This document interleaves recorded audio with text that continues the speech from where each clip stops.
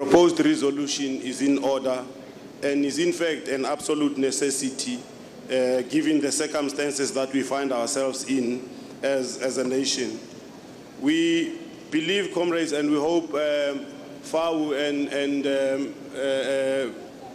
the supporters would be able to consider this amendment that we believe is very substantive to give meaning to what is intended. On the Resolve 2, as opposed to saying that workers and their families should be equally and centrally be considered, we believe that considering Comrade Press is always open to abuse. It does not necessarily translate into giving a benefit of any sort or assistance or support. Therefore, we request that we change that be considered to become located. They should be equally and centrally located in all efforts so that they become almost automatic beneficiaries of any support and relief mechanism that is intended to address the situation that they are faced with. In terms of Resolve 5, we believe that it is necessary that we look at importing and getting all the interventions that we can get from all over where it is possible. But I think we should also add a rider that says importation should be without undermining any local initiatives and necessary and possible procurements should there be any possibility in that regard, so that we don't just look at importation as the primary and priority, as opposed to looking at what we can be able to provide locally first, and if all else fails, we then look at to the importation as an intervention mechanism. We believe the two unions that have moved would be comfortable with our addition, and on that we would be seconding. Thank you. FAU, are you amenable to the amendments made? I'm giving you the floor, the platform now. Yeah, we are actually both. It should be both NUM and FAU being asked that question. From the FAU side, we are amenable. Okay. But I wanted to believe that it is centrally the NUM that has a last bite on whether it's amenable or not on the resolution. Thank you. NUM, I'm coming to you now. Are you okay with the amendments? Thank you, President. We are okay with the amendment, but there are shortcomings in terms of the inputs we made to the resolution. We exchanged notes with FAU. Unfortunately, they are not incorporated to the resolution. We are proposing that, one, we agree with the crux of the resolution. However, we still believe that the notes we exchanged with them must still be incorporated. But overall, we agree with the resolution. Thank you. Okay. Okay.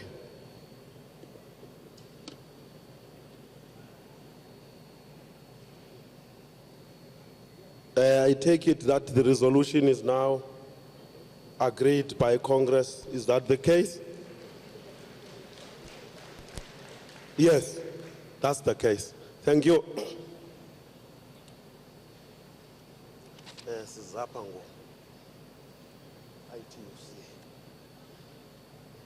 Comrades, at this point, we are inviting to the podium ITUC. Formal introductions are going to be made by the President when the ITU speaker is on stage here. Okay. I'm told to introduce him because I know him well. We are inviting to the stage the Deputy General Secretary of ITUC. ITUC International or ITUC Brussels. the former General Secretary of ZCTU, Zimbabwe, Comrade Wellington Chibebe.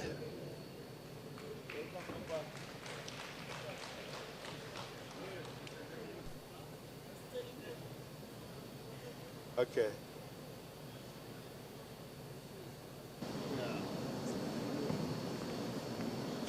Chief, Vuma wa Chambera. Vuma wa Munyanga. A song, comrades, please.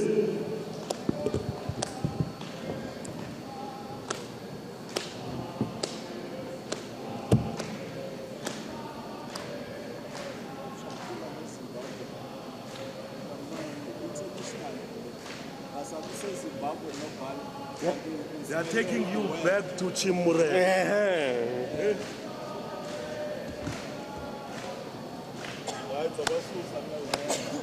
Comrades, Wellington Chibebe is no longer involved in Chimurenga in Zimbabwe.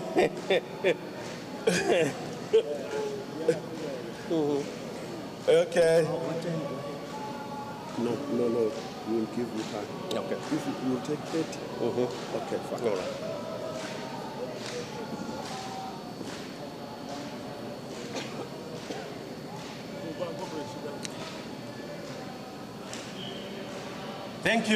Thank you, comrades. Viva Cosatu, viva! Viva Cosatu, viva! Amandla! Ngiyabonga. Comrade President, and your leadership from Cosatu, ANC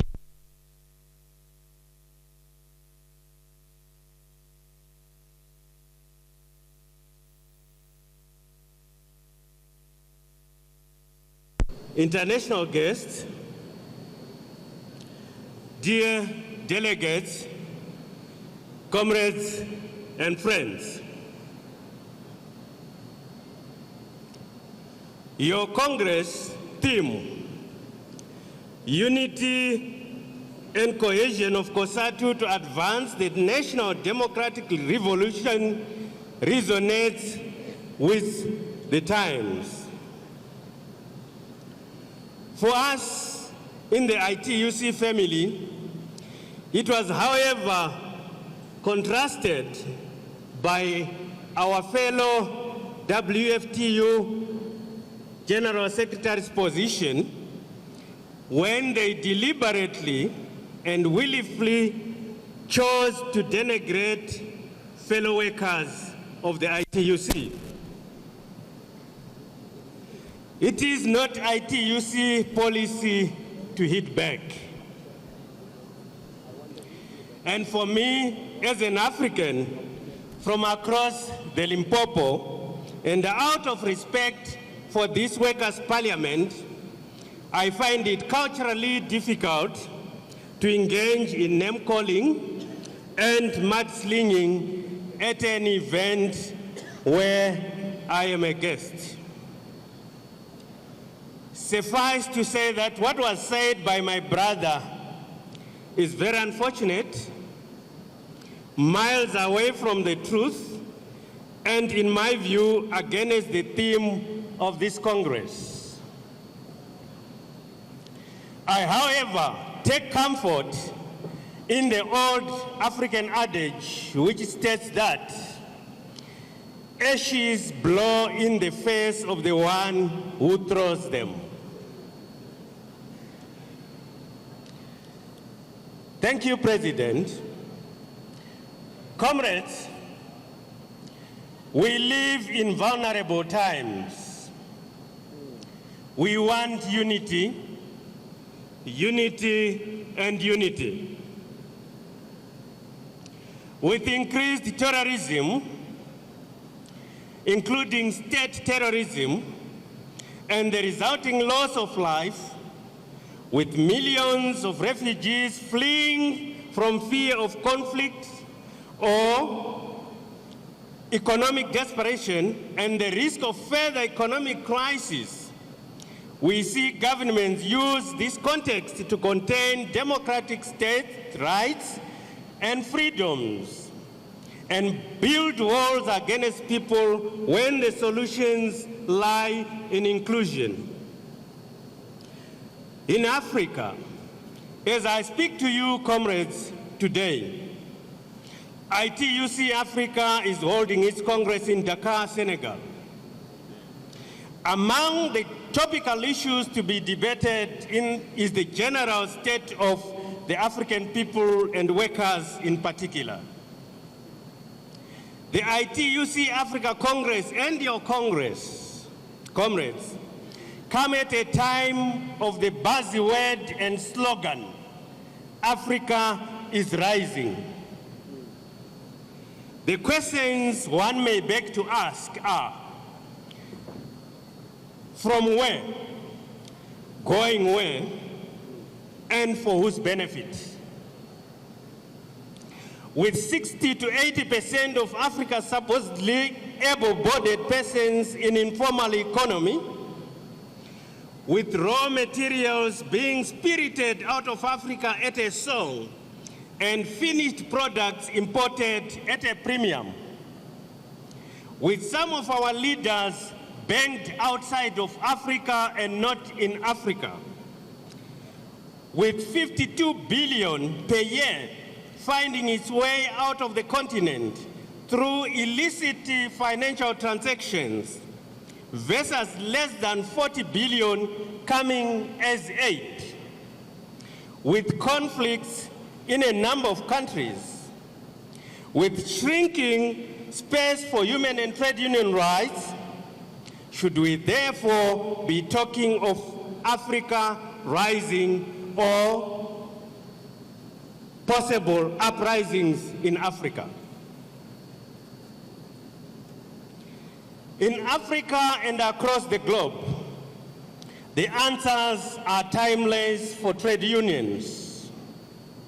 It is time to deepen democracy, not to deny rights and freedoms.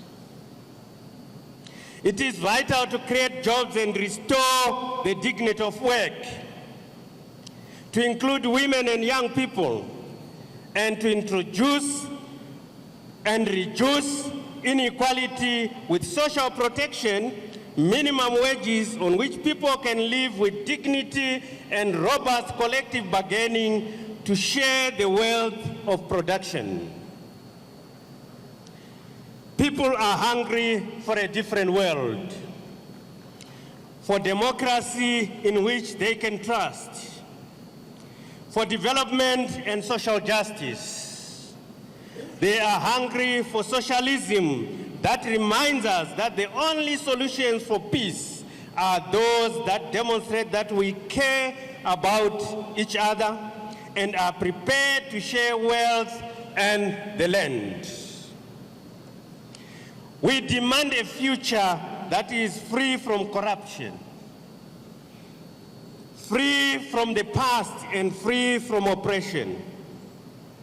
A future where democracy, human and trade union rights, and equality matter.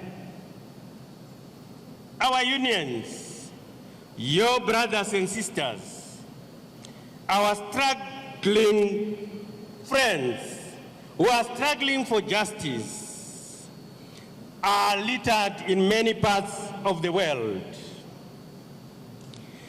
At our General Council last month, comrades, we looked first to the victories. Among them, a democratic constitution in Nepal, the registration of the once upon a time exiled union in Myanmar, the possibility of peace in Colombia, the magnificent recognition of the UGTT Tunisia and Brother Abbasi for the constitutional outcomes in Tunisia after the revolution, and the subsequent Nobel Peace Prize to the UGTT and the other negotiating comrades. and the implosion in FIFA, where the ITUC has campaigned against the corruption and the awarding of the World Cup to a slave state, Qatar. We have, however, a long way to go to eliminate slavery in too many other parts of the world. And we thank you for your support. Indeed, in Mauritania, after ITUC mission, we have seen government response to union demand to stop the recruitment of companies and sending of women into forced labor in Saudi Arabia. But there is much more to be done there, as well as the unions to be freed, and unions should be in the lead. These are the good news. There are, however, bad news, comrades. It is sad to note that the ITUC Global Rights Index for 2015 does not carry the same optimism when 58% of the countries exclude workers from labor laws. 70% of the countries have workers who have no rights to strike. 60% of the countries deny workers collective bargaining. 52% of countries deny workers access to rule of law. And arbitrary arrests have increased, with 44 countries in 2015 now guilty of denying natural justice to workers. This is coupled with the devastation and chaos in Central Africa. Bombs that are being dropped and that were dropped to our sisters demonstrating for peace in Turkey. Our despair for people in Palestine, the proxy wars in Arab states, the devastation of Paris, Beirut, Nigeria, Kenya, and now in Mali. There is also chaos in Central Africa Republic. In Swaziland, where the king is the supreme authority, and people are denied rights. In Zimbabwe, where human and trade union rights are a scarce commodity. This is terrible for the union movement. With so many other sides of conflicts, dear friends, governments around the world ignore if it is not in their foreign policy priorities. It is union men and women, as human rights defenders, who should take these issues up. And when we see the failure of governments to deal with the refugee crisis, we have got every reason to worry. Amidst the biggest refugee crisis since World War II, we see extraordinary scenes of police and military brutality, forcing people back, or even the building of walls to block people, fellow human beings, from fleeing for safety. The leadership of Germany and Sweden and the generality of Turkish people with 2 million refugees is inspirational. The same is in Amman and Lebanon. But the fear and hatred that blinds others is a tragic barrier to human rights, and we must overcome it if human life is to be valued. This is, however, not new to you, comrades. What with displaced workers and their families in your country. Yet some of the richest nations in the world deny reality. The reality is 60 million displaced people across the globe are languishing in abject poverty. And only 20% of these are knocking the doors of the developed world. The rest are in the global south. Comrades, allow me to greet the ANC Secretary General, Comrade Gwede Mantashe. Thank you. In this context, our front line represents our fight back. And our front lines are the following: climate justice, eliminating slavery, and taming corporate power. Dear comrades, it is time to save the planet.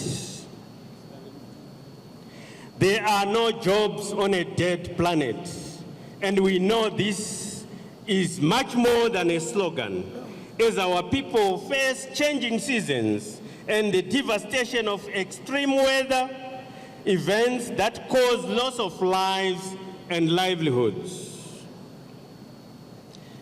As ITUC, we will be at the forefront of necessary industrial transformation, and we demand a just transition for everyone. We still have a fight to secure commitment of just transition in the Paris Agreement in December. Indeed, we thank good Brazil leadership for lobbying for us against Brazilian bureaucracy. And it was fabulous to hear President Dilma of Brazil in her speech to the UN last month supporting just transition. We say thank you, President Dilma.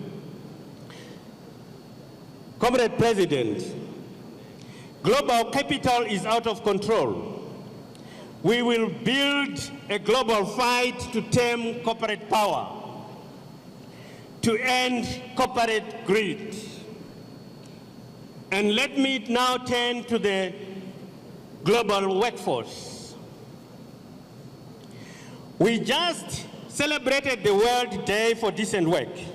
We saw unions standing against attacks on rights, even in UK and Finland, one of the Nordic countries which has shocked us all, where rights are already abused or non-existent. We say no to rights violations. We saw demonstrations against poverty wages, against precarious and unsafe work. It all comes back to corporate greed. Our target is corporate greed.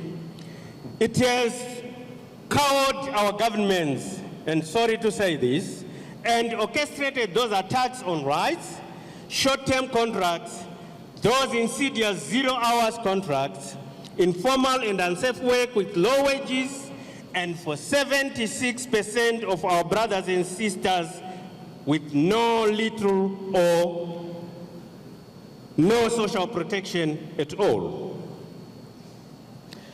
The world has reached a tipping point. 80% of global trade include illicit financial transaction flows. 60% of the production base of global trade is now driven by big business, which, without apology, uses business models both based on exploitation, abuse of human rights, and supply chains. Workers' rights at home or abroad mean little or nothing to the heads of major corporations. When a textile worker, Rita from Palestine, tells me she cannot tell her 12-year-old son as to when she will be home to cook him a meal or say good night because she is forced to work extra shifts without notice, this is not decent work. Or when men work for Citramina, gathering seafood for many of our tables, are enslaved on boats in Indonesia, without living quarters and sanitation for months on end, there is no hope for them of decent work without us. or when our comrades in Swaziland are denied the right to exist, our fight is not over until it's over. Or when our brothers in Zimbabwe go for months without salaries, there is no hope for decent lives. We have a fight on our hands, comrades. Comrades, this business model is not an accident. It's driven by corporate greed. The facts are there that the world GDP has tripled since 1980. Yet inequality is at historic levels. Our number one enemy, Mr. President, Comrade President, ladies and friends, is American Chamber of Commerce. It's their model. They are everywhere. In many, many countries, they don't sit at a negotiating table. They are virulently anti-union. They even advertise they are anti-union on their website. And they threaten governments with capital flight if they increase rights and benefits for working people. Working people and their families have said they haven't had enough, and they are prepared to fight. And in terms of the ITUC global poll, it shows us that 94% of the people want the guarantee of labor rights and foundation for global trade. 94% of the people want stronger rules to hold corporate power accountable for better wages and conditions. 88% of the people want minimum wage lifted around the world. We therefore have to organize, and nothing but organize. We therefore demand the following. We demand that government puts legislation in place that mandates due diligence in supply chains so that we can prosecute largest companies in the world.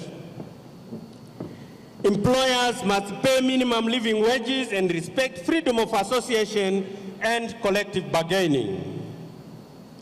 We demand an end to the precarious short-term contracts and zero-hour contracts.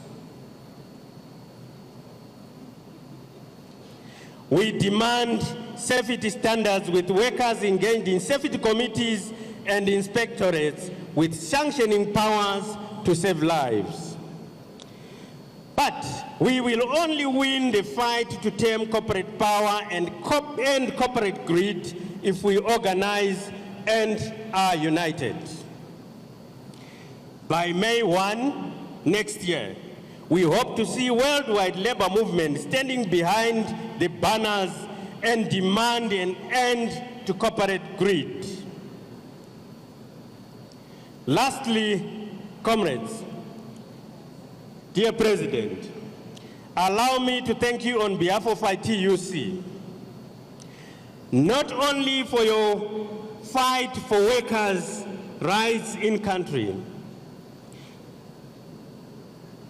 but to say that you have demonstrated beyond doubt that you are an organization in not just national issues, but beyond the globe, and therefore you are a global organization. Your strength and commitment to freedom and democracy everywhere is legendary, and it's not by accident.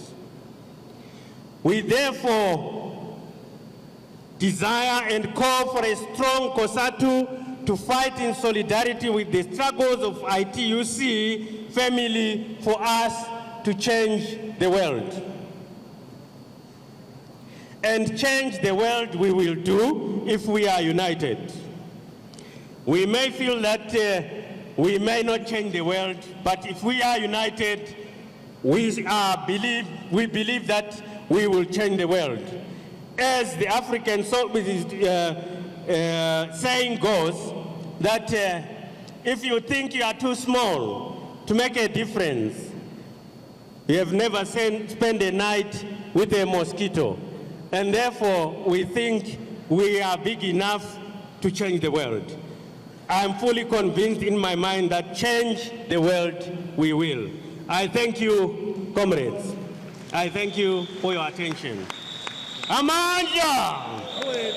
Amanda! Viva Cosatu, viva! Aluta! Continua.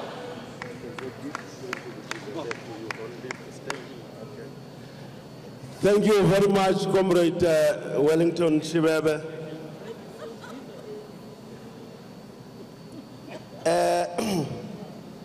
The treasurer of Cosatu,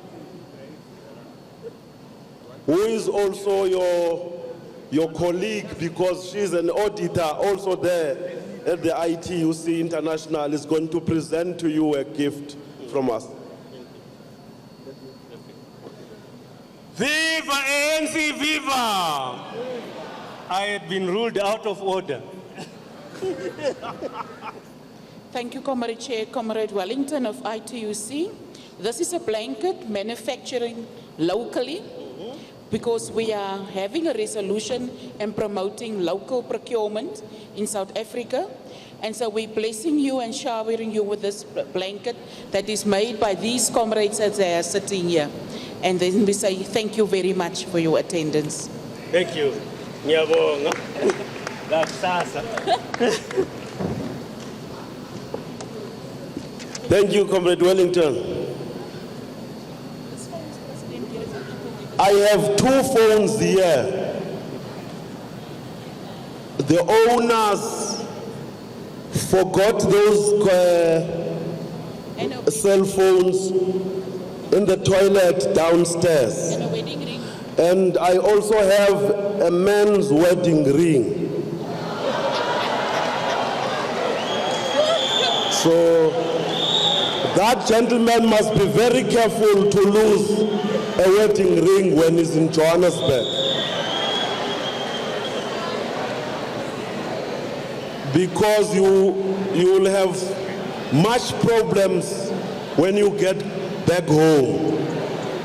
Please quickly come here and collect your wedding ring. This is a very important ring to you and to the future of your family.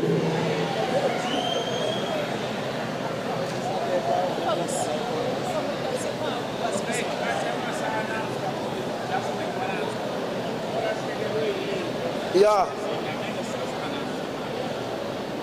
I did not want to think this with me here. No. Okay, we are on operational now. Comrades, let's move on quickly. We are on organizational now.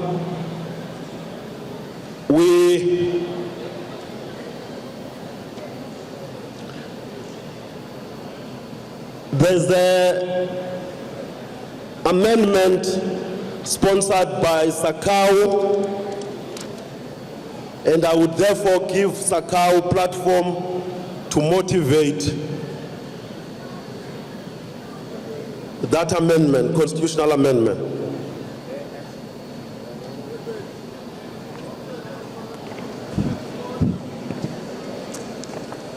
Thanks, Comrade President.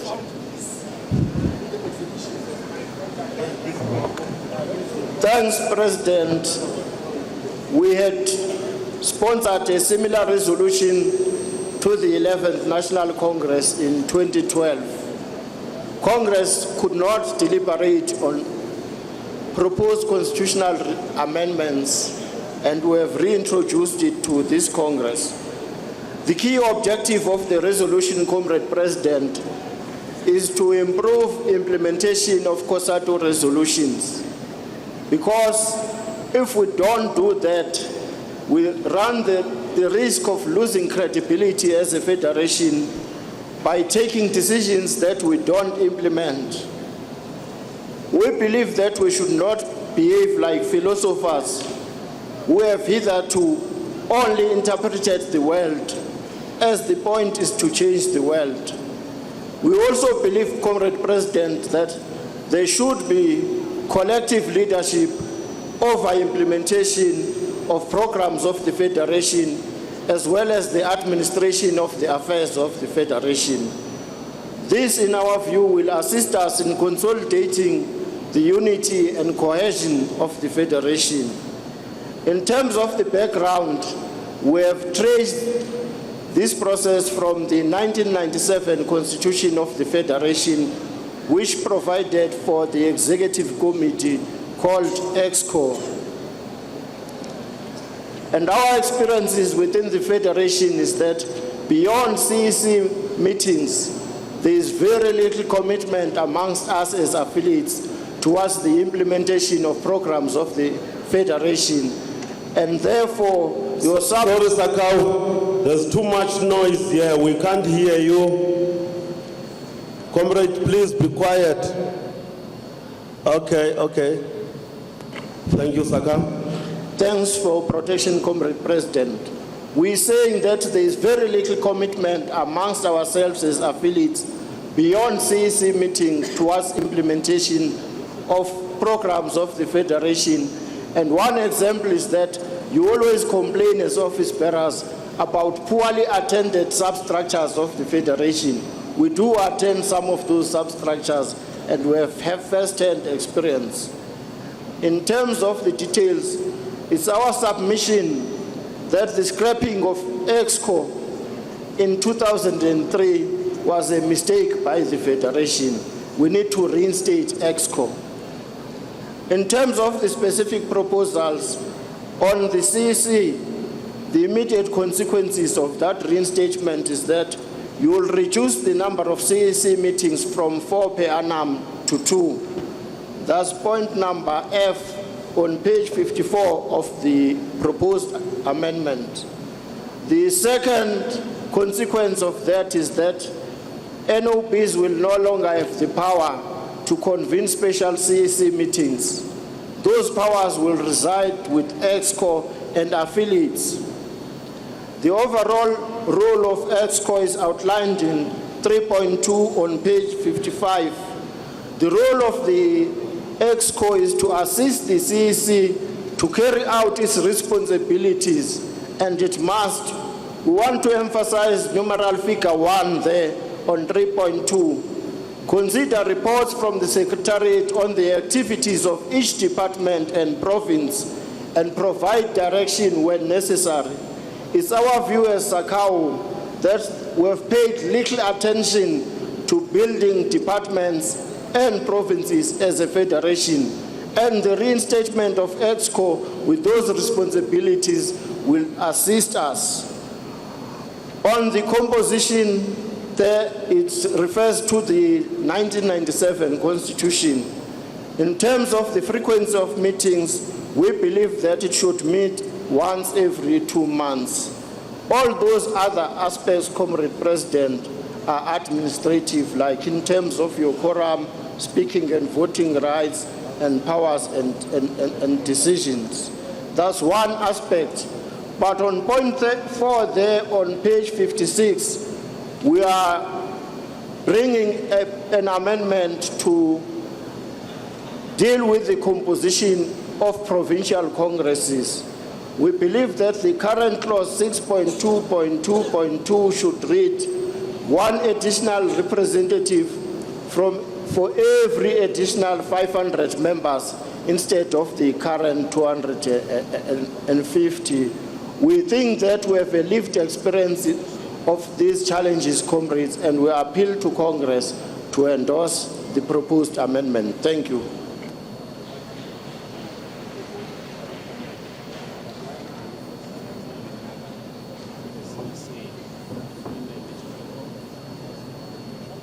NUM, I see you. Pop Crew, I see you as well. Nihau.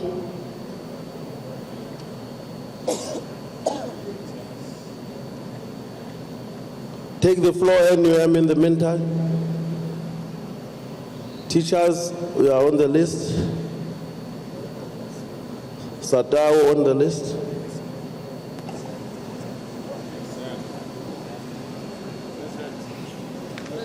Thank you, Comrade President. Okay. Comrade President, in fact, we feel like we should have approached our comrades before they tabled this resolution and plead with them. No. Yazi xa ungavuwa ndim mine work nabanye abantu abakuva sondela apha emblobhe. Enkosi Mongameli. Yeah, comrades, in fact, what we say is that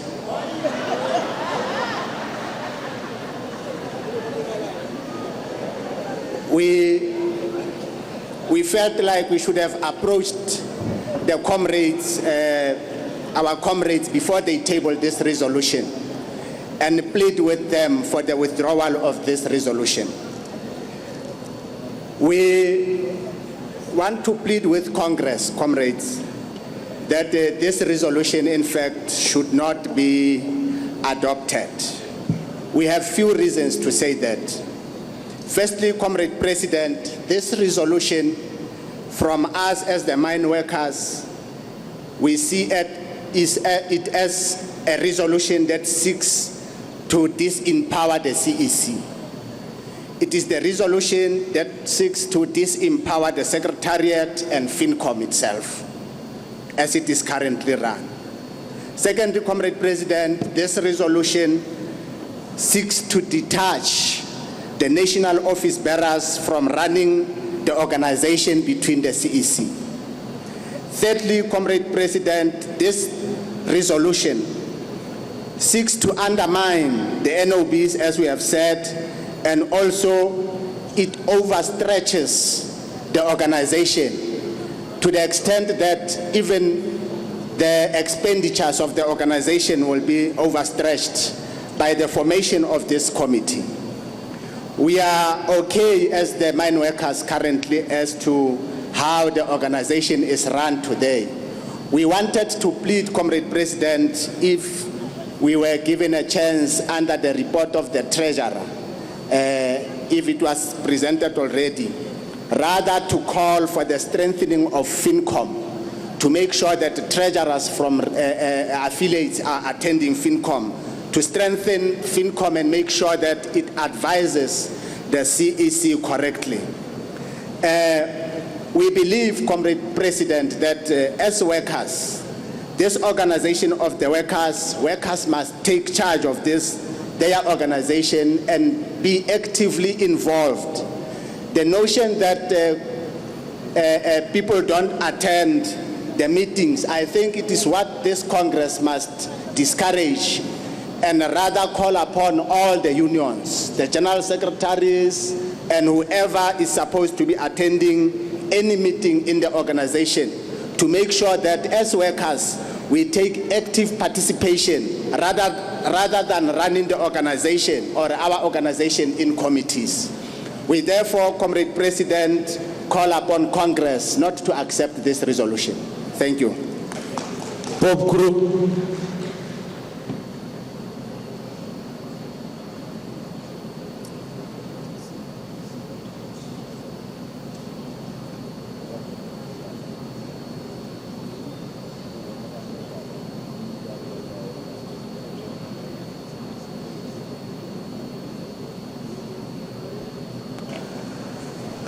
Thank you, Mongameli. President, I want to start by saying the unity and cohesion of Cosatu is paramount. As POPRU, we rise to say we appreciate the draft resolution as presented by Sakau and applaud them for bailing the cat. It has been always our held view as POPRU that the constitution of Cosatu is somehow open-ended. and therefore there is a need for some amendments to deal with the ever-changing environment. However, my President, we are of the view that there is a lot of work that needs to be done. As you will know, President, that in the recent past, we have been in and out of courts because of the open-endedness of this Constitution of the Federation. Therefore, President, we are proposing a middle ground to say, let us defer this draft resolution to the CEC for further engagement, not only on this draft, but almost on the entire constitution of Cosatu, where we will engage thoroughly and see where we can be able to amend the constitution, as well as, if need be, sought legal minds to assist us in this regard. We believe that, President, that never and never again this mighty organization of Elijah Bahai should find itself challenging itself in the courts of this country.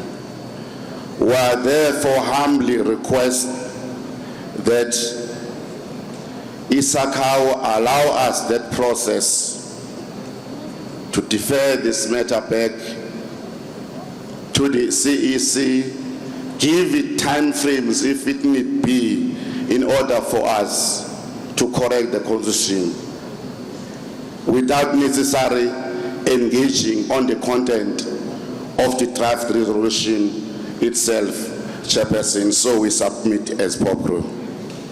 Now,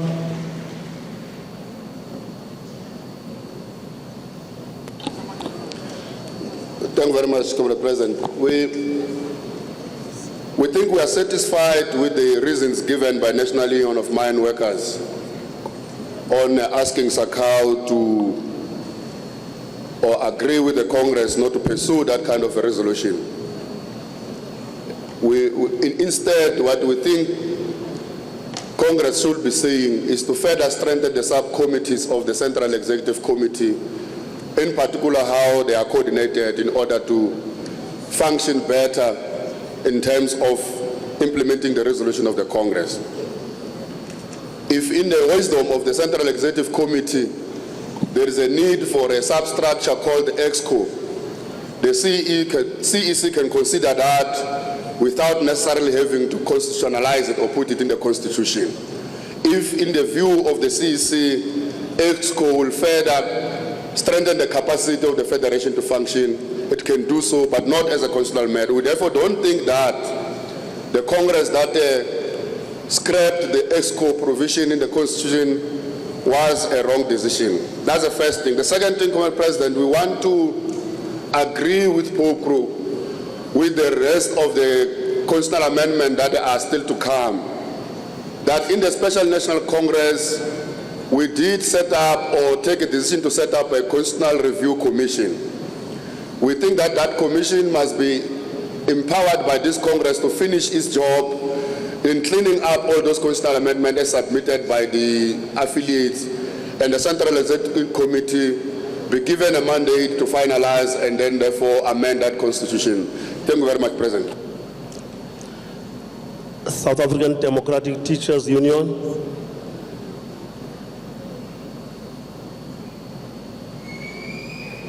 Principal Tetaban.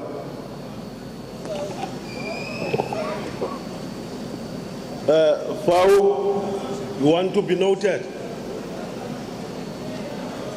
Okay, you are on the list now. You did not raise your flag. Teachers, come on board. Thanks, President. President, we acknowledge as SADTU the complexities that Cosatu has gone through. And we acknowledge, President, in the same vein, all the political and ideological challenges that were to endure as this federation. But we strongly believe, President, that in order to address such challenges, you need patience and perseverance. We believe, President, that if we can follow the line that is proposed by the current organizational constitutional amendment, it has the following implications for the federation. One, it attempts to liquidate the federation and reduce the powers given to the NOPs and the CEC by this constitution of Cosatu. And we have a belief, President, that in order to respond to the challenges that we've faced as the federation, you don't need a knee-jerk arrangement. You need to be sober in dealing with those matters.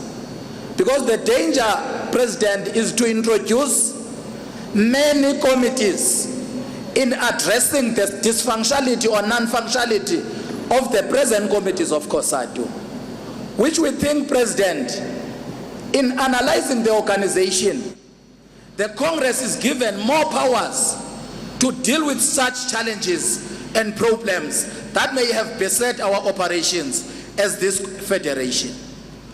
We therefore believe, President, that what has been raised by other affiliates in terms of taking Cosatu forward must be the route that this Congress must follow.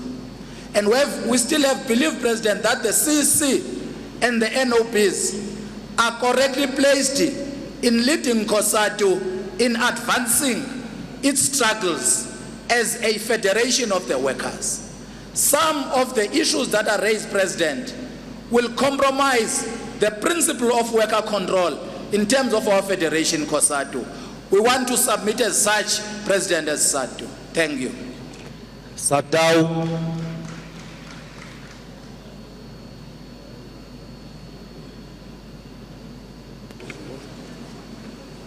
Thanks a lot, President. We are struggling to find reason or the rationale of the amendments vis-a-vis the current situation. But having said that, President, we think on this particular amendment proposed, the Congress should pronounce itself as suggested by NUM, Nehau and Satu, that this amendment must not see the light of the day. It is not progressive. And I think when Satu says we really need to be sober, he's not suggesting that we're intoxicated. We are all sober. We agree. That's why we're saying on this one, the rest can then be taken to the CEC. Thank you very much. Thank you. Acting General Secretary. We must mind, comrades, the choice of words. I'm a mine worker that understands English. We must mind the choice of words because it can plunge us. Okay. Ucela ndimtsibe, foul come in, then sipau after foul.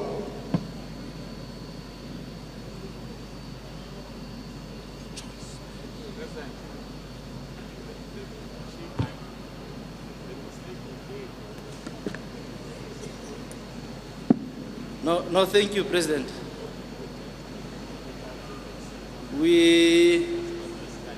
arising, President, to talk to the supreme rule of Cosatu, its constitution.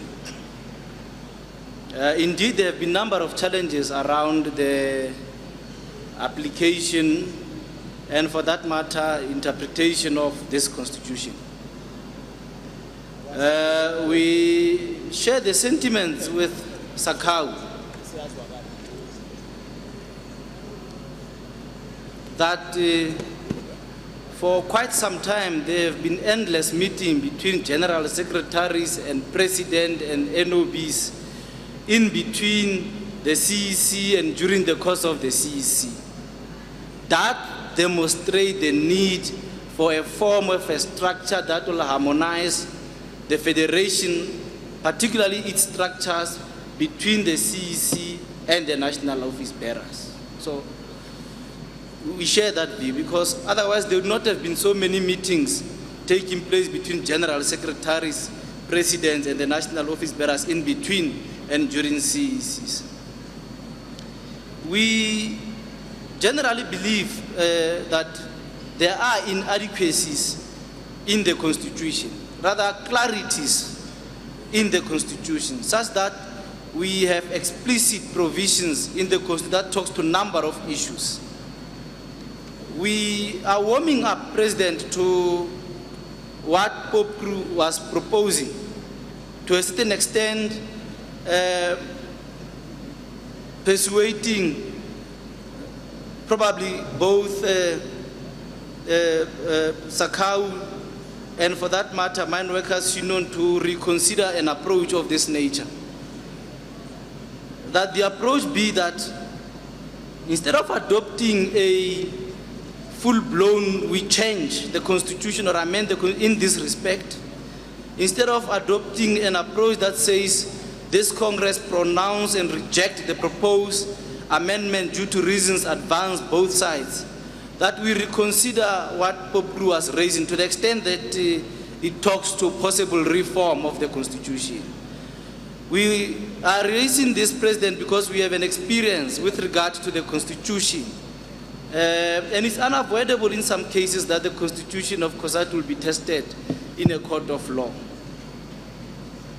If you recall, the issue that gave rise to the court of law, Pope Crew, is the question around the Special National Congress.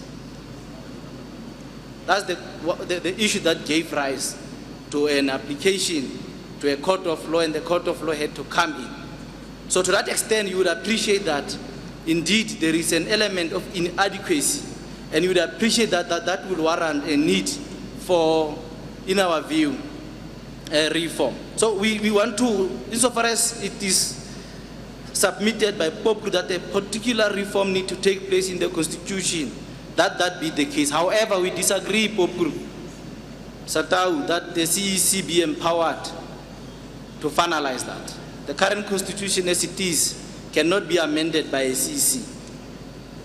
It must be amended by the National Congress. And we want to persuade both Satau and Pope that they therefore then understand that the work that will be done by that commission or the CEC would be presented at the next National Congress.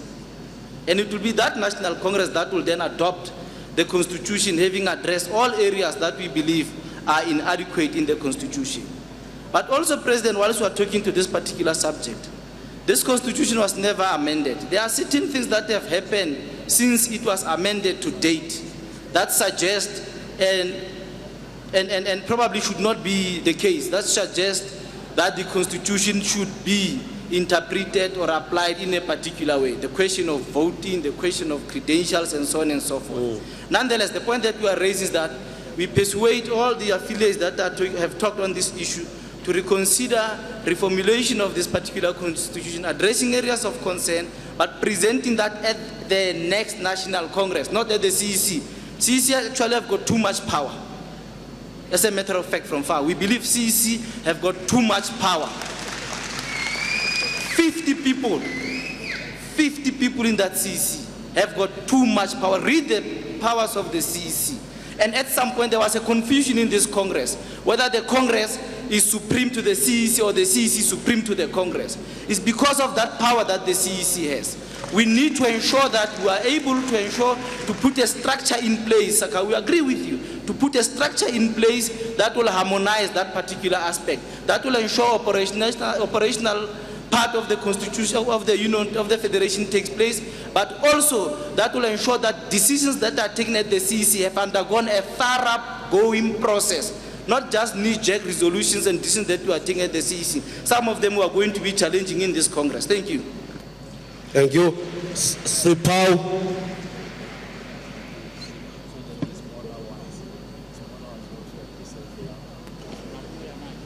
Thank you, Comrade President and the Congress. President, ours is to actually firstly applaud the Sakau comrades who have this concern, which is actually genuine. But then in the same spirit, we also appreciate the good work that they've put into this resolution. In the same spirit, we are saying, looking at what goes into this resolution, we are also aware that our constitution is tried and tested on a daily basis in courts. Now, an amendment at the current juncture should be approached carefully than haphazardly. Hence, we believe as a PAU that a back-to-basic approach or position of Cosatu will go far in addressing some of the concerns that have been raised. And also taking into account that Congress is given a mandate and is giving a mandate to both the NOBs as well as CEC to run the organization within Congresses. And that mandate is actually having a commitment element in it. The commitment element in it will have then to be shown by our NOBs as well as the CEC delegates. We also saying, President, we should be careful of giving a mandate, a fresh mandate, that is also connected to a vote of no confidence to our NOBs as well as the CEC. We also should acknowledge the fact that the NOBs and the CEC are empowered by this very constitution, and those powers, we are saying, they should apply and implement them to the satisfaction, or rather the accomplishment of the resolutions that would emerge out of this Congress. In our final stance, President, we are saying a referral or a deferral of this resolution to C is actually the route to go. Of course, noting that CEC will not amend the constitution, but then they will make sure that the resolutions adopted and taken in this Congress are actually implemented, and implemented to the full. If not so, they will then at some point stand to account to this very Congress. Thank you, Comrade President. Thank you. Acting General Secretary. Yeah.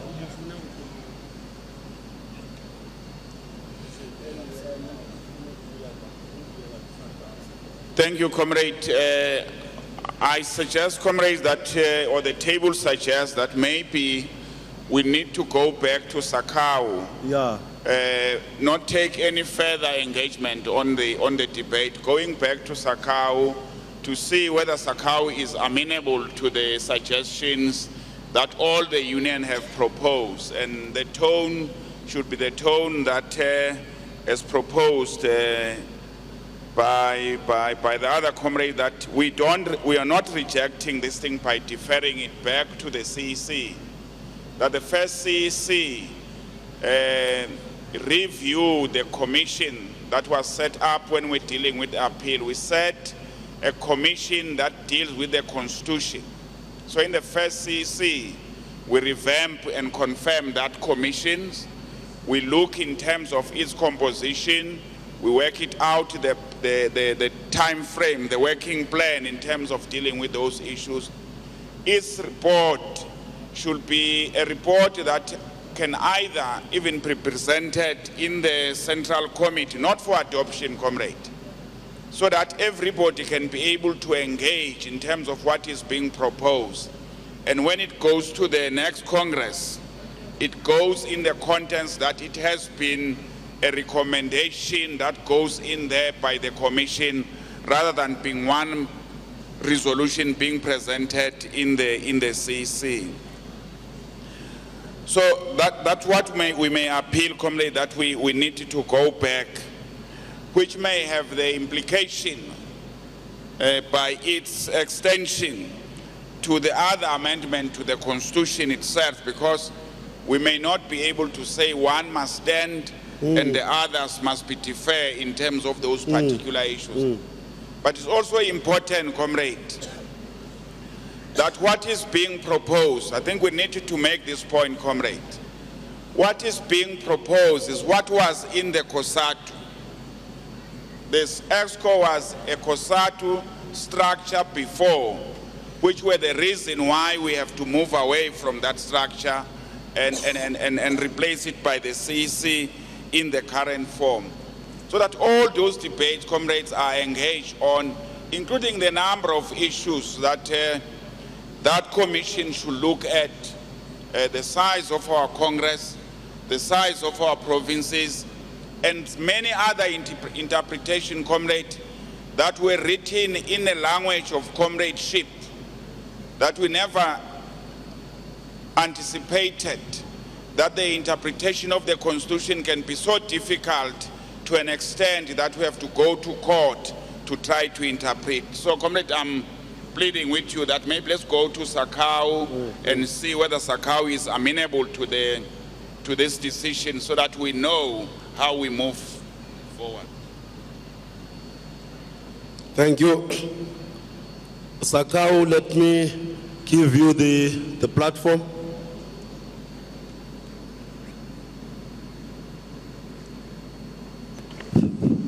Oh, thanks, President. We are aware of the previous Congress resolution to undertake an organizational review process. And it was on those bases that we did not pursue the resolution at the 11th National Congress, because it was going to be debated in the context of an overall organizational review process, including the constitutional review process. We're happy with that route, Comrade President, but if that process does not take place, we might reintroduce it at the next Congress. We are concerned about the innuendos and insinuations from other comrades here.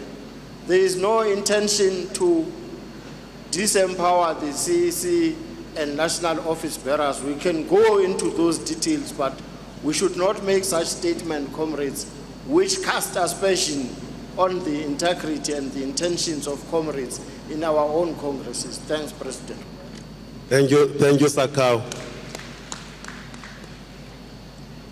This decision is carried, and it has implications to all constitutional review resolutions.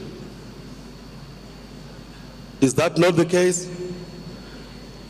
Therefore, NUM, I won't give you now based on this understanding. Or are you insisting? Or clothing and textile? Then I will come back to you, NUM. Yeah. President, we want to address the last matter that you have made, or the point that you've made. Our understanding is a bit different. It is that the matter is confined to the Sakau resolution, that that the SACTU resolutions will be considered by Congress. It's non-controversial, except for one or two period issues. Okay. Anyway.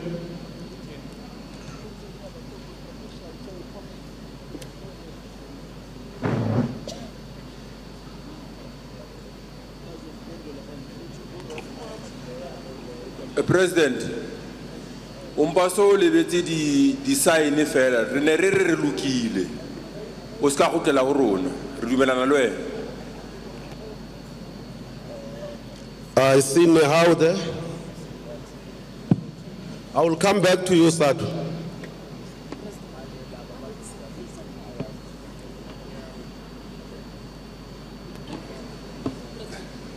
President, we believe that the summary by the acting GS covers all the proposed constitutional amendments.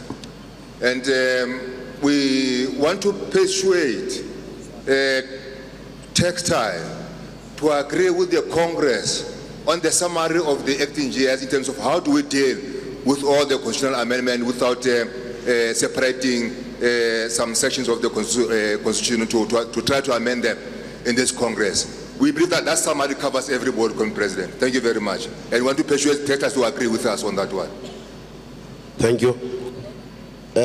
Before that, Fau, I will come back to you, Saktu. Fau.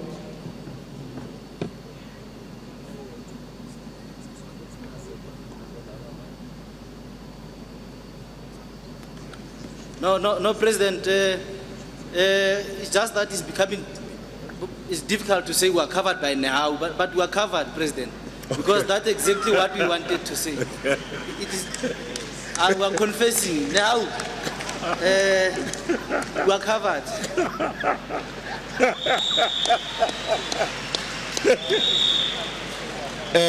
Sipau, you are the last now. Sipau, I will.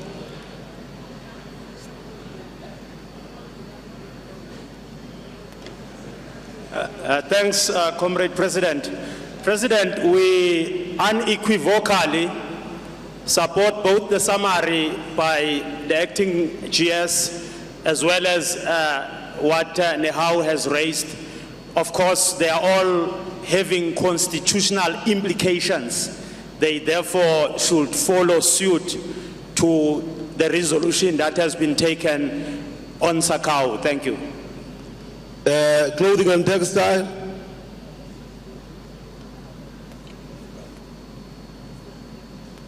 President, thank you very much.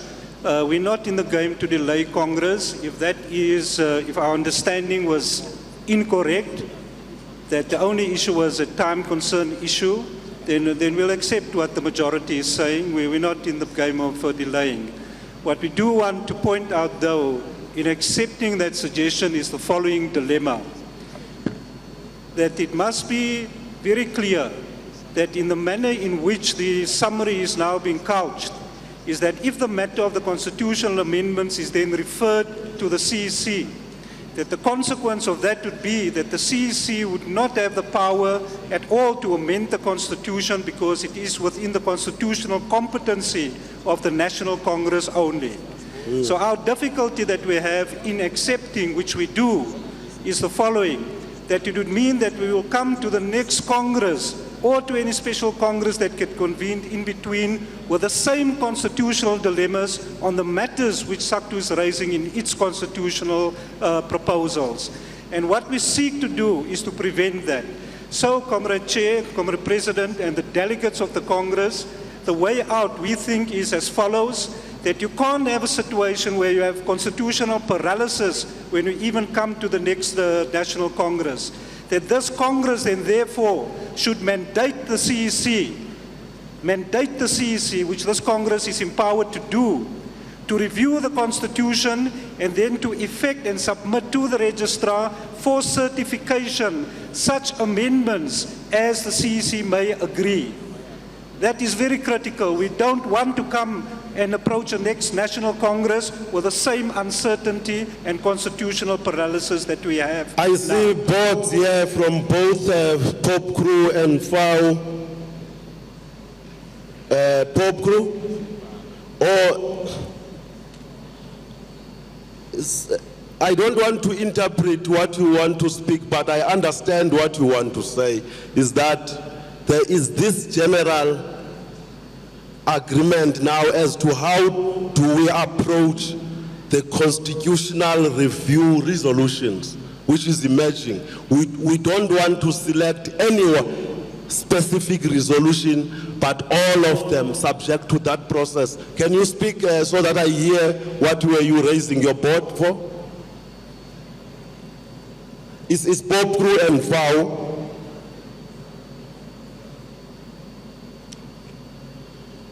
And teachers after that?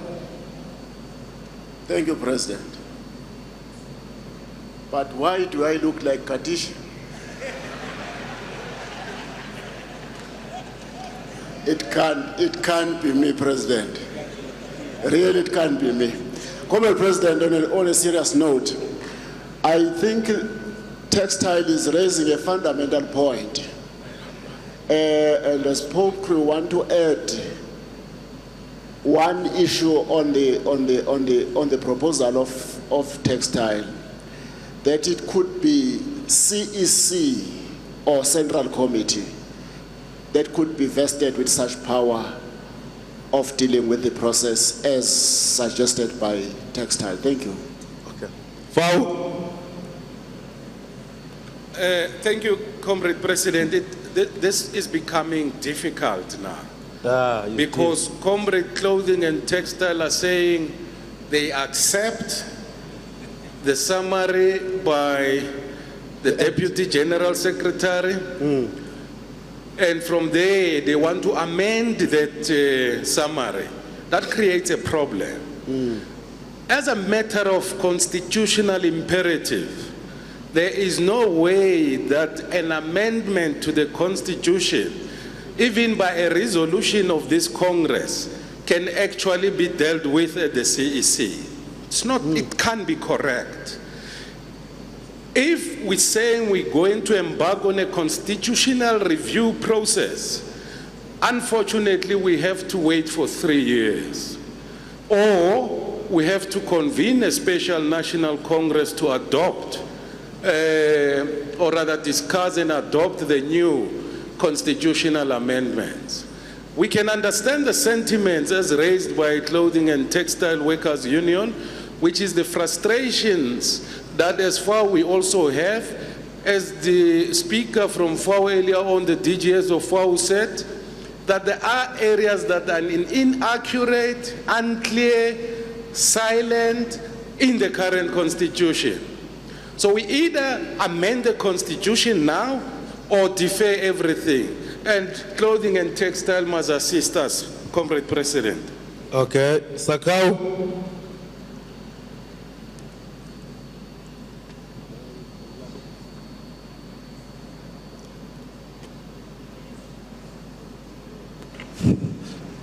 Comrade President, if our itishela ngale ncwadi, and we agree with them, even the Central Committee is prohibited by the Constitution from amending the Constitution.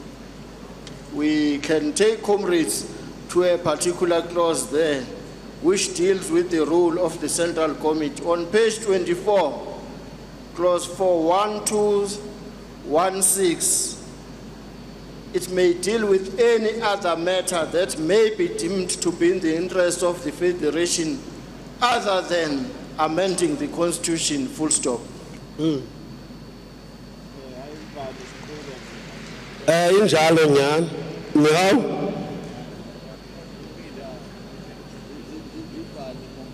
sizafuna uyivala, and you want to come back again? Yo, okay.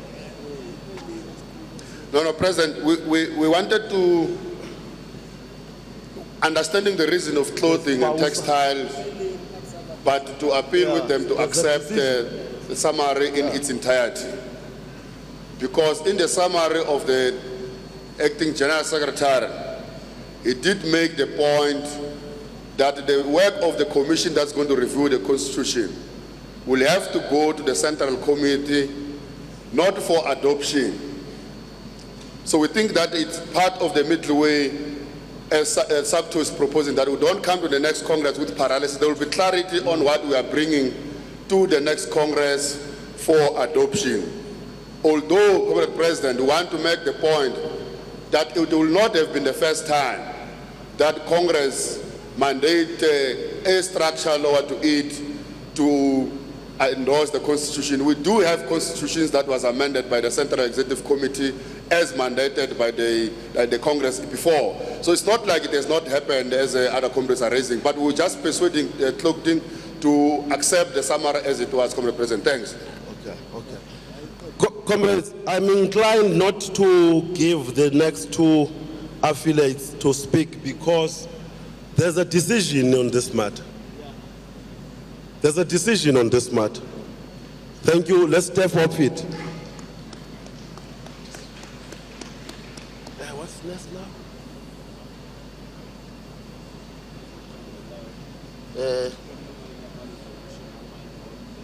The appeals.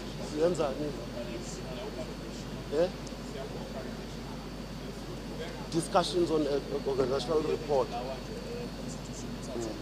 Okay.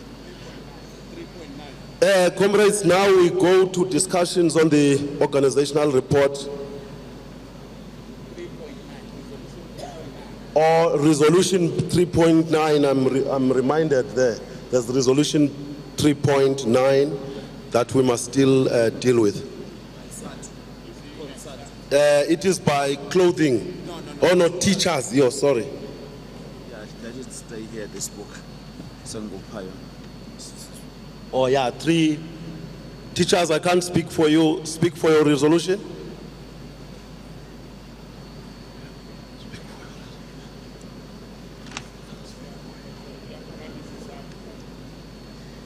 Or clothing and textile. You want to be on the list?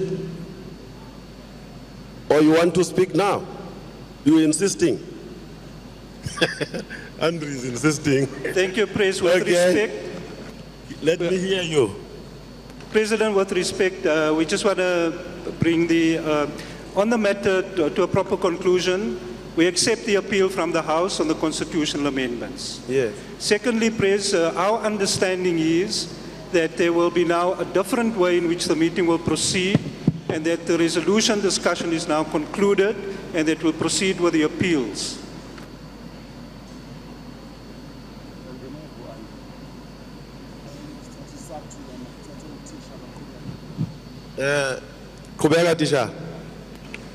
Thanks, President. We want to move a resolution or a motion on the new vision and long-term plan for the Federation Cosatu. What is moving us as teachers is the fact that this year is 2015, the year where our vision or our 2015 plan is lapsing. And the expectation thereof was to use this platform to do an analysis and evaluation of how far we've gone as the Federation in implementing that and satisfying our 2015 plan. Coming here, President, we want to quickly move that it is imperative that this Congress capacitates the Central Executive Committee to establish a subcommittee that will look at the development of a long plan that will take the Federation forward, understanding that right now we've received inputs and messages that indicated that the offensive of capital, issues of extremism as well as fundamentalism are at their toll. So it becomes important that as the Federation we do a sort of a self-criticism, for example, agreeing that we have not moved as we had wanted with issues of ensuring that we have one federation in this country, South Africa. We have also not moved as we would have expected and wanted with ensuring that we do away with issues of poaching, hence the challenges that we had in the past 2 years. Also, we have not managed to make our unions, which we had said they must come together and work as a unit. As such, President, we want to move that as the CEC were appealing to the Congress to capacitate the CEC to establish that subcommittee that will have to look closely at these pillars, ensuring that in responding to the offensive of capital and also the reality that is facing us, to say about 73% of workers remain unorganized, and even that 27% that is unionized does not belong to us in totality as the union. So some of the pillars is to develop and ensure that we have clear recruitment targets, we have the clear program of trade union education, and also education that will attend to labor capacitation of our leaders, our shop stewards, so that they are able to assist our members. We are also standing here, President, understanding that we are in a phase of radicalism, meaning that even the program, the plan that must be developed must show some phase of being radical. In attend, we must have a plan that is traceable, a plan that will be monitored, a plan that will be implementable, and there must be clear coordination on the side of the CEC so that we don't come to the next Congress without us or failing to account on how far we have gone in ensuring that we deliver in terms of the goals that we set for ourselves. So we submit, President. Thank you.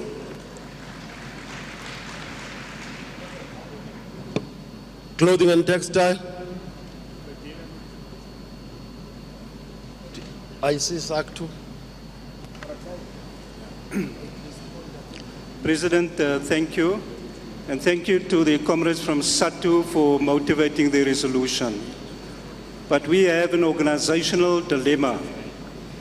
We'd like to engage on the resolution, but that is not how we agreed we'll proceed with Congress now. We've had a meeting, including of Cosatu. In that meeting, it was agreed that as soon as the constitutional amendments debate is concluded, we'll proceed with the appeals. Okay. We are appealing to the table to deal with the matters as we've agreed so that we can have a constructive Congress and that comes to a constructive conclusion that carries the support of the broad number of affiliates that we've agreed and communicated to the table in due time. So please help us, Comrade Chair. Okay. There is that understanding, comrades. Can you come there, Comrade Principal, to confirm that understanding? We also have that understanding that Cosatu is raising. No, thanks, Chair. Without ado, we do. We do too. Yes. So in the interest of time, comrades, let's proceed how we agreed. We're going to manage the process now. Okay. Thanks. I thought you were going to say that now we are on appeals. We are inviting the Acting General Secretary. Appeals. Oh, foul.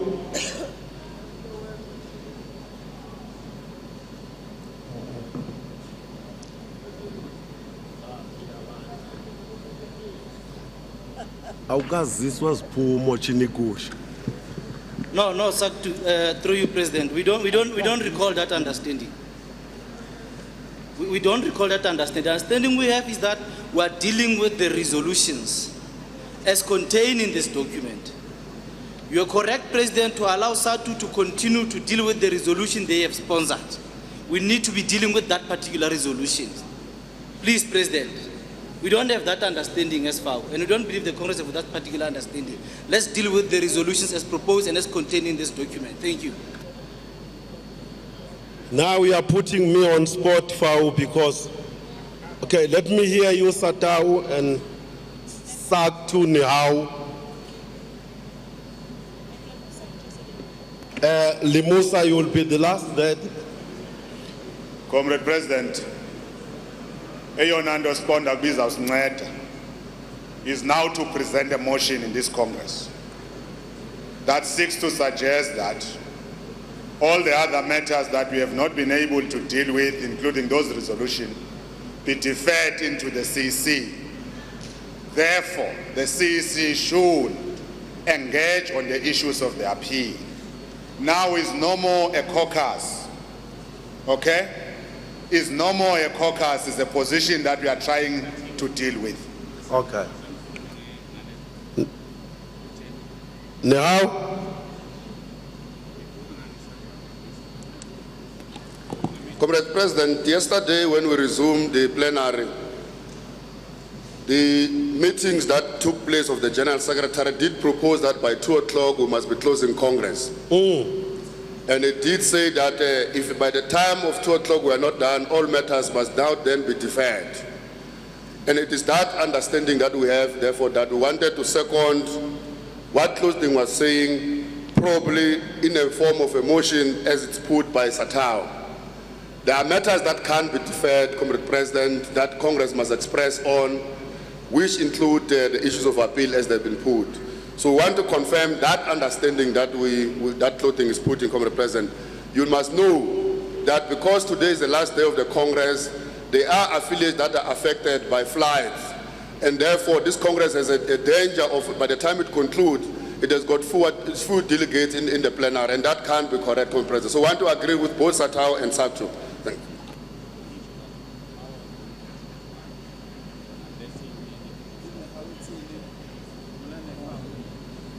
Are we in agreement, comrade, with this approach? Can I also come in?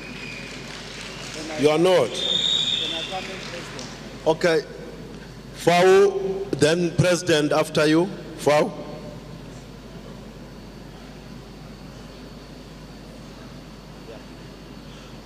Mandla, viva Cosatu, viva. It's a wonderful day.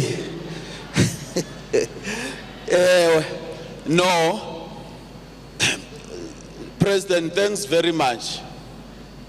Thanks very much. I think firstly, it's us this side who have to start by an apology created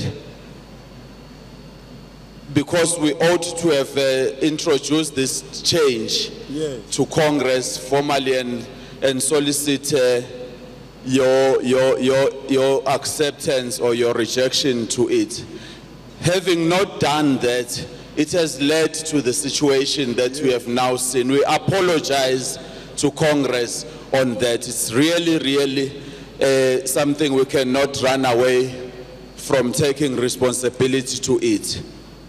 And further, to say that we would want to appeal to Congress, and I say Congress, all the unions, that we listen to this amendment in full, because we are suggesting that having concluded on the issue of constitutional amendments in the way we have, we then should tackle the next area, and we leave the issue of the resolutions, we go to the appeals, and we refer those issues, those resolutions back to the CEC, because there is no time, there's no other reason precisely. We have no time, it's our last day. We tackle the issue of the appeals here, and we also then deal with the issue of the declaration. Yeah. Yes, I'm reminded, just to, please make notes, comrade leadership. It is the appeals,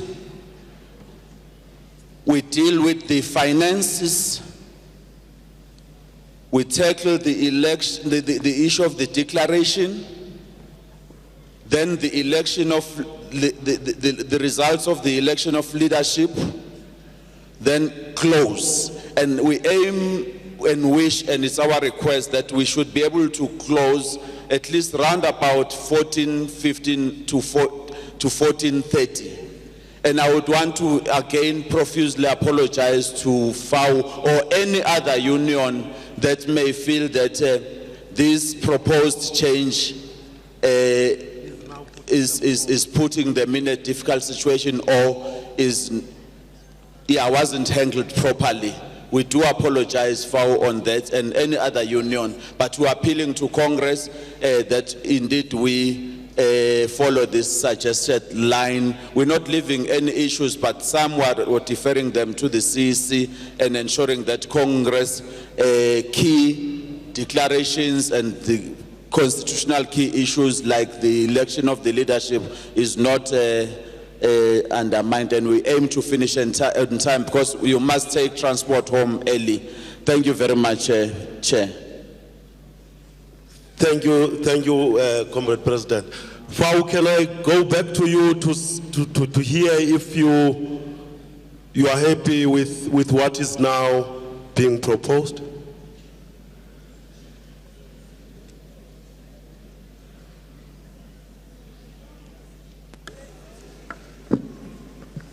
Thank you, President. We don't have an understanding as far. Maybe let's start there. We don't have an understanding. The Congress in our agenda, we adopt the agenda. And then you have got your own program to manage time for that matter and the deliberation.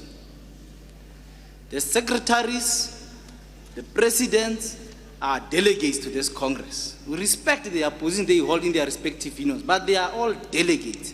It's this Congress that must decide which route it must take. And I appreciate, President, that you are addressing that issue, that it is this Congress that must agree on any proposed change, not a meeting of secretary generals, or for that matter, and the president. This is not correct. This is not how you run a Congress.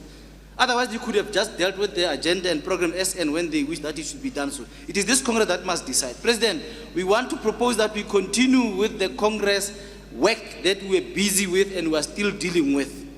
The question of the resolutions that we're addressing our own organizational. Those are very important resolutions to this Congress. Actually, that is the exact issue that is going to assist this Cosatu to clean itself as an organization and to move forward as a united hegemonic organization. We can't do that with us having a view of deferring organizational issues that are so sensitive if you were to look into the content of the organizational report and for that matter the content of the proposed resolutions. At this, I take note, President, of the work that needs to be done with regard to the question of finances and appeals, but we are dealing with the organization called Cosatu, and we want to emphasize that we continue with the program, or rather the agenda of this meeting as adopted some 2 days ago and its programs. Thank you. Okay, I have noted, okay.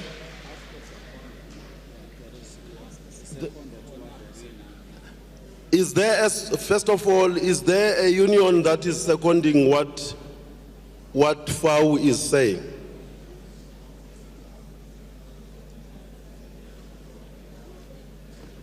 Or Sakau?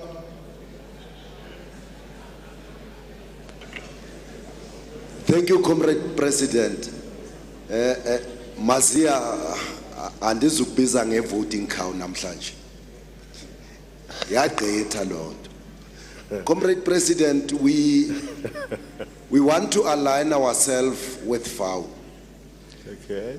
In particular, when we are going to deal with resolutions that are organizational resolutions. We haven't, Comrade President, in this Congress felt the theme of this Congress that talks about unity and cohesion of Cosatu to advance the national democratic revolution. The only situation that will make us to see and feel this theme of this Congress is when we deal with organizational resolution and we agree in this Congress on those resolutions. Thank you, Comrade President. Thank you. I have these unions on my list. It's SATAU, Democratic Teachers, Clothing and Textile, and NUM.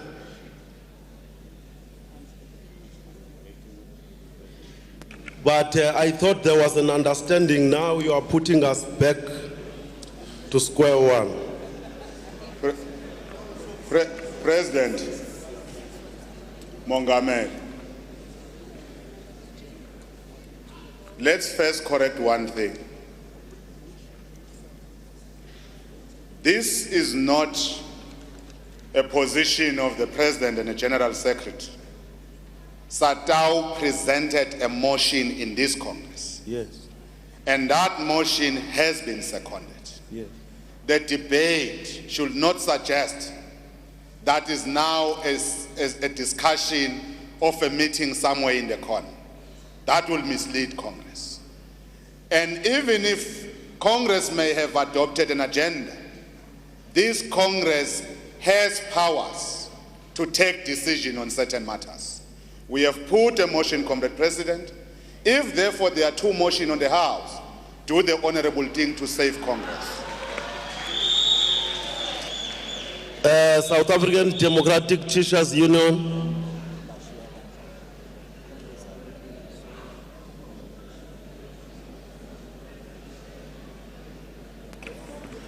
Re a leboga modulasetulo. Re kgopela go fao in particular, we know that they are supported. That when we appeal that in the interest of time, there are matters that we cannot be able to defer to the CEC. The issue of appeals, comrades, is very important. That they must be concluded in this Congress. If we don't do that, we run the risk of an albatross around our necks beyond the coming 3 years. The people that have appealed in the special Congress without success, they were reminded that it's Congress that can deal with that. And that matter remains on the agenda. It's very important that Congress must prioritize the appeals, that they must be heard in this Congress, so that as we go back, even if they might have withdrawn in the media, the matter remains on the agenda. And therefore, re kgopela go fao gore ge re le kgopela on our bended knees, sabeng bo mphenya tšhilo hle, a re beng ba molomo wa lehlabula bana ba kgoši, re a le kgopela tswetswe.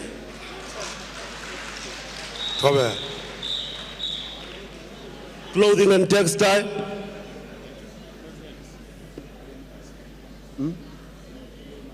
Okay. Thank you, President, and if I can have your protection.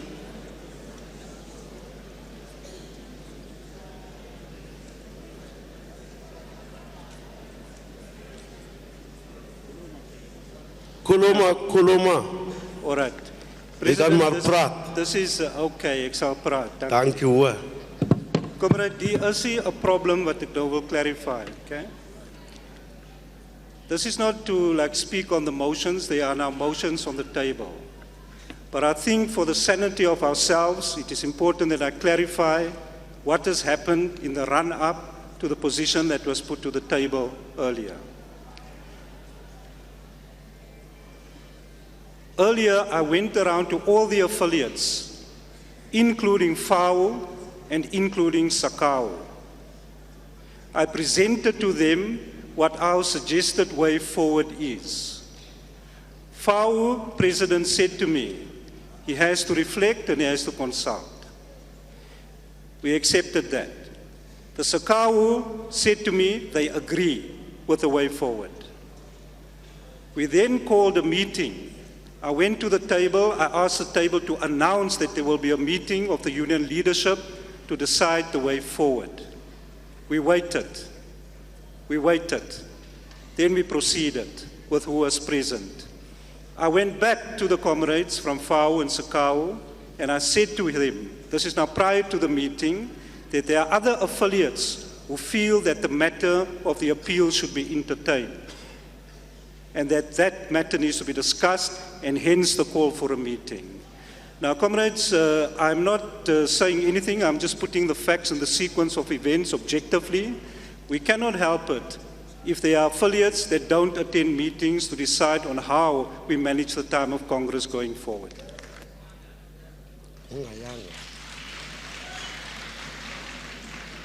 Anywhere?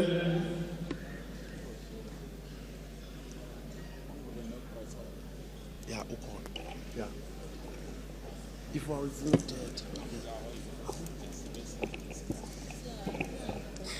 Thank you, Comrade First Deputy President.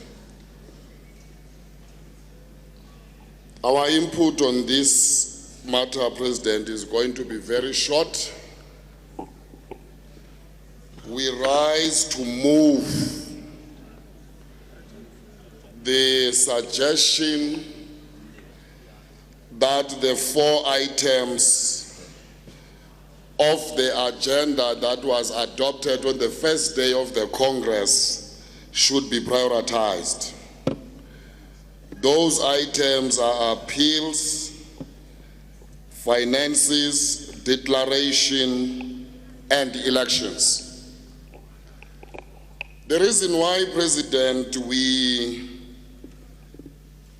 are prioritizing these items is because we do understand and accept as the National Union of Mine Workers that the Central Executive Committee of Cosatu is a constitutional structure of the organization that is mandated to deal with all organizational matters.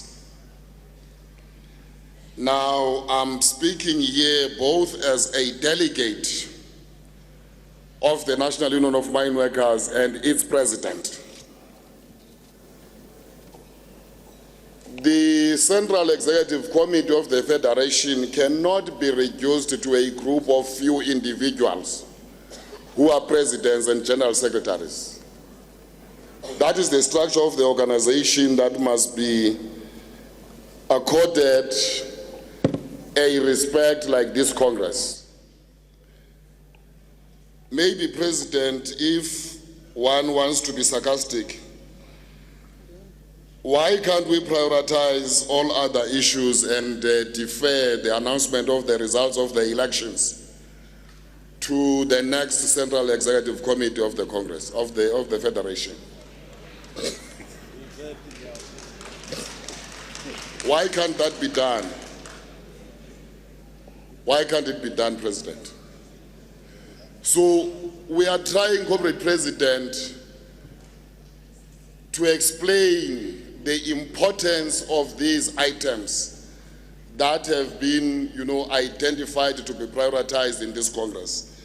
We are moving along with those affiliates that are saying we should prioritize the 4 items. Thank you, Mongamen. Thank you. Acting General Secretary.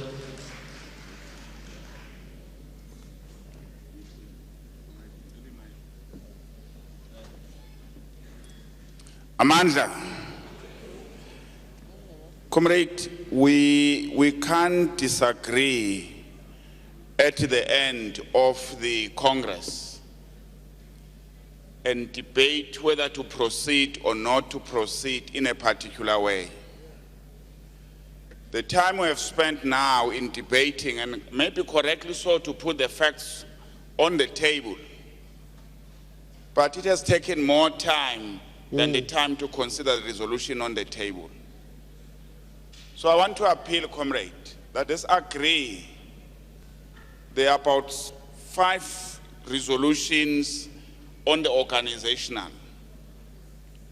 The one on SASPO got a constitutional implication on resolve, so we put it aside.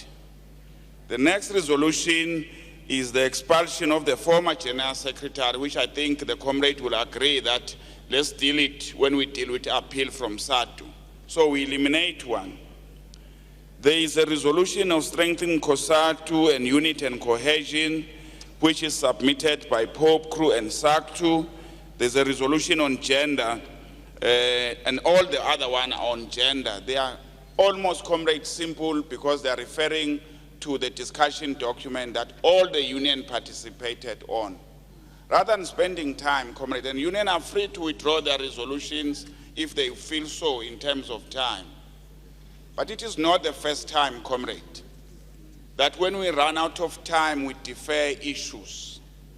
And we have never, have to vote whether to defer and not to defer, comrade. It's just something that really indicates ukuthi asivani.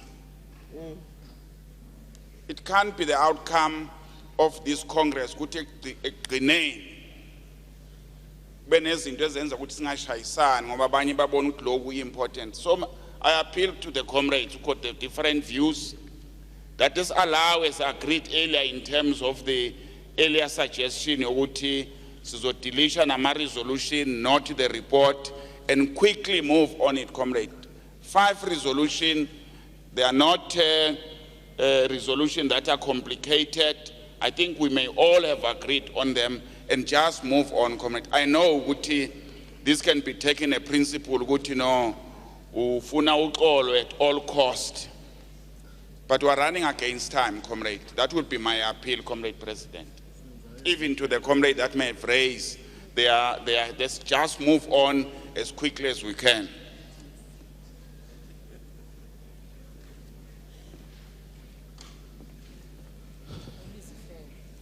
Fao, can I invite you to back to the podium so that you also address this plea that we are making? No, thank you, Comrade President. Firstly, we need to caution some of our comrades to be very careful. Comrade Andre Kriel is the General Secretary of the Clothing and Textile Workers Union. Is not the national office bearer of Cosatu.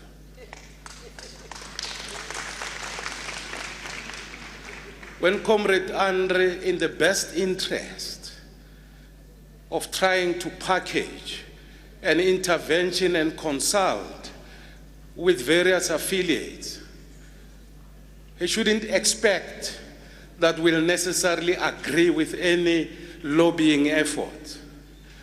Now, the way he presents what he has in his intervention actually creates a problem. But we don't want to make it as if it's personal. It's a word of caution. Secondly, comrades, we should not blackmail each other. We shouldn't, because otherwise we're creating a problem. We should just be brutally honest and very frank in our submission like the teachers' union was trying to do. Because as soon as an aspersion is created, we would not give credence to such an aspersion. We would not do that. So comrades must be very careful. Thirdly, comrades, this is very important. The Congress is bigger than the CEC. We've noted since Monday that people would want to belittle the Congress and make it equal to the CEC. That cannot be right. That cannot be right.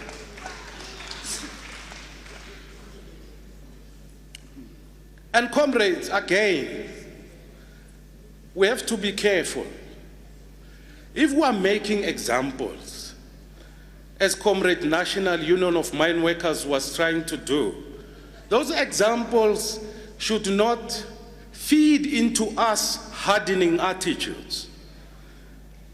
Because elections were conducted, it is inevitably expected that the results will be announced in this Congress.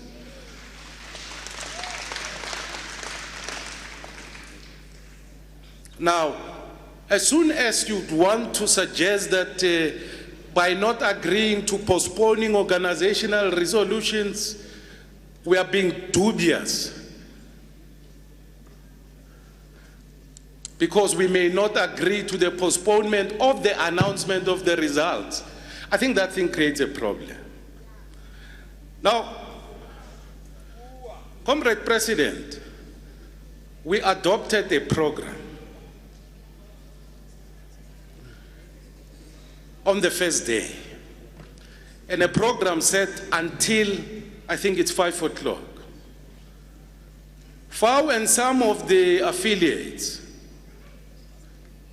have actually, in their preparations to participate in this Congress, factored that into equation.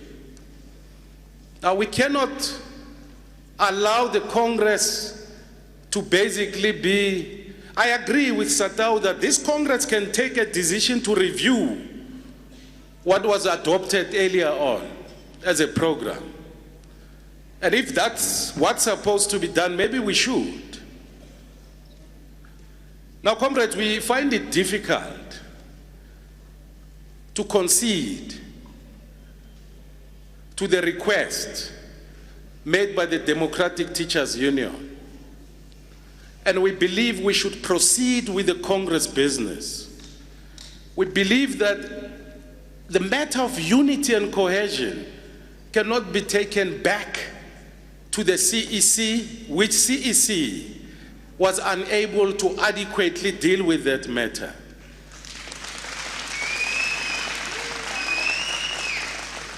If we can't do so, comrades, we rather agree in this Congress to convene a special national Congress to proceed with these matters that we're saying are too important to be left to the third highest decision-making body being called the CEC, the third lowest decision-making body.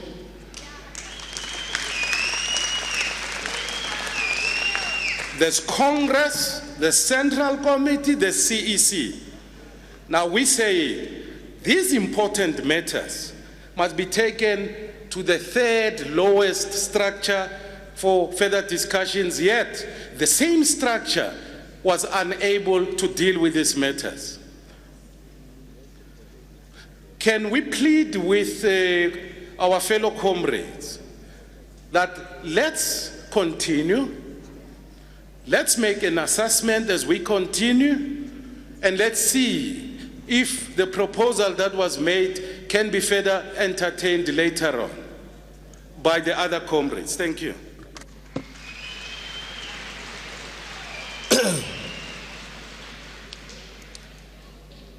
Now, the debates are making my sharing difficult because I understand that now. But there are two motions on. I have unions here. I will suspend them, not suspend their participation in the Congress, but not allow them to speak any further, the unions that I have noted in the list, so that we move to the next item, which is this gender. Yeah.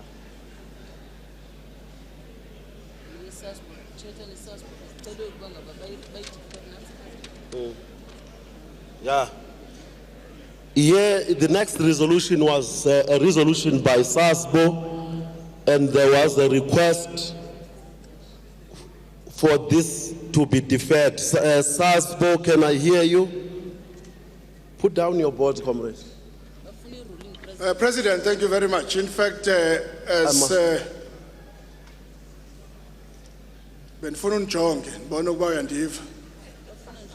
President, as SASBO, in fact, we would like... Can you hold, Comrade SASBO? I see Democratic Teachers and Satao and Communicate. There are many, the list is long, NUM, and this one, SIPAO.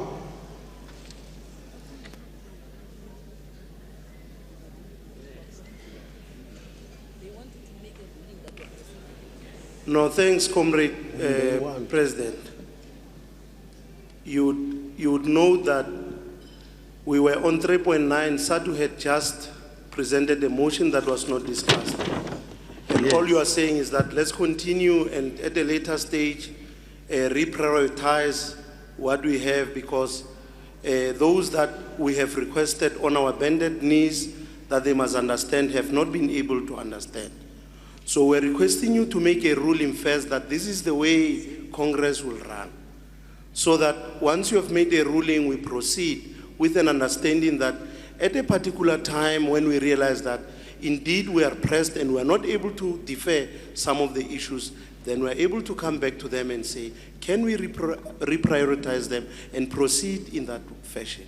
Okay, understood. Satau?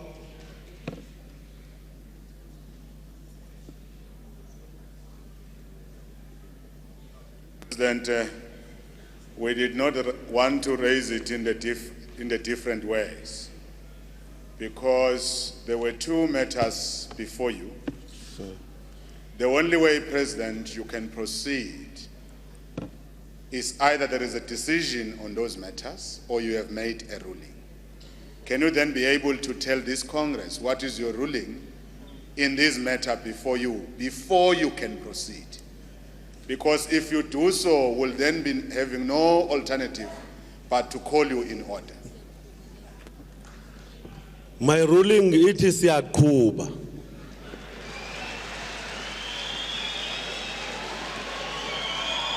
We move on.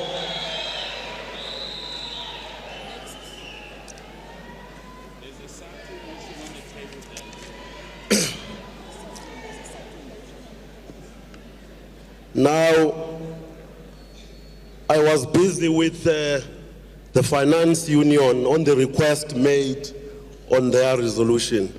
Can you go back to...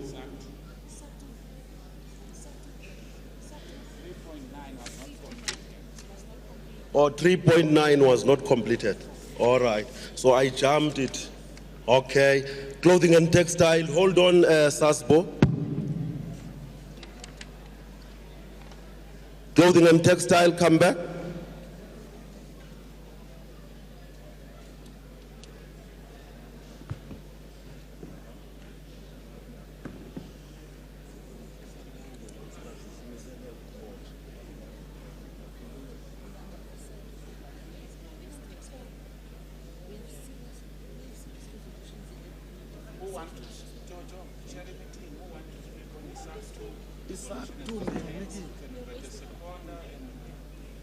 Cosatu, I gave you the platform.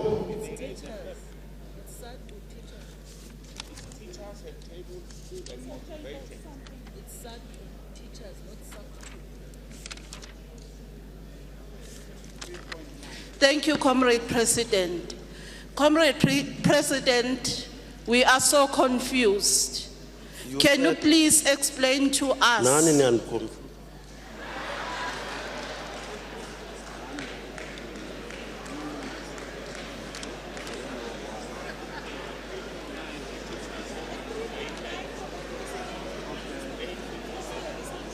Yeah, 3.9. 3.9 is you, teacher. You have motivated there. Can I get the engagement by the Congress on that?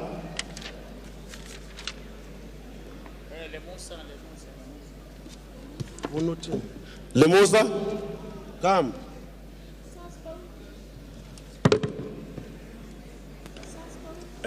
President, thank you very much.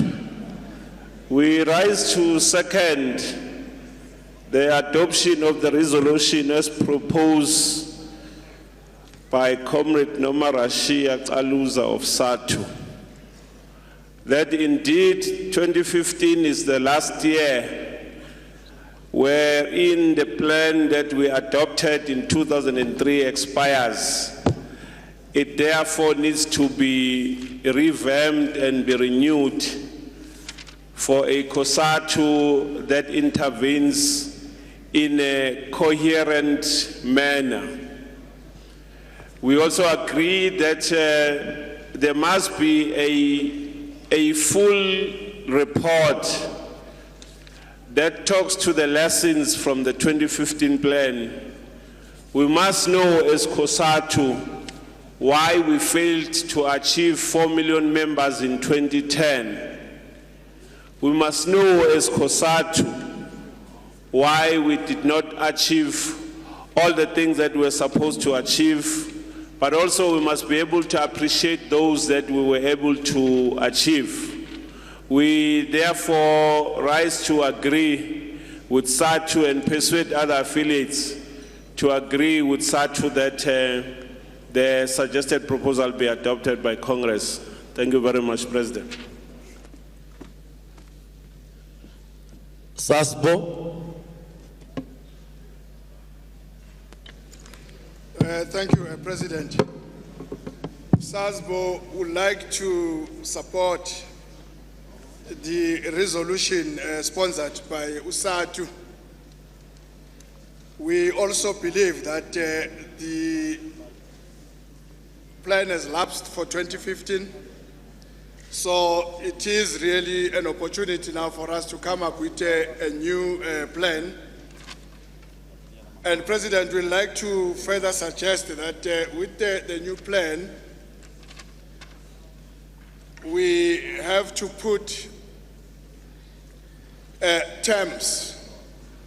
We don't have to look at a plan as a plan that can be visited right after the year that has been put into place. So we therefore suggest and add a SASBO that we adopt the smart concept way of doing business. As far as the new plan is concerned, we have to stagger it. We have to have into a final short-term planning that will make us to revisit whatever strategy that we have put into place. So as for us to be able to achieve the goal that we will set for ourselves as far as this resolution is concerned. So I will therefore also request USATU to explain to us, or maybe to put a time frame, because if you look at this resolution, which was taken around 2003, the time frame that was put there, it was 2015, and it was further suggested that we have to look at increasing our membership by almost 10% every year. So maybe let's also look at staggering that and say to ourselves, which year do we really think that we'll be having this kind of a membership that they were thinking of? Thank you very much, President. Is it not proper, Sadu, that you make your own contribution in terms of the time frame instead of asking them to, or leave it to the CEC for that matter? This resolution is carried.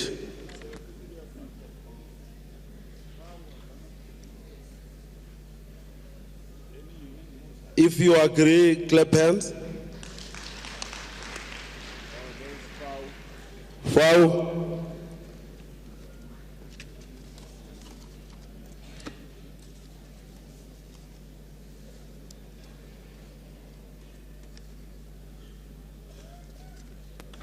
No, President, we are not rejecting or against, and we want just to have a rider on the same, as much as we agree with SATU. We believe as far that before drafting that plan, it should be preceded by the thorough assessment, as other comrades have said from affiliates, on the comprehensive basis on the 2015 plan failures and achievements, and other resolutions, standing resolutions that why did we not achieve. We think that should be preceded first than to come with another plan without considering what were the hiccups on the previous plan of 2015 plan. And we believe as far that we should track our life of Cosatu 30 years ago as we plan moving from these 30 years to another 30 years. As when we come with a draft, we are aware in terms of where are we going after 30 years in the life of Cosatu. Thank you, President. Thank you. Teachers, are you comfortable with that? Teachers?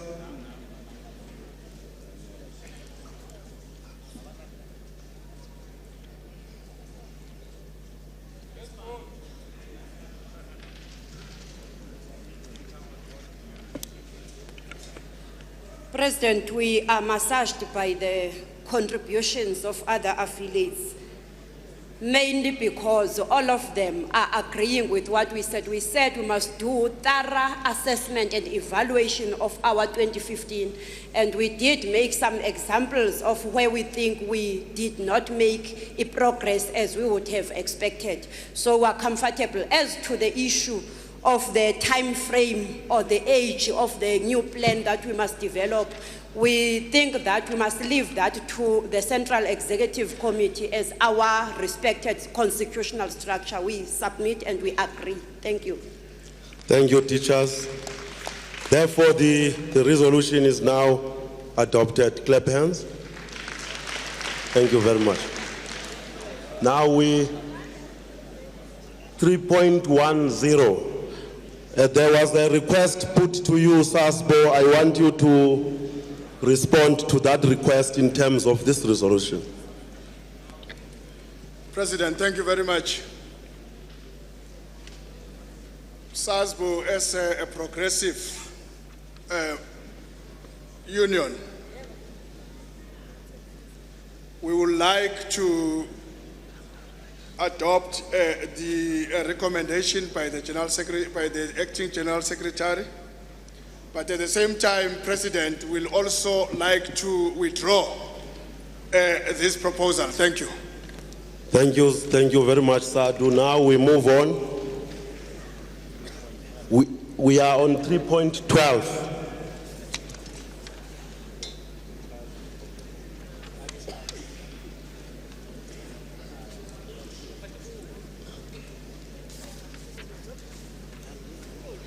The sponsors of that resolution is teachers and Pope crew.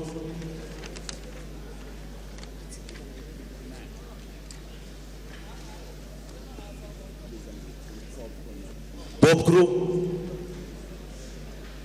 Because utisha lagafunu paka. Pope crew.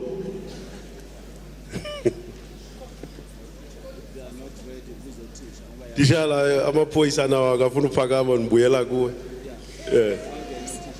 Ngena tishala. Sadu. Inzima le resolution.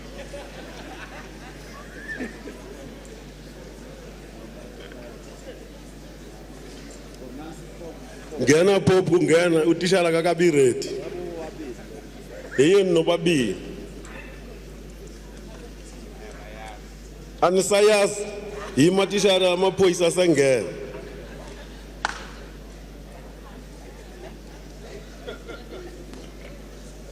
Oh. Principal, yima na iphoyisa selipa. Oh.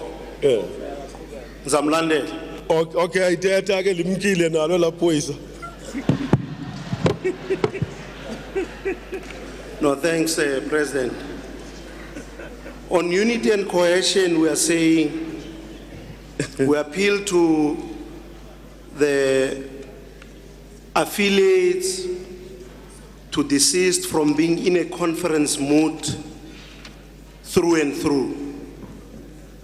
That we have come here, we have elected leadership, we must support the leadership as elected. And those of us who have enjoyed a democratic advantage in terms of having numbers, we must not suffer from numerical arrogance.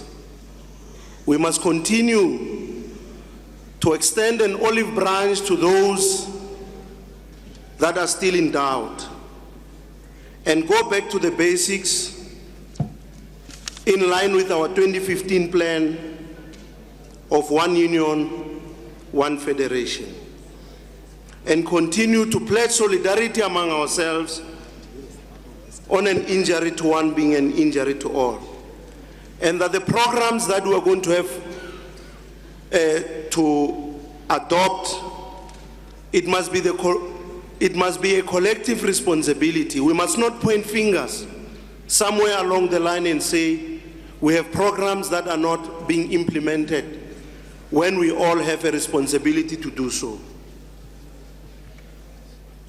We are and must remain members of the organizations we belong to and stop being members of other members.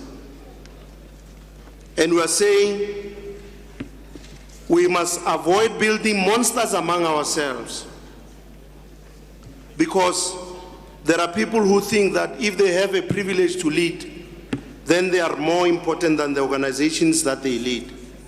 We are saying it is a privilege for all of us to lead wherever we are, and therefore, let's walk the talk, all of us. All divisive tendencies, let's bury them, comrades, and stop indicating left and turning right. That's our submission.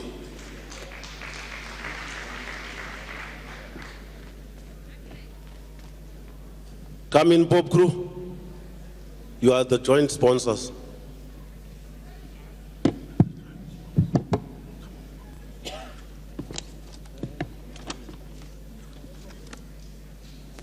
Thank you, President.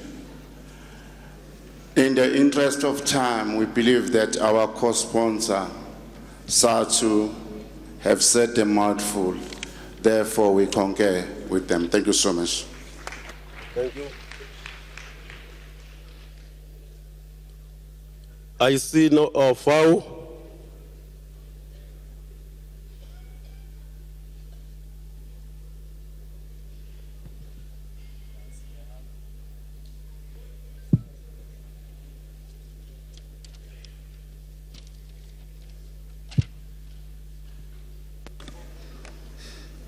Thanks, President. This resolution, President, is headed strengthening Cosatu through unity and cohesion of the Federation as a whole. Sorry, Fao, there's a commotion here. There are people speaking. We can't even hear what Fao is saying.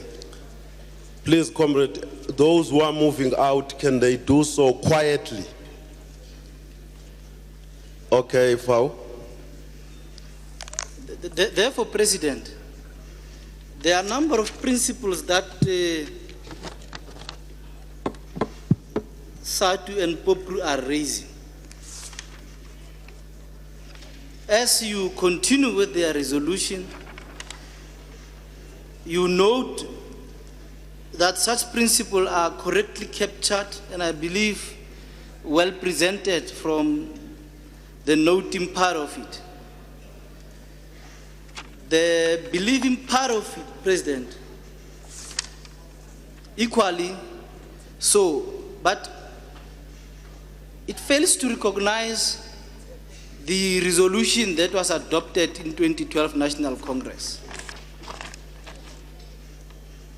Talks more about the question of merger of affiliates, talks more about reviewing, not necessarily reviewing, looking into this question that had been an issue about questions of scope of organizing and so on and so forth. It goes on, President, emphasize the independence of Cosatu and its affiliate, the autonomy of unions, and it resolves and it contradicts itself. It now tells unions who are affiliates of Cosatu how they should run their affairs. Cosatu, arbale ire. Cosatu le affiliates that should take step against any affiliate or affiliate structures who invite any dismissed, suspended, or any member facing internal disciplinary process to their meeting. Automatically, it erodes the independence, the autonomy that we were talking about in that resolution. And we have got a fundamental problem with that issue.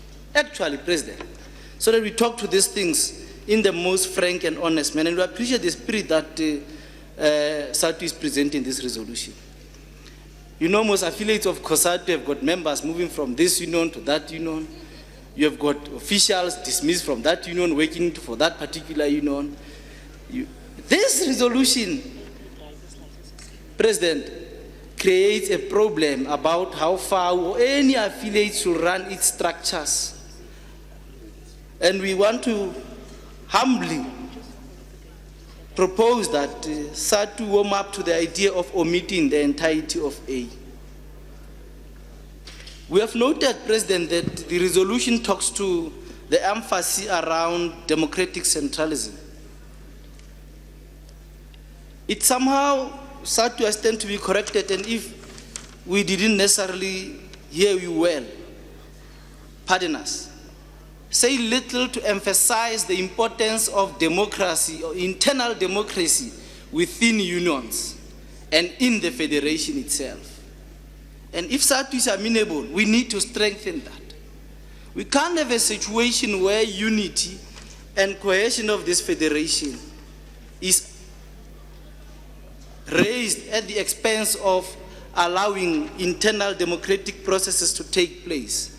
President, the point in question, disagreements, for example, paging that is taking place, for example, within unions, cannot be left without necessarily being emphasized that we are a democratic union, and therefore then the question of internal democracy should be raised such that a decision that is taken after a democratic process should therefore then be respected at all material points. But if a decision has been taken and is purported to have been taken through a democratic means, but that decision did not forego a thorough democratic process, it becomes I don't want to be President. Mind, you are now debating, we are not sponsoring, and there's a time limit for responses. And those who are supporting as well, there's also time limit. Don't speak as though you are the sponsor. You are limited in terms of time. I'm trying to persuade SADU, President, and please, I know that this is a very important issue. Maybe let me just go to that point. If you look at H, yes, under the resolve, sir, SADU, can you respond to there that? should be a determination for a minimum membership requirement for those new unions requiring to affiliate, Okay. and current affiliates with less numbers. Okay, We propose that some SADU pop crew warm up to omit that part, President. Time up now. I want SADU to respond to what you are proposing. No. What are they responding to? Let me just finish, President, and then they can respond if you permit. Okay.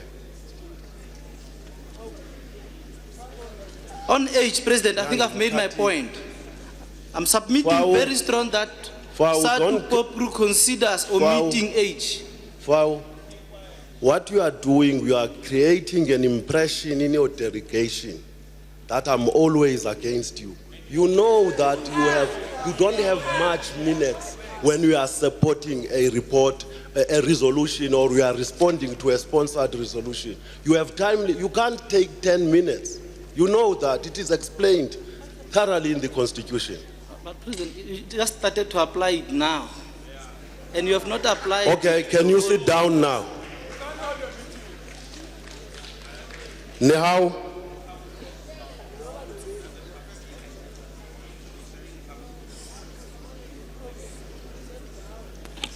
Thanks, Comrade President. We're not sure. I want teachers, you respond to both, to what Nihau is going to say at once. Yeah, that's the intention. I'm not confused. Thanks, President. Okay, quickly, because we're not sure of our time limit. First, we support the resolution. Comrade President, can you also look this side? We've been raising a board for a long time. Please.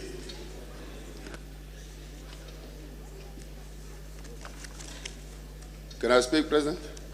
After having looked that side? Now continue. Okay, thank you. President, we wanted to quickly second the resolution and its importance of assisting the Federation to build unity and cohesion, first as a Federation, but also into the individual affiliates. We may agree with FAO on H about the minimum membership that is required to affiliate to the Federation. But we think A, as FAO is contesting our view, we think that A is correct, Comrade President, because if we are members of a federation, we are affiliate, and the one affiliate is busy with its individual members, including suspension, and then one member is found into another affiliate of the federation while that person is undergoing disciplinary actions in that union. It seeks to undermine that very same autonomy that FAO is talking about, and in fact, it creates confusion amongst ourselves when we now sit in the same meeting as a federation, knowing that you are undermining the internal process of NIHAO by inviting people that have been disciplined in NIHAO into your affiliate that we have not concluded. So we think, Comrade President, it seeks to strengthen, first and foremost, the unity among the affiliates that belong to the federation, but also it seeks to strengthen the respect of that autonomy of individual affiliates. Because without consulting or talking to the affiliate that is suspended or dismissed a member, and then you invite that member into your organization, you're actually saying you not respect the internal process of one affiliate. So just wanted to say, Comrade President, because of time, we support the resolution and we rise to defend Resolve A, but agree with FAO on Resolve H. Thank you. Thank you. Teachers, can you respond? The last now will be Limosa after you, teachers, and then we conclude on this resolution. President Verduma Rebeba Mlomo al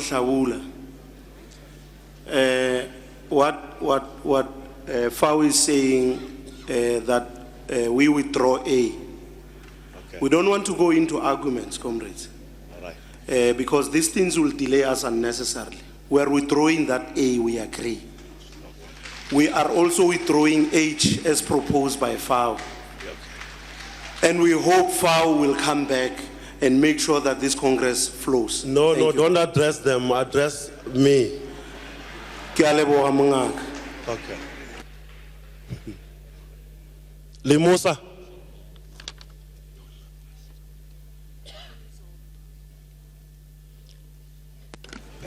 Comrade President, thank you very much. Though we are disempowered by the teachers, they are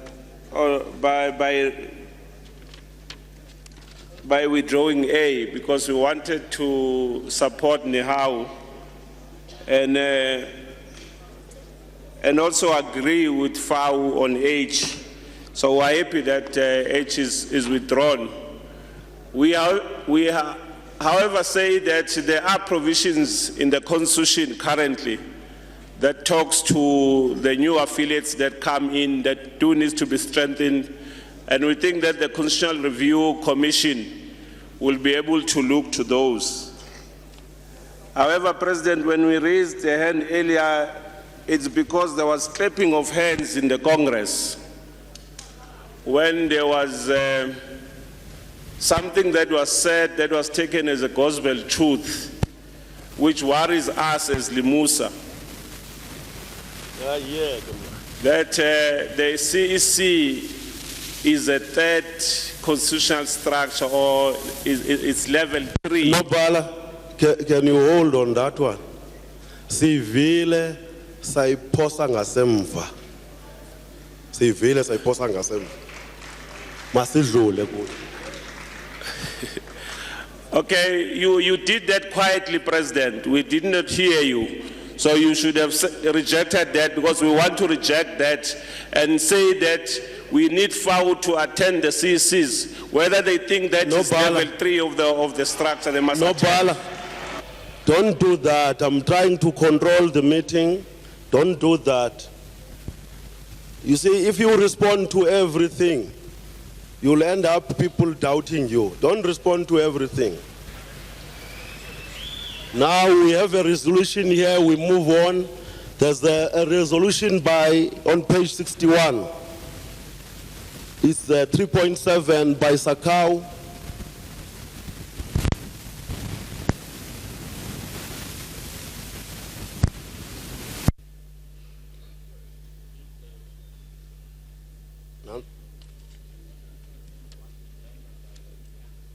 Yeah, it's NUM and Sakau.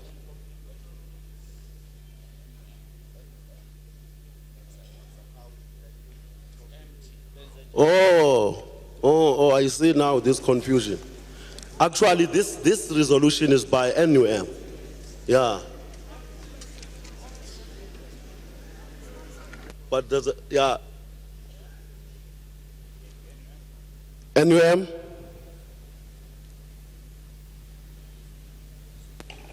Thank you, President.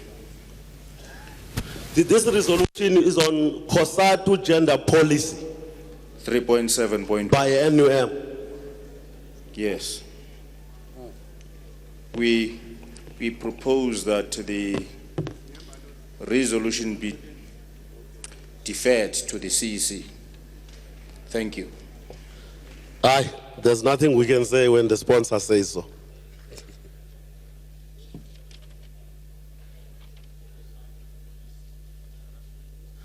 The now policy on sexual harassment.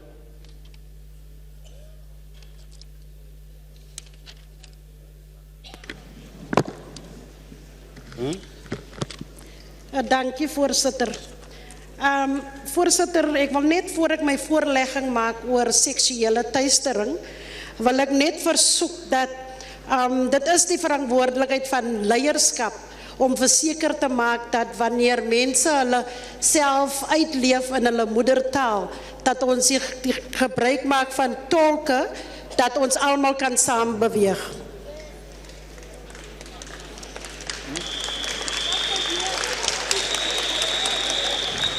Right.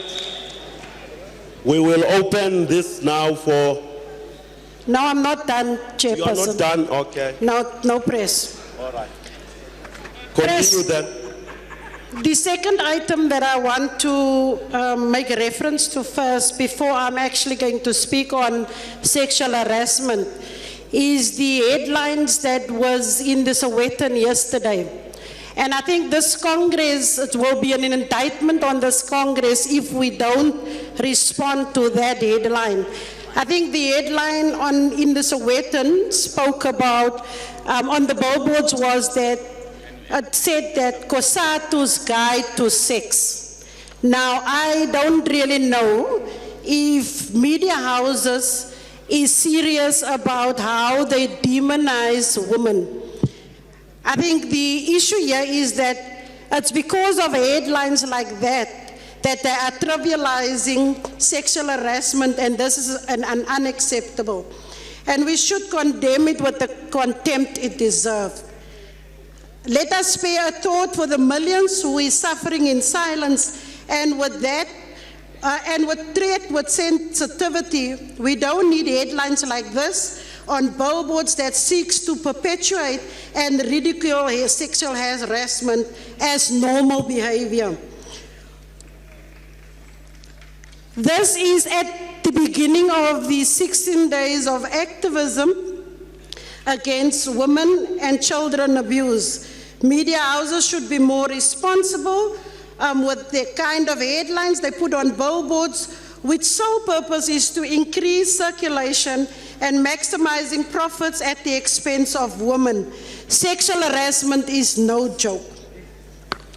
Now, to go to the resolution that we've sponsored, and we've heard throughout yesterday that we should go to the resolve part first. It is a fact that the majority of members across affiliates are females. And over recent years, we've seen an influx of young women entering the labor market. This has led to an increase of sexual harassment incidents, and as some males in positions of authority use their positions to prey on women, we've also seen some incidents that never get reported, as these women fear losing their jobs, but the biggest fear is the stigma and being ridiculed, or just avoiding further harassment from the perpetrators or males in authority. And this includes some comrades that support perpetrators because of the positions that they hold.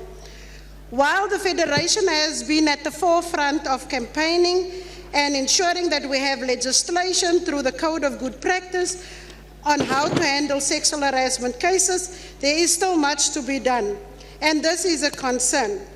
This Congress, through its affiliates, are duty-bound to ensure that we combat and eradicate sexual harassment by leading by example, and give life to this law in the workplace and in our organizations. We should also ensure safe environments, and that is working environments, are created for victims to break their silence, including being supportive throughout the entire process. Cases should be handled speedily and confidentially. We should further foster a culture that would allow fair procedures so that justice could be dispensed equally. We therefore call on the unanimous adoption of this resolution by all affiliates present, as this will demonstrate our federation is passionate and serious about this topic and seeking lasting solutions for this pandemic. With that, Chairperson, President, we want to go straight to the resolving part, and we are saying that we feel that this point is misplaced. We believe that the appeals could be dealt with by a special committee, and we would rather highlight that need for the special committee. The national office, B is that the national office bearers and the CEC making sure that they take responsibility at this necessary structure to deal with the matter. And last but not least, President, I want to end with this. Our generation has become so busy to prove that women can do what men can do, that women are busy losing their uniqueness. Women weren't created to do everything a man can do, but women were created to do everything a man can't do, and that is being a woman, a mantla.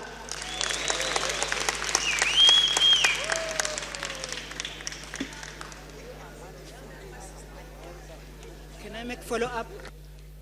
Any responses to that resolutions? Anyone take the floor?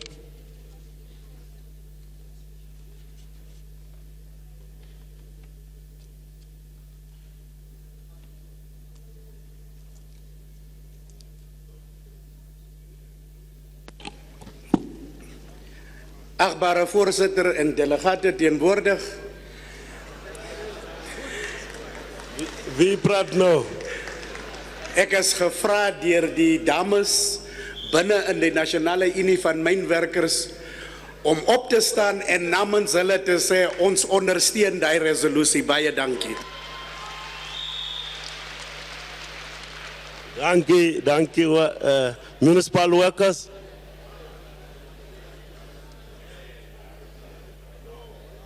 Dankie, comrade. Thank you very much, President. Bit empowered, but as some, we want to accept the resolution in its totality. Thank you. Dinosa.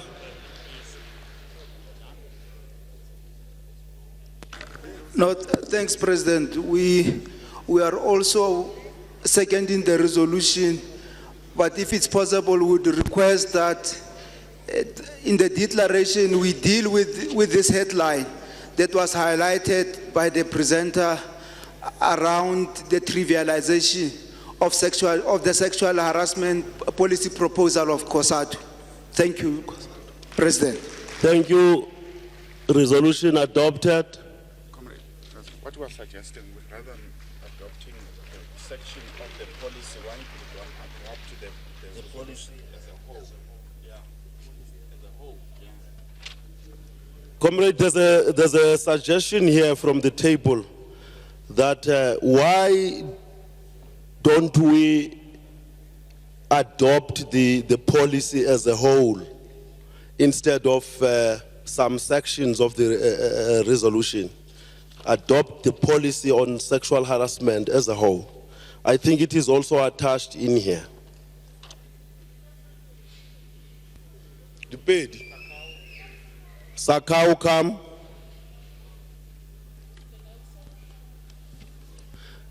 Don't whistle, comrade. Just raise your flag. I will see it.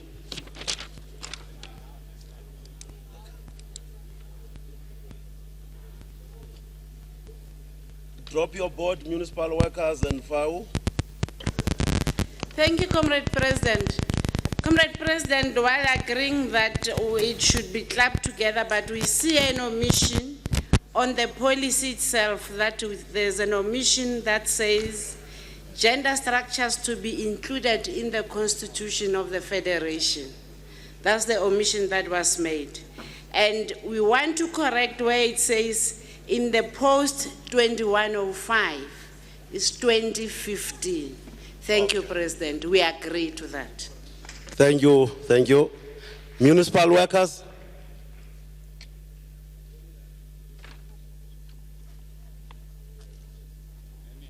Thank you very much. We don't have any obligation to differ. We agree.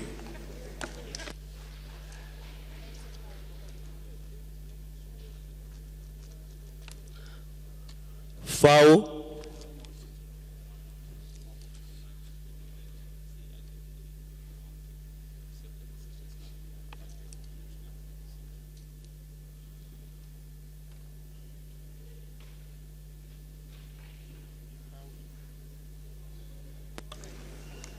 Thanks, Comrade President, the presiding officer.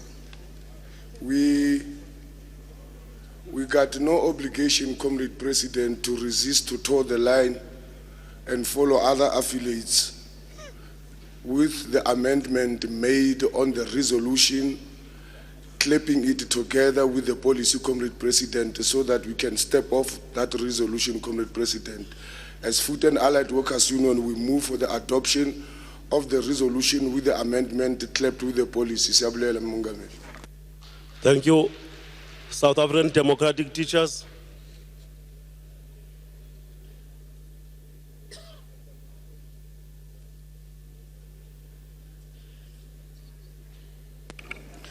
Comrade President, we can't differ. Yeah. We therefore third the adoption of the policy with the understanding that a policy will always be reviewed from time to time. Therefore, we are saying that all those particular resolutions that are presented are covered in the policy. Thank you. Nehao?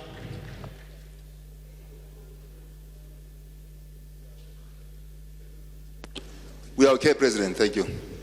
Bob Crew? Thanks, President. We support. We are fine. Sipau?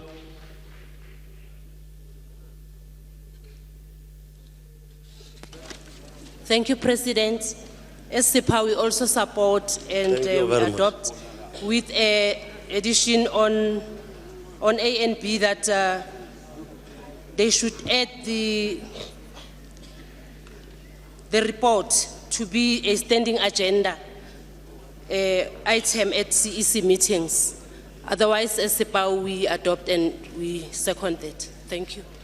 That is adopted, comrade, unless there's an objection, but I didn't hear any objection as you were speaking. Adopted. Thank you very much. We move now, there's the Youth Forum by NUM. NUM? Thank you, Comrade President. I'm going to be short on this one. Comrade President, this resolution seeks to deal or maybe call the affiliates to give the full support of the Young Workers Forum. We know it has been implemented as a result from the last Congress. We are happy about that. All we're saying is that there should be a support at the affiliates level and also full support given from the federations level. And then we also say that it should be supported with its coupled program of action, which is included at the at organizational report. It has a specific time frame there at organizational report, page 54, program of action, which is the 12 to 18 months to roll down the programs. So that's all we wanted to call for the support on, Comrade President, and also to be supported, of course, in terms of resources. Thank you. Any inputs to that?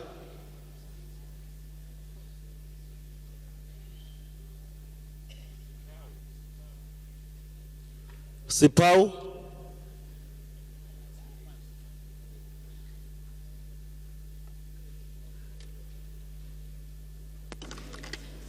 Thank you, President. As Sepau and Cosatu young workers stand to support the resolution by NUM. Based on the resolutions taken by Cosatu in the 10th National Congress, resolved that Federation should establish a youth desk. Some affiliates and provinces have undertaken this task with enthusiasm and dedication. And we strongly emphasize that the affiliates take the matter seriously. Young workers are at the cold face of a triple challenge of unemployment, poverty, and inequality. 72% of the unemployment rate. Sipao, we have agreed that you must go to the resolve part. Yeah. Because there's a move already. Yeah. We support. Okay. And why? We believe as young workers, we are the ones who are the most vulnerable in workplaces. Currently, the core issues of the young workers are not well being understood or resolved, such as the hashtag issue.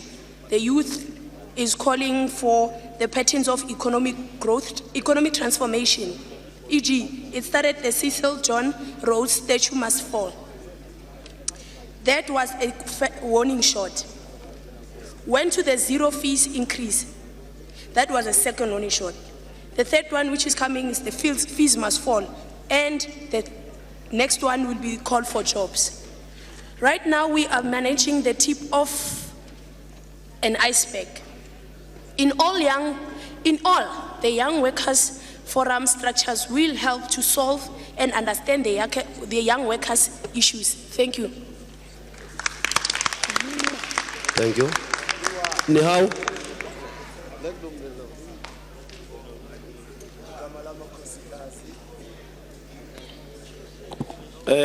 Thank you, Comrade President. As Nehau would like to address Congress and say, we agree with the resolution on the basis of the resolve of the last Congress on the matter, and we wish to emphasize, Comrade President, that the implementation of this resolution must be thoroughly guided by organizational processes to ensure there is a clear understanding of the role and responsibilities of the youth forums. Thank you, Comrade President. Thank you. Resolution adopted. Oh, municipal workers.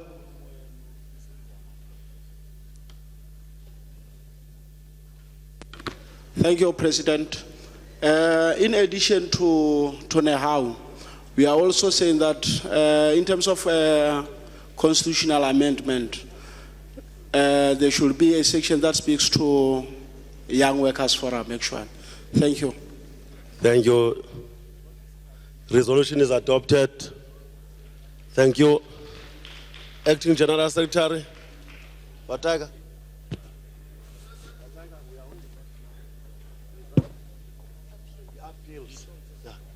Now we are on appeals, comrades.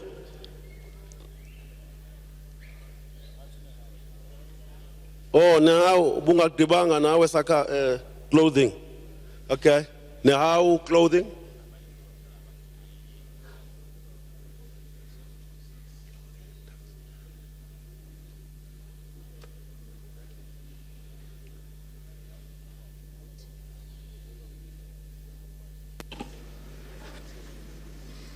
President,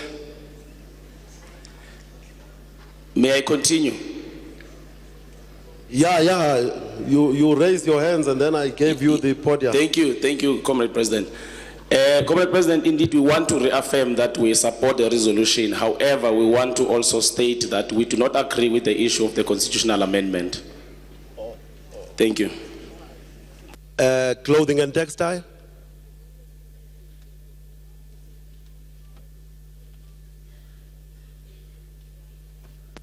President, ons is nog altyd op die resoluties. Ek praat nou in my kapasiteit as die algemene sekretaris van die Suid-Afrikaanse Klere, Tekstiel en Leerwerkers Unie en sy nasionale uitvoerende raad. Jy praat saggies nou, ons gaan nie hoor nie. Okay, president, Yes, kan u saggies. my nou hoor? Ek sê, ek praat in my kapasiteit as die algemene sekretaris van die Suid-Afrikaanse klerewerkers, klere, tekstiel en leerwerkers Unie en sy nasionale uitvoerende raad, die enigste strukture wat vir my kan waarsku. En ek wil net sê dat die resolusie op bladsy 65 verwys ons na die CEC in sy geheel. Dankie. Ons stem saam. Stem ons saam? Dankie, hoor. NUM? Stem jy saam, NUM? Thank you, comrades. Thank you, Comrade President. It's just that I'm just being guided here because also, you know, we're still in a process of learning all these languages. But our understanding is that the resolution has been adopted and that the part that was, you know, at a lighter, you know, contested of constitutional amendments and all those. Okay. It is the only part to be dealt with at the CEC, and then we don't have a problem with that. We are happy that it has been adopted. Thank you. Okay, NUM, let's put it correctly. There's a caution that this thing has constitutional implication. Let's take it to the CEC for finalization. That's how it is closed. And so I rule. We are on appeals now.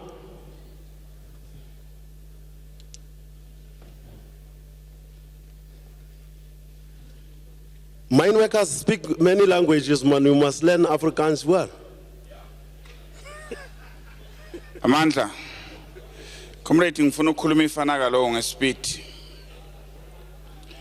We want to table the issues on the decisions, two decisions that led to the appeal.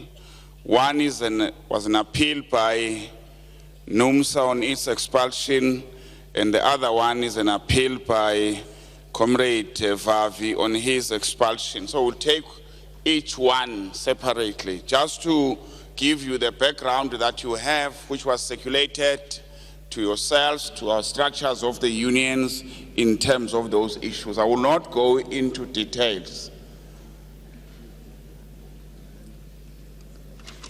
on this matter, but just to give you the background, a little bit out of it, is that the NUMSA appeal is arising from the history starting from their 2013 December Special National Congress, in which they took decisions which, in the view of the CEC, were contrary to the policies and the resolutions of the federations. Once those decisions were taken, the national office bearers wrote to NUMSA stating that their decisions are contrary to the Cosatu resolution and policies, and therefore we sought a meeting with the office bearers of NUMSA. For 3 months, the office bearers of NUMSA were not available to meet with Cosatu. In February the following year, we convened a special meeting. NUMSA did not attend the special meeting, special CEC. There was a discussion in the special CEC. Comrade felt really offended by NUMSA's decision to extend its scope of operation to scopes covered by other Cosatu affiliates. They felt this was in contradictory to the Cosatu founding principle of one union, one industry. The meeting decided that we must write to NUMSA to ask NUMSA to explain itself in terms of those issues and to answer the question in terms of our constitution why they should not be suspended or expelled for taking that part or taking and implementing that particular decisions. In the ordinary February CEC, NUMSA asked that this matter must not be discussed because it was not given enough time to respond to the issues. The CEC agreed. The matter was referred then to the April special CEC. In the special April CEC 2014, the ANC intervened. Out of the discussion of the ANC, comrade, to give the ANC an opportunity to discuss not only the NUMSA matter, but other matters that were raised, including the status of the second deputy president and a number of issues. But I will focus on the issues regard to NUMSA. The CEC then agreed to the ANC that this matter must be deferred until the ANC conclude its work. The CEC agrees together with NUMSA that NUMSA will not expand their constitution. In fact, the word used was that it should not encroach to the scope of the other union, in particular NUM and SADAW, who were really complainant, and of course SIPAU. We all agreed. NUMSA indicated that they need a mandate to their NEC, which was sitting on that weekend. Indeed, the leave not for NUMSA to come back was granted. On that Monday, NUMSA came back, but did not agree fully in terms of what the resolution taken by the CEC.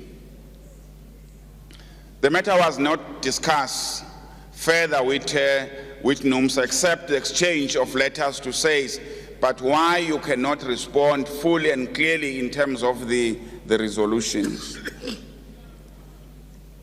In August, the ANC came back, made conclusion and recommendation on these particular issues.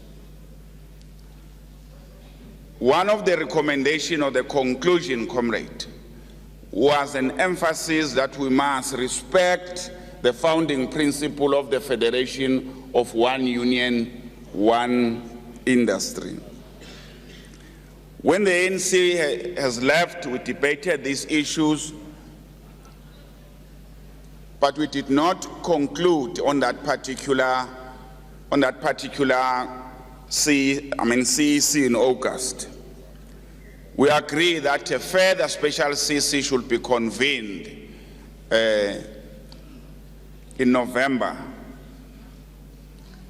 A week before that CEC, NUMSA take Cosatu to court to interdict that particular CEC because they do not want the NUMSA matter to be on the agenda. The court could not agree with NUMSA.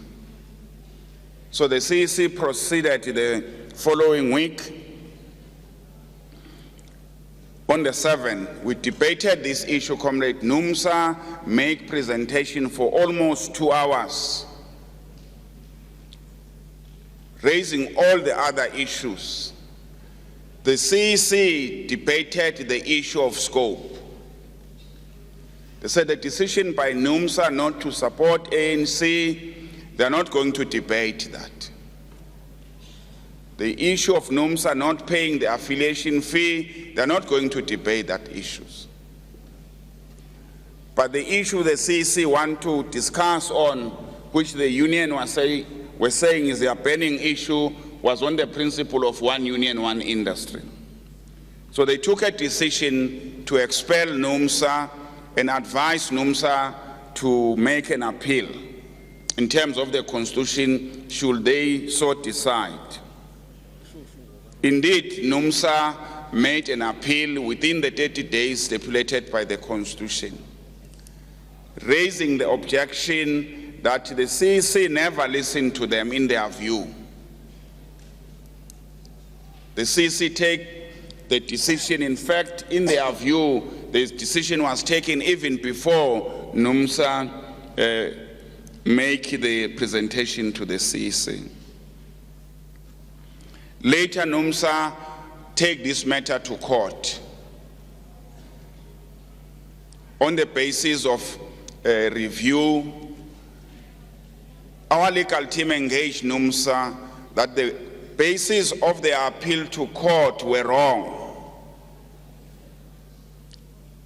They must amend their motion, which NUMSA lawyers agreed to do. So as we speak, comrade, that matter is hanging. NUMSA did not take it any further.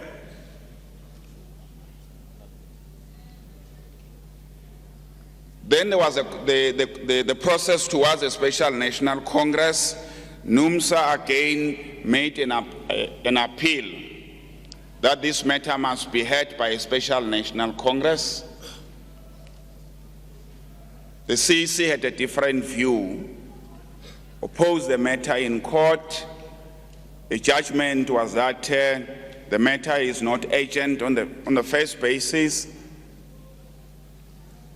While the judge did not make a ruling on the question whether it should be the CEC, but strongly indicated and disagree with the NUMSA lawyer argument, and saying there's a difference from a special national congress and ordinary congress. So the matter was then not taken further. So the agency of the matter was dismissed with cost. We brought the matter to the Special National Congress, not by us, by other comrades, in regarding to the credentials and the agenda. That matters were voted that they don't belong to a Special National Congress. Many things have then happened on that one. But when we were to issue the notice of the CEC of this Congress, the CEC felt that we must write it to NUMSA and ask whether NUMSA want to amend or add or delete on the basis of their appeal. And the CEC set a date. NUMSA never responded in terms of that particular letter. But the CEC agreed that this matter must be tabled to the Congress nonetheless. So as we speak, Comrade, NUMSA convened a press conference indicating that they are not interested to appeal. They are moving on.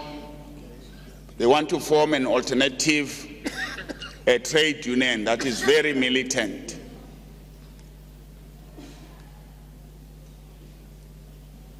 So that's where we are, comrade, in regard to the issues of the NUMSA appeal. We gave you all the information before, we circulated them. We did so because, comrade, we understood that while you are Congress delegates, you are representing a constituencies. There is a bigger union in terms of your own structures at home, whom you speak on their behalf. So that's where we are, comrade, with the NUMSA appeal. There was no response in terms of that issue. They make a public statement that they are no longer interested. But it is up to the CEC still may want to make a reflection if it so decides. The Congress, if it so decides.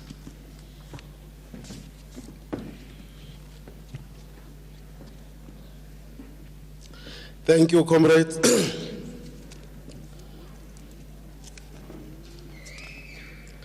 I have ruled against whistling in the Congress. And I'm not going to rule again. Now I want you to raise your board to indicate your response to what has been presented. Pop group, put down your board. Municipal workers. FAU.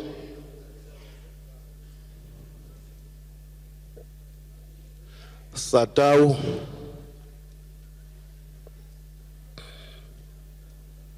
teachers,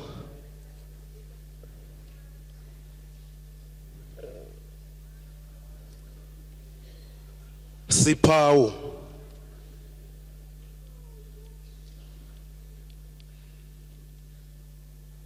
NUM,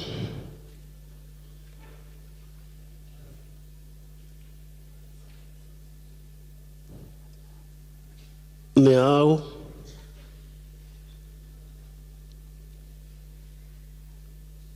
that's it. Pop group.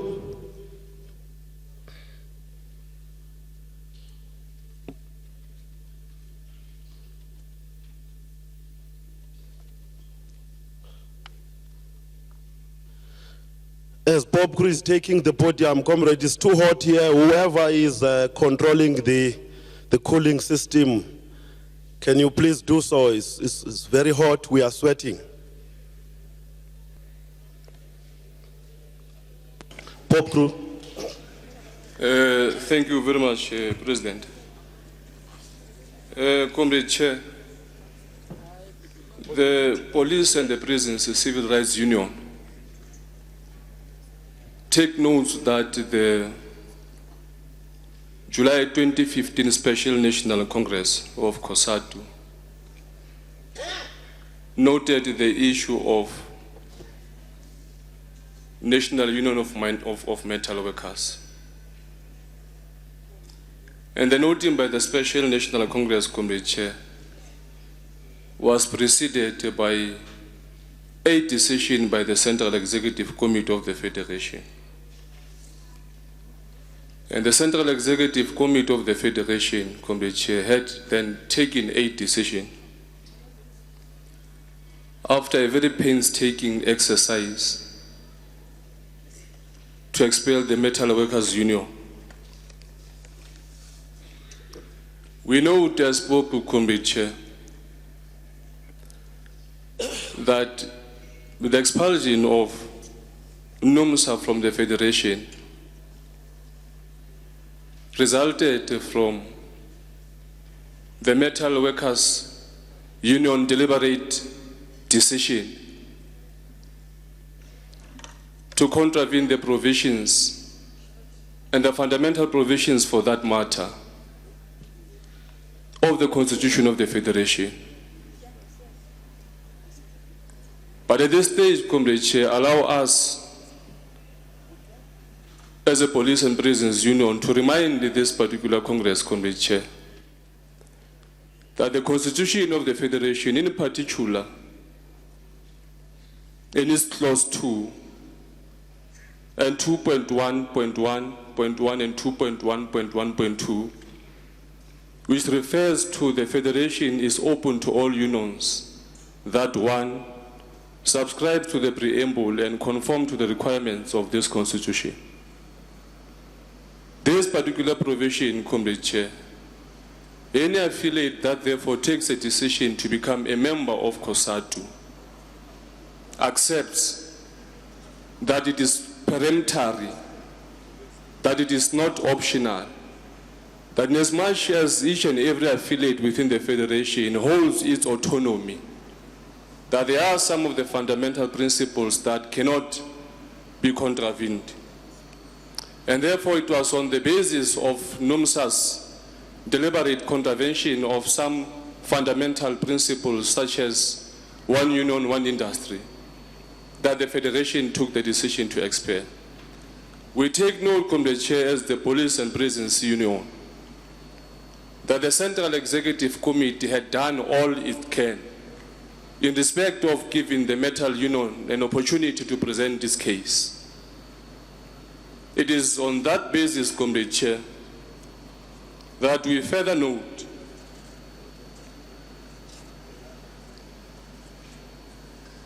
that it is indeed within the right of NUMSA in terms of the provisions of the Constitution to appeal.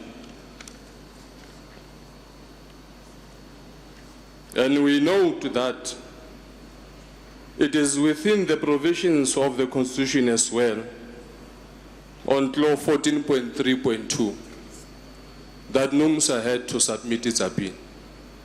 We know the processes that has been outlined by the Acting General Secretary that NUMSA indeed did so.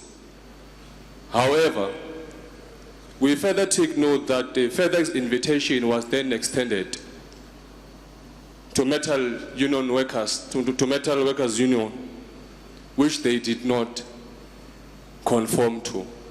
Instead decided to go to media, which unfortunately does not find its place within the provisions of the Constitution of the Federation and thus cannot be considered. On the basis of the processes that has been outlined by the Acting General Secretary and the status quo as it is today, it is our considered view as POPRO that in fact NUMSA has actually waived its right to pursue its appeal to rejoin the Federation. And therefore, it becomes appropriate, Comrade Chair, that this particular Congress, the 12th Congress of Cosatu held in 2015 in Gallagher Estate, must take a final decision to expel NUMSA permanently from Cosatu. It is furthermore our view, Comrade Chair, that indeed, as opposed to the prophets of doom, who prophesied that there would not be life after the expulsion of NUMSA, today we are even much more stronger in the absence of NUMSA.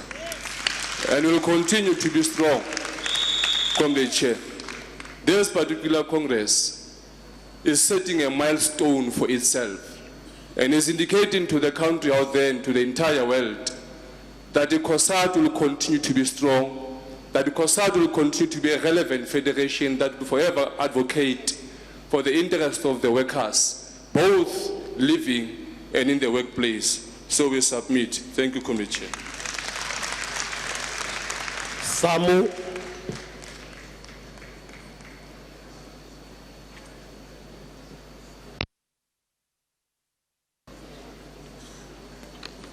Thank you very much, President. Firstly, our point of departure is that non-compliance or adherence to the founding principles of this federation is a non-negotiable. In actual fact, from where we are sitting, we do not even understand why do we have to allocate so much time for this matter. We want to, because obviously, in seconding POPCO, if NUMSA did not comply with an olive branch which was extended to them, that effectively, it means that they have waived their right. But even if they could have confirmed, even if they could have complied, I don't see them succeeding in that regard. Now, issues which we must then look into objectively. What has been their conduct in between the expulsion and to this particular Congress? And if you want to be forgiven, you will demonstrate a particular element or level of remorse.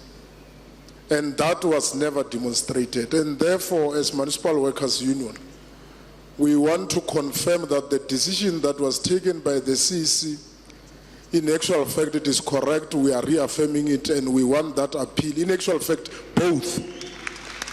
So that we also save time. We want both appeals to be dismissed and not be entertained any further. Thank you very much. It's foul now. We are not going to do what the municipal workers are saying. We are dealing with this appeal now. We are not going to deal with two at once. Foul. No, thank you, Comrade President. In line with the theme of this Congress, we will be anchoring our intervention based on that theme. Well, let me start by saying, Chair, the report by the Secretariat report on organizational section, and specifically on this matter, is inadequate. I'm tempted to say it's inaccurate, but definitely it's inadequate. This report does not indicate that after a 59-pager and 2-hour presentation by NUMSA as to why it should not be expelled, not much was entertained by the CEC, and quickly the CEC went into a voting process. In fact, the voting process was through a secret ballot. And I'll come back to this point later. The report also does not talk to the fact that there was an ANC process, intervention by the African National Congress, which reported on this matter, and that report was hardly entertained by the CEC. And that report included recommendations to be followed. The third thing that the organizational report should have said, Comrade President, is that in the process, several affiliates, including the Food and Allied Workers Union, did indicate verbally and in writing that one of the alleged offenses that NUMSA is accused of, which is extending the scope or encroaching into the sectors that are not traditionally theirs, that we are equally guilty of that as FAO. And we are aware that almost all affiliates of Cosatu are equally guilty of that. And this report does not talk to that. Comrade President, the issues that NUMSA raised in their submission on why they should not be suspended, I must be very frank, were not adequately dealt with by the CEC. And perhaps the Congress can begin to deal with those issues. A decision, especially if not implemented, cannot result, Chair, in our view, Comrade President, into such punitive action. Remember the sequence of events. December 2013, they take their resolutions in their own special national congresses, NUMSA. And remember, some of us as FAO may have different views to the resolutions that they've taken in their own organization. And in February 2014, we rush to basically get them to explain why they should not be suspended or expelled. That was pretty much quick. Yet, some of the affiliates of Cosatu including South African Municipal Workers Union, SASBO, may have at some point taken decisions that NUMSA have taken on the withdrawal of support for the African National Congress in the general elections.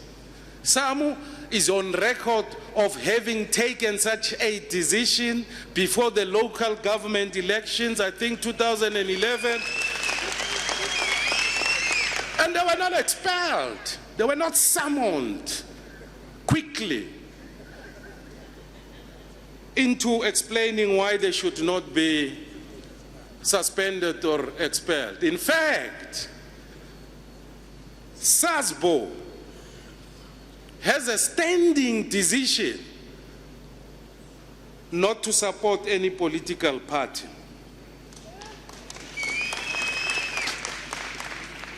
And they still remain affiliates of Cosatu. And in fact, we agree that they must remain affiliates of Cosatu, SASBO, because the primary role of trade union is to organize. Samu, what is it now? I see your board up. Thank you very much, President. We want to raise a point of order. In that, as some, we are the custodian of our own resolutions and records. It is not correct that we have taken a decision not to support the African National Congress. In actual fact, our Congress also reaffirmed our standing that we are going to support the ANC. And as the Deputy General Secretary of SAM, I'm in possession of such resolution. So therefore, it will not be fine that this Congress can be misled in that particular fish. So we want to clarify that. Okay, Fau, noted. Fau, can you, because we don't have the whole day here, you must get to the highlights of what you are raising in support of what, but you have concluded your time in terms of speaking time. That's another dilemma. Okay, no, let me, obviously I don't agree with comrades from SAMU because they are on public, having taken that decision before. I'm not saying now, but we can debate that. Anyway, the last 2 points. I will rule then on that one. Okay, the last 2 points, President, before I get my line of thoughts derailed. But there's a point here. There's a point. Fau, can you hold? I see the board of SASBO up. Thank you, President. President, we have to call for a point of order as SASBO. We are not going to allow anyone to speak on our behalf. We are here. What is the order? The order is, President, we have never issued any statement anywhere as SASBO to say we will not support the ANC or anybody. All that we are saying, we are non-political. We've got branches that we belong in of this progressive movement where we can practice our politics. That's all that we've said. I think your order is sustained, SASBO. And also as the chair, I must remind Fau that NUMSA was never charged for not supporting the ANC. That must also be on record. And the presentation by the acting general secretary was that of extending the scope unilaterally to encroach on the scopes of other unions. That was the charge, not the ANC was never an issue. Can you conclude now? I'm concluding by saying the report is further inaccurate in suggesting that NUMSA was accused of not wearing the t-shirts of NUM, hands off NUM, because the president of NUMSA in that Congress stood up and said they did not wear these t-shirts because they did not receive them at the time. It was here in the Congress when Comrade Cedric raised it. So this is inaccurate. Lastly, Chair, the report should not have made reference to AMCU, because at that stage, the issue of AMCU working with NUMSA was not there. Can you hold Fau? I see the board of NUM up.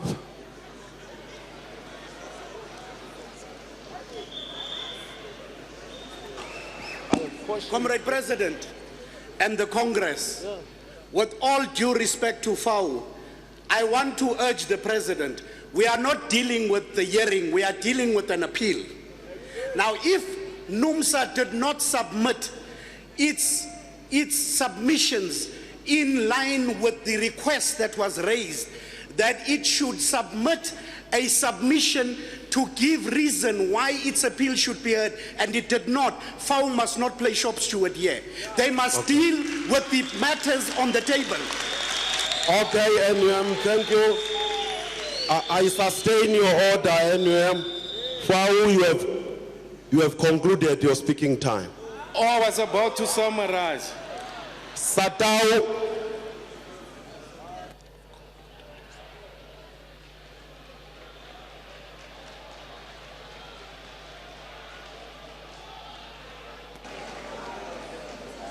President, we are call Amganam Katis. No, don't respond to them. Just put your issue. Comrade President, I happen to sit in the CEC of the Federation. I must remind all of you, comrades, mind the speaking time. I will definitely, comrade, be less than what the time you are giving me, which is 10 minutes. Comrade President,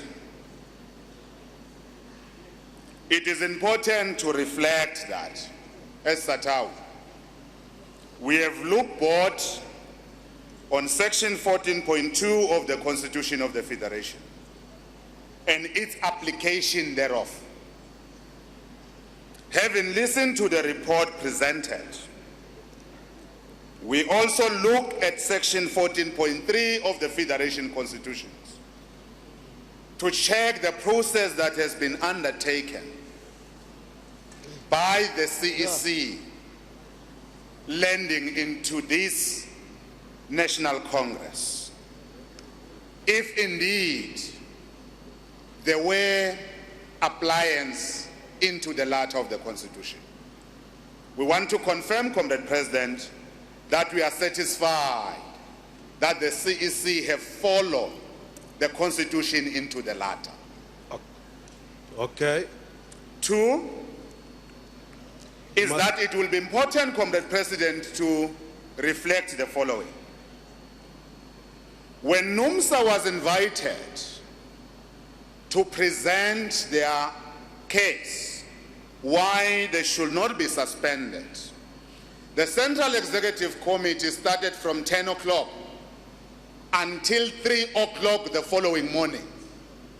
A suggestion that seeks to say they were not given enough time and they were not listened to, in fact, is malafide. It is also important, Comrade President, that to reflect when we were NUMSA to present, instead of them presenting their case, Bastuga, they insulted us instead of presenting their case. We are in fact the victim of the circumstances. As Sadao, we must say that. And it's also important to reflect the following. That there is a difference between poaching and extension of scope, Comrade Curtis. Those two things are not the same. So we must not try to motivate a case of NUMSA Your time with is the up. relevant of a scope of an extension. Your time is up. It's Therefore, 5 minutes Comrade- speaking time.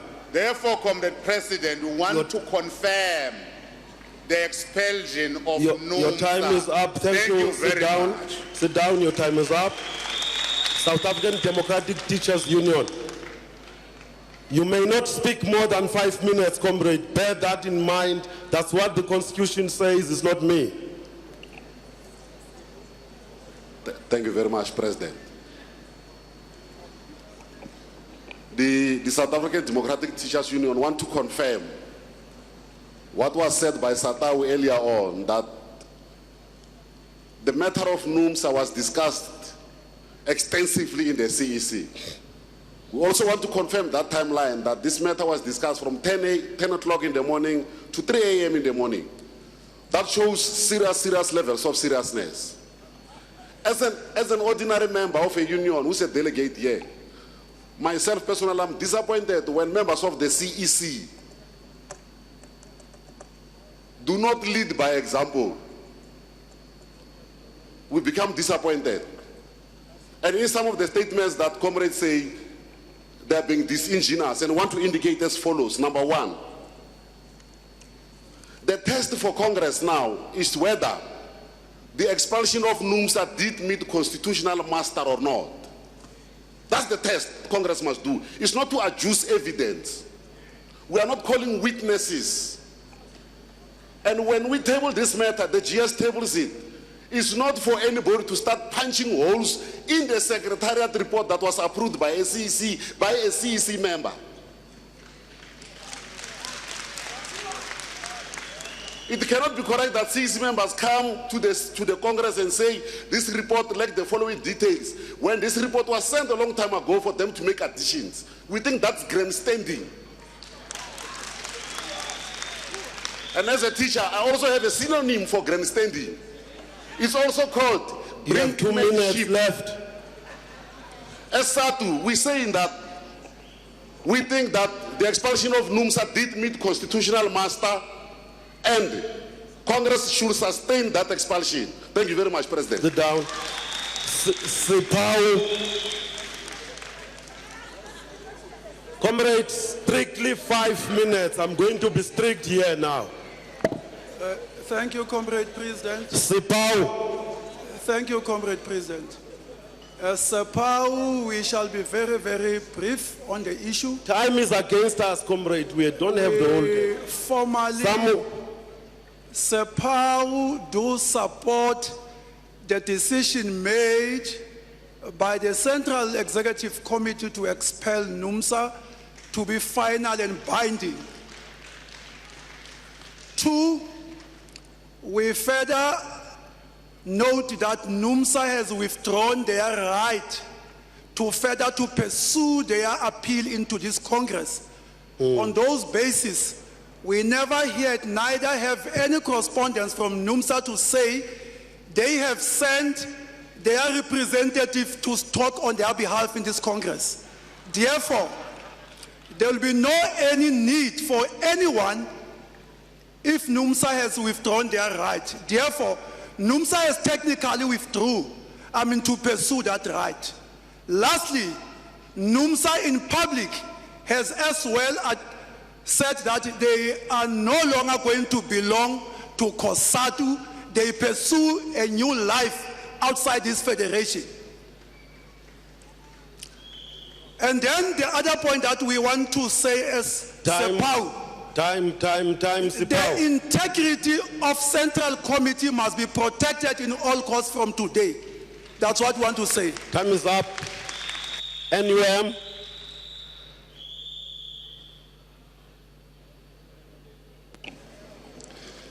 Thank you, Mongameli.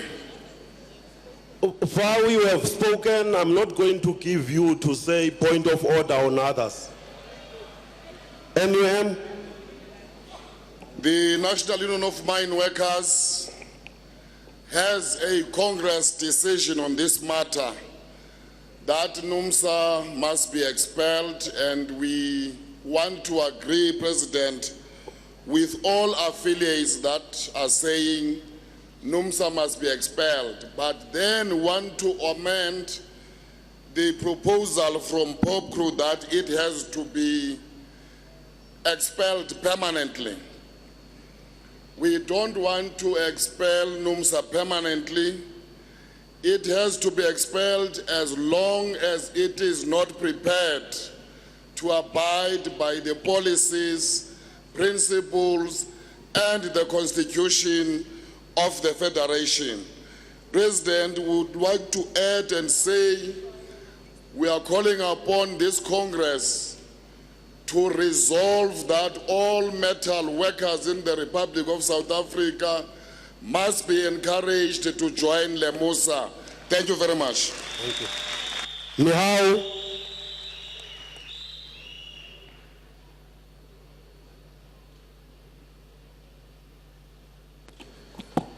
Thank you, Comrade President. Our starting point is that whenever there's a problem of a relationship between individuals or parties that are involved, that are interested in resolving or amending the problems, lower your board, Nomsa, lower foul, lower. I'm sure you understand that 1 minute has been taken, but I think. They are disturbing you there, I'm protecting you. Yes, but continue. Yeah, but you have taken my time, President. The point we are making is that we are not convinced as Nehao that the conduct of NUMSA between the time that they were expelled and today showed any interest of wanting to come back and belong to the Federation. We are not convinced that their conduct showed any remorse that it respects this Federation and its policies. Second, Comrade President, that it is incorrect to want to locate the discussion in what we call the theme of the Congress. In the Congress, we are building unity and cohesion in order to advance the national democratic revolution. In terms of its resolution and its conduct, as things stands, NUMSA rejects the NDR. NUMSA rejects the alliance. Therefore, it can't be correct that when we want to build the unity and cohesion, to advance the NDR, we locate the debate about NUMSA into these things. The publicly stated resolutions to form a united front, it's clearly in opposition to the African National Congress. The publicly stated resolutions to form a federation, it's an open opposition to the Federation Cosatu. The public stated resolution to form a workers' party, it's an alternative to the South African Communist Party. Now, we don't understand if we must locate them within the forces that pursue the national democratic revolution. It therefore, Comrade President, NUMSA doesn't belong here unless they are prepared to accept the resolution. How has a Congress resolution to surgically remove anything that is against the Federation? Thank you very much. Pausa.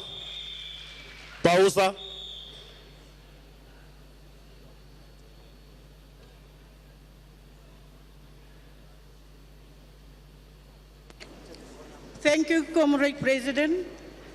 Poaching, Comrade, we will never see the end of it. So I'm sure we will see lots more unions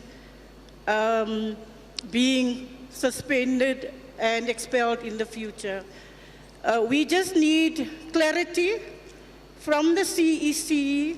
What was their intention to address the appeal today of NUMSA, as Lemusa, who is in the same scope of NUMSA, has already been registered as a union in November 2014.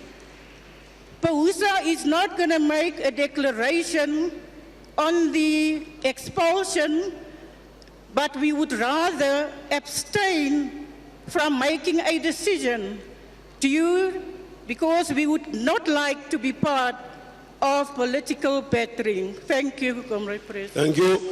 Sakau.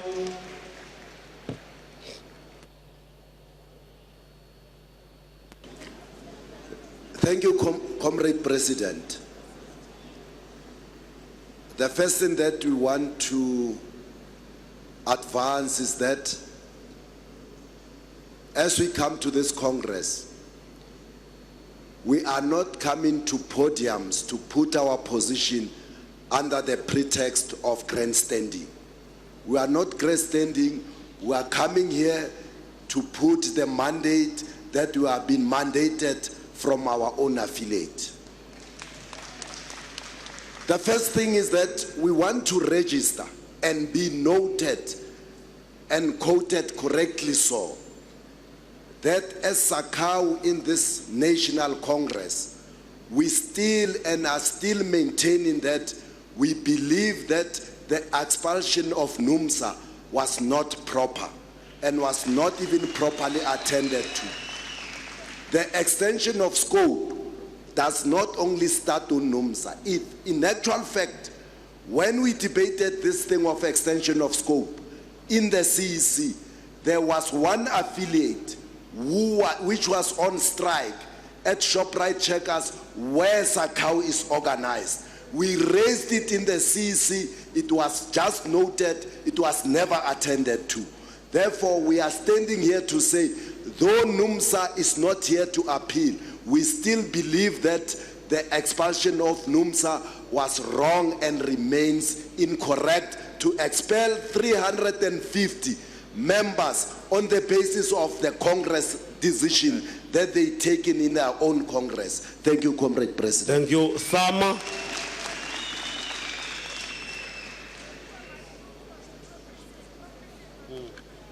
Thank you, President.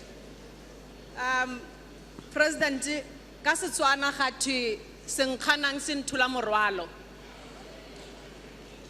In simple terms, we can debate, we can go round and round in 360 degrees.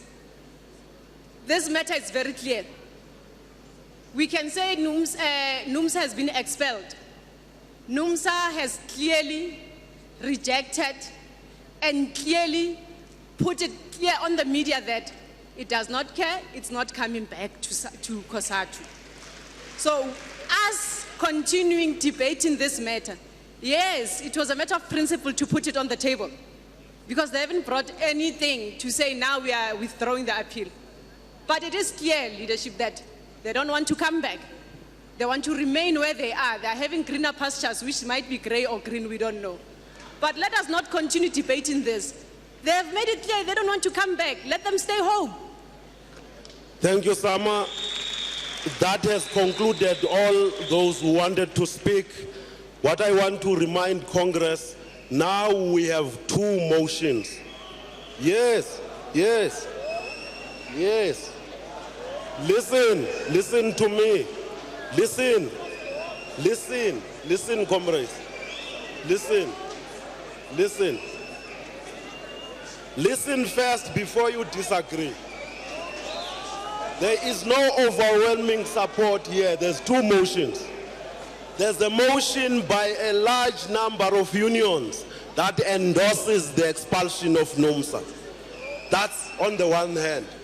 On the other hand, there are two unions, which is FAO and SACAU, that are opposing that motion.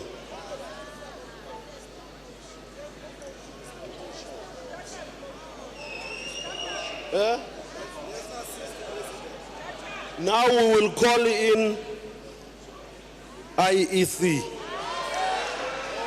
Yes. I can't decide on that matter. There are two motions here. Let me hear what teachers are saying. And NUM, SACAU, fine. Thank you very much, President. As South African Democratic Teachers Union, we want to rise with an absolute.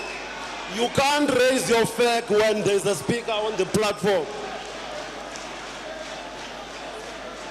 Thank you, Comrade President. Continue, teachers. We want to rise with an absolute procedural point of order against the chair, the President who is presiding over the Congress. We have been listening to the debate since this matter has been opened. The two unions that the President is saying they are opposing, they have never moved any counter motion.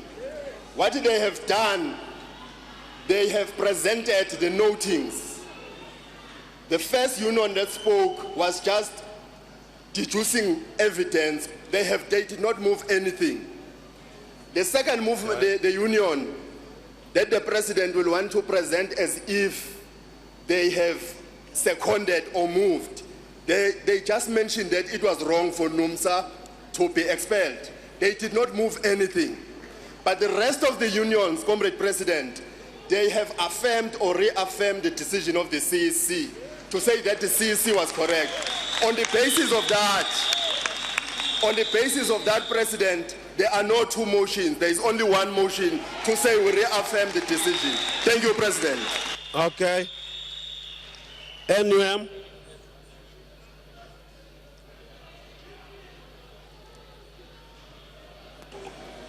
Thank you, Comrade President. Let me firstly align ourselves as the mine workers. Okay, can you hold NUM? Fau, can I hear you? President. Fau, hold. Order, President, order.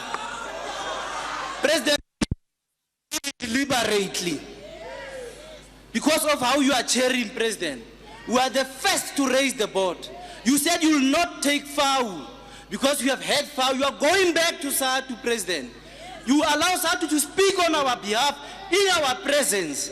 You are not chairing this Congress in the manner that is helping this federation. We will not give up on the federation, but we can easily give up on you, President. If anyone thinks that is going to be the case, we will not be deterred. We are going to sit here, President, until you note us and we make our point. Please, President, don't make us unruly. If you are unruly, then don't make us unruly as far. You are out of order. Sit down. NUM. Comrade President, I want to echo the sentiments. I want to echo the sentiments on behalf of mine workers that Cosatu has raised and confirm our view of the proceedings. No amount of howling, President, no amount of shouting and ill discipline must deter us from the matter at hand. And we want to make a humble plea to you, President, chairing this session, to please be firm. Don't allow ill discipline. We've adopted the rules. If those rules are violated, let's deal with every ill-disciplined behavior in line with the rules that Congress have adopted. If we say we respect the constitution of this federation, if we say that Congress is superior, then you must behave accordingly as delegates to this Congress.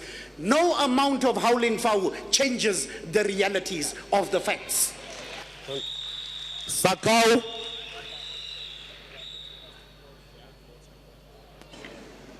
Thank you, Comrade President. It's indeed a very sad day for this federation that the two founder members of this federation are being taken as outcasts of this federation. Susithethelela mhlali ngaphambili asozinyanya thina.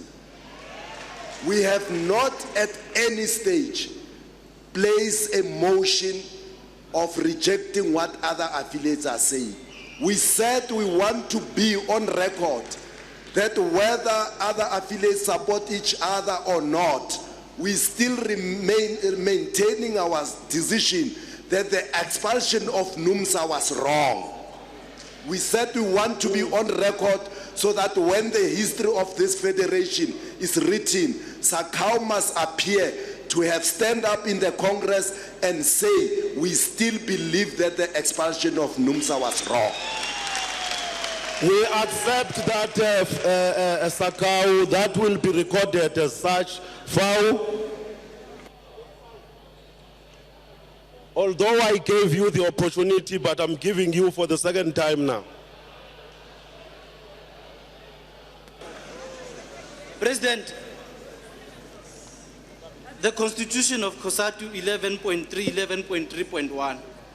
The mover of a motion may speak for 10 minutes or for an additional 5 minutes if another delegate so propose. We are making a motion. The decision by the CEC to dismiss NUMSA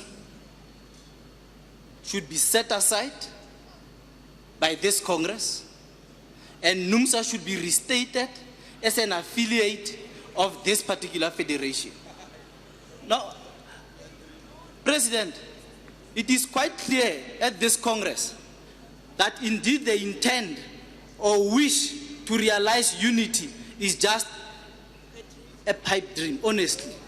That's where we want to start from. If we all say we want unity and cohesion in this federation, we should be allowed to air whatever we want to raise at this Congress. And we should be protected by yourself, President. We didn't address any other union. Now, this is what FAO wants to say. Okay. You cannot dismiss an affiliate or workers for taking a particular view politically. You can't do that as a federation. Okay. Because the reality of the issue is NUMSA is dismissed for taking a particular political posture and particular political decision. Okay. All unions in this Congress have and are still doing that, encroaching under the scope that they are not traditionally supposed to be organizing on. FAO is equally guilty of that, so is the rest of this union. We have got more than 5 public service unions in this Congress as we speak on its own. If we want to build this federation, if we want to unite this federation, if we want to ensure hegemony, we must start to be honest and frank with ourselves. Can you cut him off there? The Constitution gives me 10 minutes. I'm now at my 4th minute, President. Allow me to address you. One of the things that must keep us... Yes, can you cut him off there? Yeah. Now, comrades, I want to get a union that supports that motion that is sponsored by FAO. Is there a union that supports that motion by FAO? Don't say no, that union will speak. There is no union, so the resolution is carried. Thank you.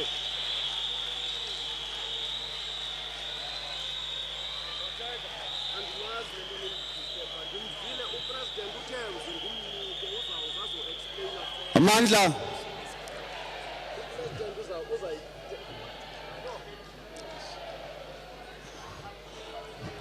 Thank you very much, Comrade Chair. Thank you very much. I just stand up on a procedural issue which must follow now that this step you have just announced you have done. And it is that matter that is in the Constitution that a decision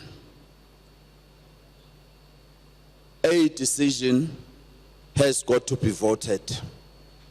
We have taken a decision, but that decision has got to be voted by the Congress. That's the area I want to clarify and have to get you to call IEC to deal with that aspect of the Constitution. You have taken a decision, your Constitution says vote for that decision.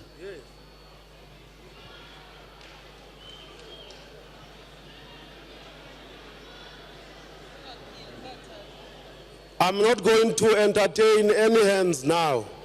What President has explained is gonna be followed in the way he has explained it. IEC, come in.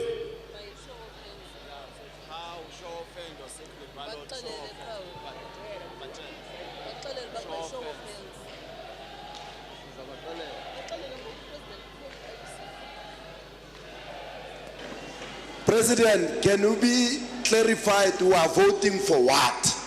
What are the motions that you are voting for? What you are voting for, this Congress has taken a decision to confirm the expulsion of NUMSA. In terms of the Constitution, that is not enough. You must vote for that and show that there was an overwhelming support for that expulsion. We can't say there was sufficient majority. How do you quantify that sufficient majority?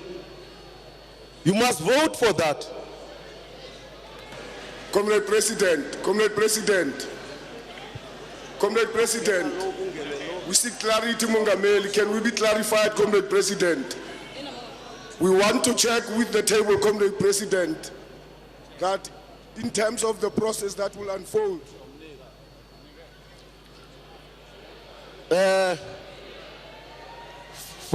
What is it now? Comrade I've President, noted Satao and teachers. Comrade President. And Sakau. Mongameli, with due respect, my leader, we want you to assist us, Comrade President. We have noted the process that will unfold, and we are prepared to engage in that process, but we are locked in a dilemma here, and you need to assist us, Mongameli. What format will be utilized in the upcoming process, Comrade President?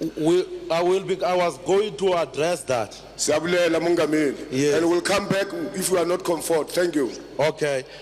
Satao, were you going to speak on that as well?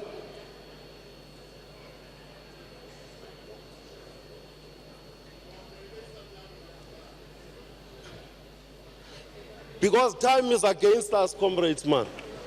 Because I wanted, let me cut this matter short so that you must not put any further questions. We are going to vote in terms of what the president has explained. And that vote will be by show of hands. That's it.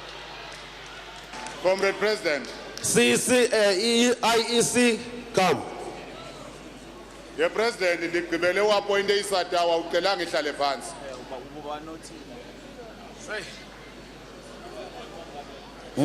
Mongameli. Mongameli, siyacela. Asifuni kuniphatha kakubi kule tafile. Nathi asifuni ukuphathwa kakubi. Siyacela Mongameli. Niyasikhathaza. And we don't want to come at the point, Comrade President, where we are going to make you feeling unhappy in chairing this meeting. Because, Comrade President, direct us on what the President was saying. On the clause that simply says we should now go on a vote. Our understanding as per this Constitution of the Federation is that when there are two motions, that motion must be decided by a vote.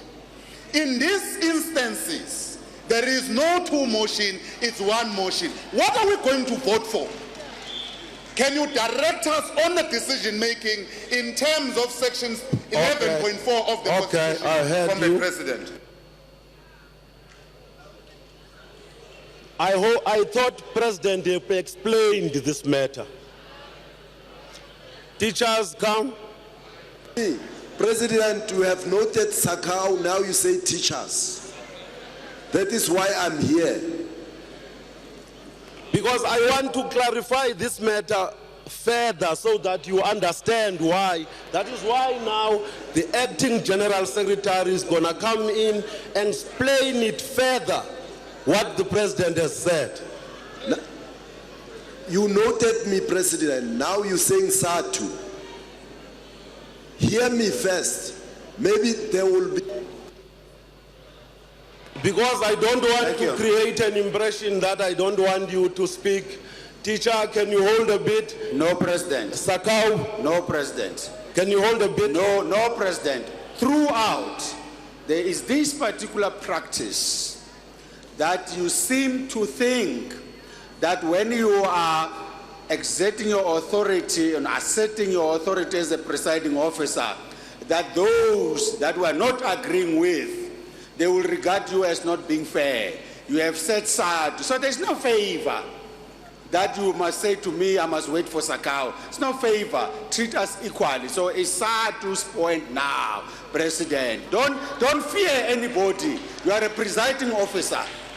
You are in charge, President. I fear no one. I'm trying to create order. But you are saying, fear that you will say, I don't want you to speak. That is fear, Comrade President. It's not informed by anything. Don't fear. You are the presiding officer.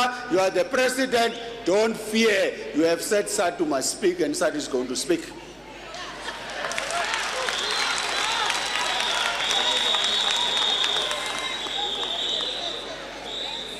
Thank you, Comrade President. Except where otherwise provided in this Constitution, the meeting makes a decision if a motion is duly seconded. The motion by Fau was not duly seconded, therefore there is no counter motion. There's one motion that must be carried because the other motion was seconded, therefore there's only one motion. So we can't be voting, Comrade President, because what are we voting on? Because here we are saying there is one motion that we have carried and therefore it has been seconded, unless stated otherwise in this Constitution. I will invite to the podium the acting General Secretary to make his comment.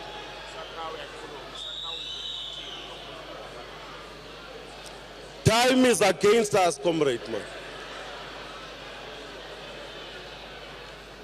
Okay, Sakau. Thank you, Comrade President. Mazia is out. I thought he will threaten you by withdrawing the nomination and reopening the nomination. But what? No, I'm not bothered by that. Why we are standing here, Comrade President, is that it's a common cause. The only time when you vote is when there are two positions that don't agree to each other. And the other thing is that we would want to be referred to the clause that says we must vote now, because there's no motion, there's no two motions here. We were just making a statement and we have emphasized as Sakau that we must be recorded in the history books of Cosatu that we maintain that expulsion of NUMSA was wrong.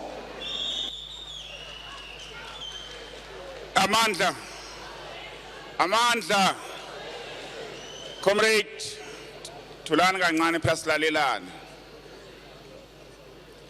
Comrade, we must separate a practice and the interpretation of the Constitution.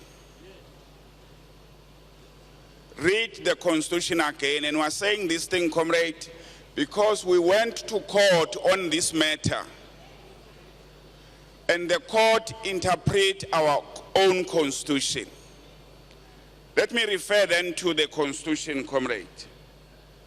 Page 54 of the Constitution that the comrade Mkwena was reading. 11.4.1. It said a motion is duly seconded. That's the first part of it. The motion must be duly seconded. It then says, secondly, the motion is carried. The motion that is duly seconded is carried if a simple majority of participation vote in favor. It doesn't talk about an opposite motion. It talks about one motion.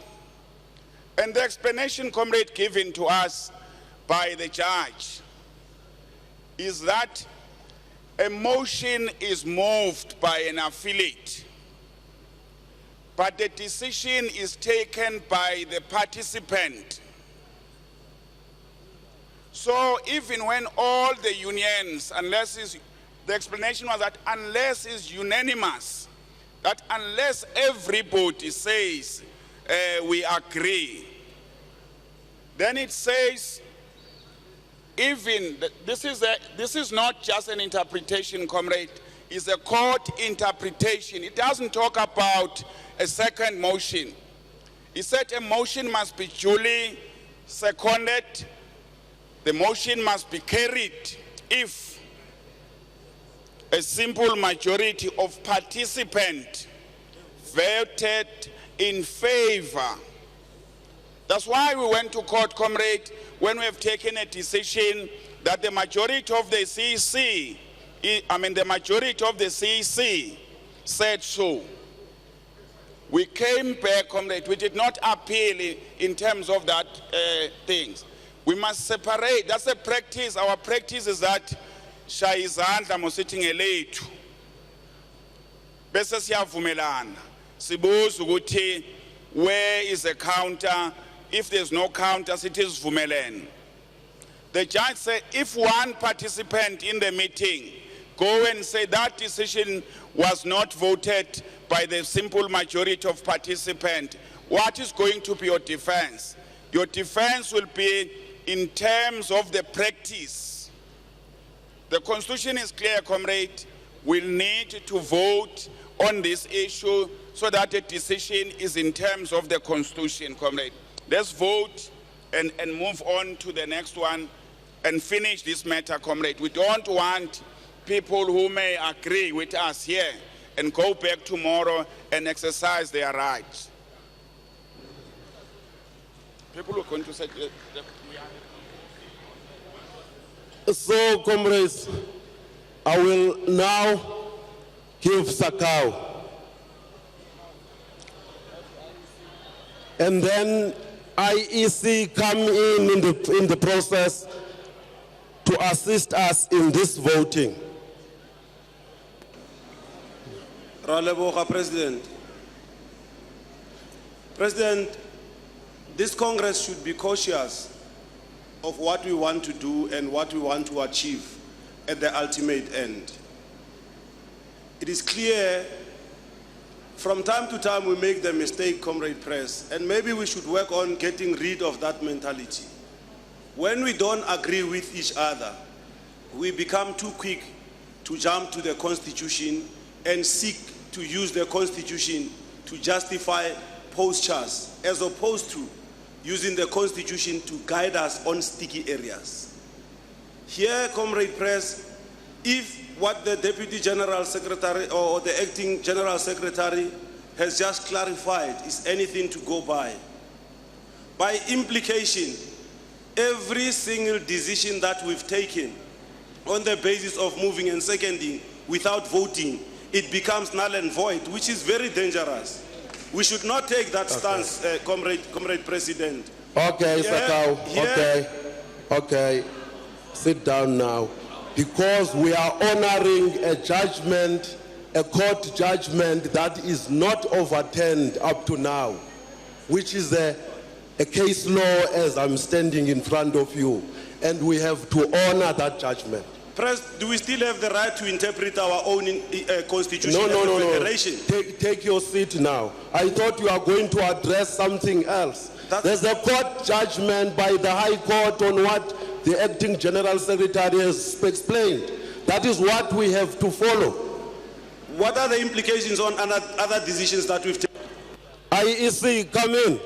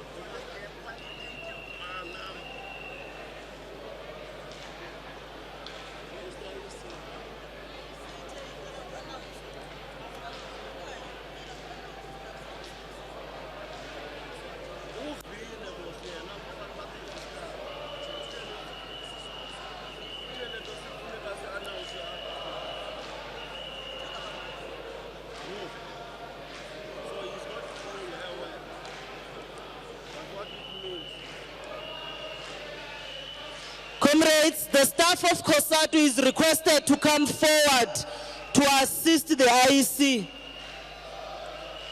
Staff of Cosatu are requested to come forward to assist the IEC with the voting process.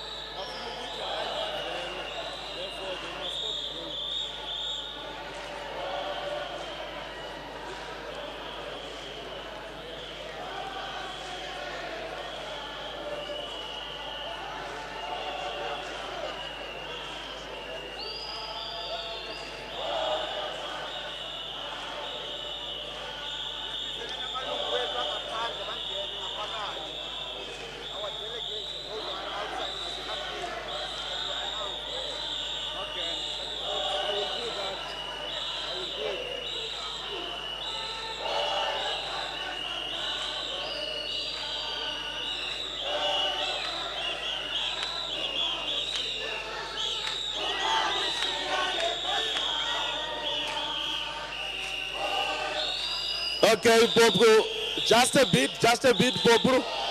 There's an announcement I want to make, Bobru. There's an announcement, Bobru, can you hold a bit?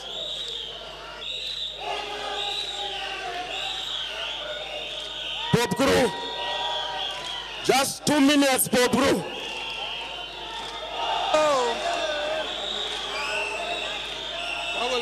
Bobru.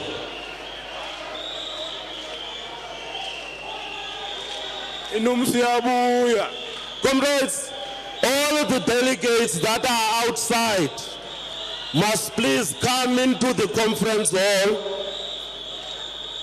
All the delegates that are outside must come into the conference hall, and the leaders of delegations from affiliates must also assist us to bring their delegation inside.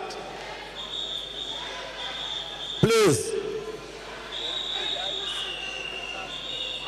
IEC, over to you now to outline the process. Ladies and gentlemen, good afternoon once again. As you have just resolved and generally agreed that this motion that is now tabled needs to be decided by a vote. Here are the procedures. And let me just reread the motion that everybody is aware what the voting process is going to be all about. The motion is to confirm the expulsion of NUMSA. Am I correct? That's the motion, ladies and gentlemen, colleagues, to confirm the expulsion of NUMSA. Now, we have 6 voting blocks or sections of this room, okay? Now, I'm going to have colleagues assisting me with the counting of votes. But let's just agree on how the voting is going to happen, how you're going to express your choice in other ways. Now, those who are going to be in favor of this motion, which is to confirm the expulsion of NUMSA, will have to stand up, okay? You don't have to do it now. I'm just explaining to you what's going to happen. Those who are going to be in favor of the motion to confirm the expulsion of NUMSA will have to stand up. Secondly, those who are against the motion to confirm the expulsion of NUMSA will sit down. And they do not have to fold their arms. You're just going to sit down and let your arms loose or rest on your desk or table. Now, lastly, those who are abstention, they will need to sit down and fold their arms. I hope the different markings or different indications are very clear. For the motion, you sit down. Against the motion, for the motion, you stand up. Apologies. For the motion to confirm the expulsion of NUMSA, you're going to stand up. And if you are against this motion, you're going to sit down without folding your arms. And lastly, those who are abstention, you are going to sit, but you must clearly indicate that you are against by folding your arms. Is that clear? Great. Okay, now, can we all sit down so that we can clearly see what the intention is for each one of the delegates here? Can we kindly sit down, please? As you all know, it's a democratic process and it doesn't always favor everybody. So let's exercise it and see what the outcome is.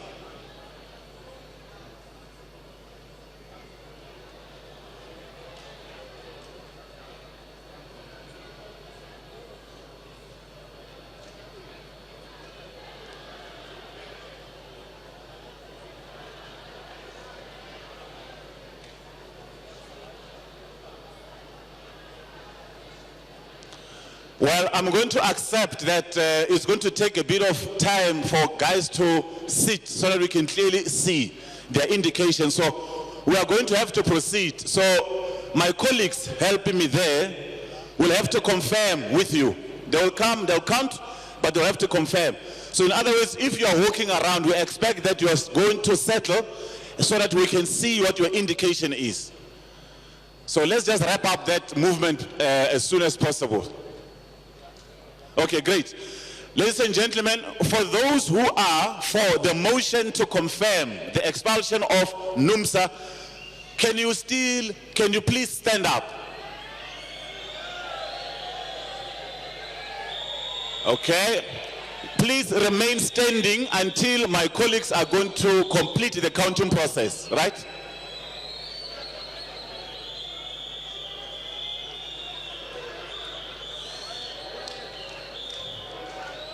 Can we just vote as silently as possible? I know it's not 100% possible to be completely silent, but can we just tone it down a little bit?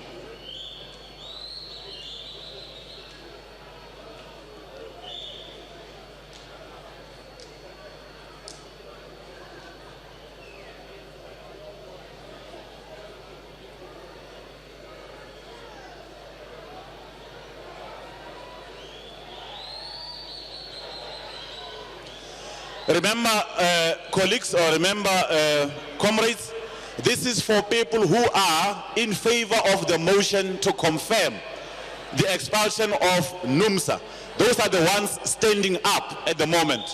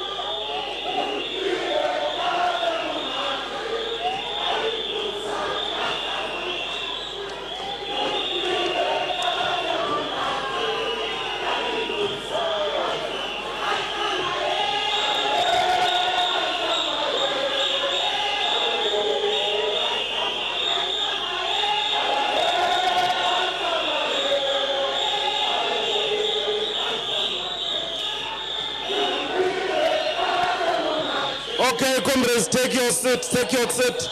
Take your seats now.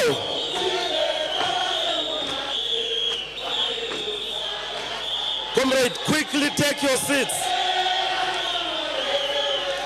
You are wasting more time by singing.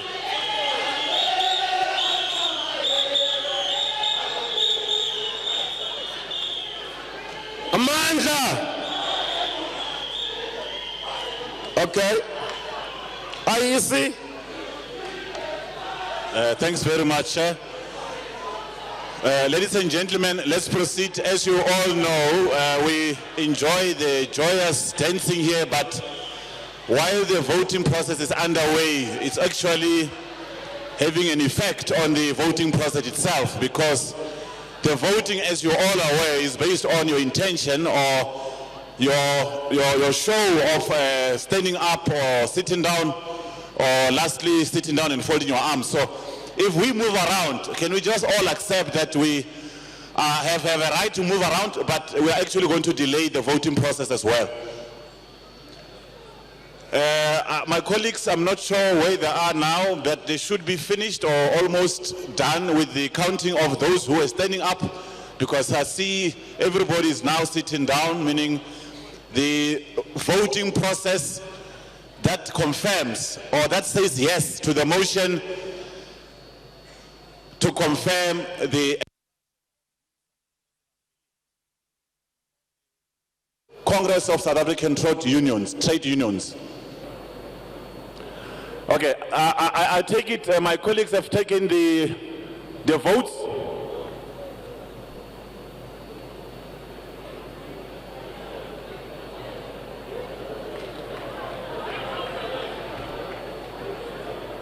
Kanye?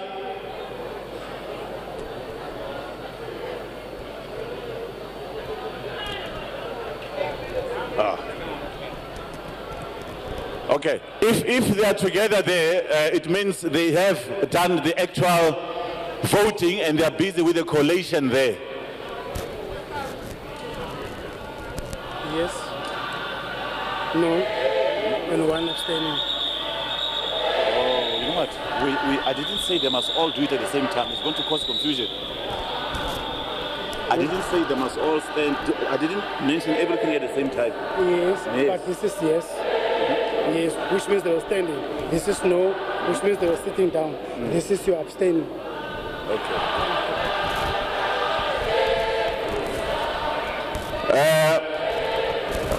Brothers and sisters, comrades, I have the results with me here. And we clearly indicated when we started that the different choices are indicated by either standing, which is confirmation. Secondly, it was against, and therefore you had to sit down and not necessarily show any folding of arms. And lastly, if you were abstaining, you had to sit down but then fold your arms. Now, the results are as follows. Abstention. As you guided me to indicate how many people decided not to take part in this election.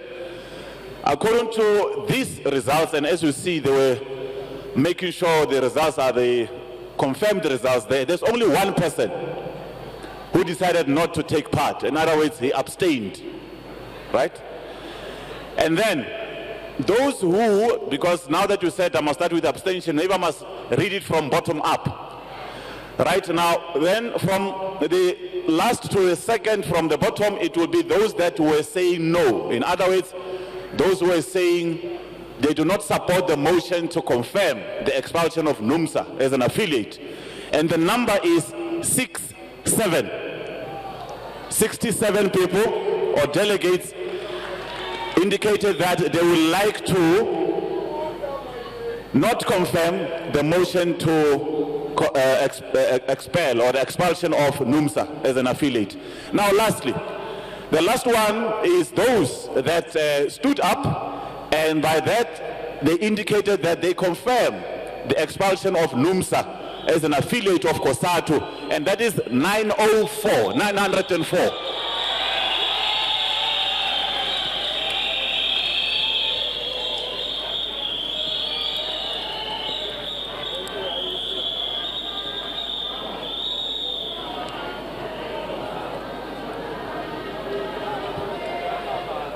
Thank you.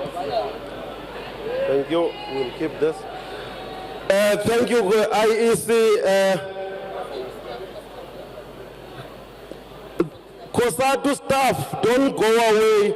The Congress is not concluded. Come back. Now, we are inviting the Acting General Secretary to table the second appeal. Second appeal.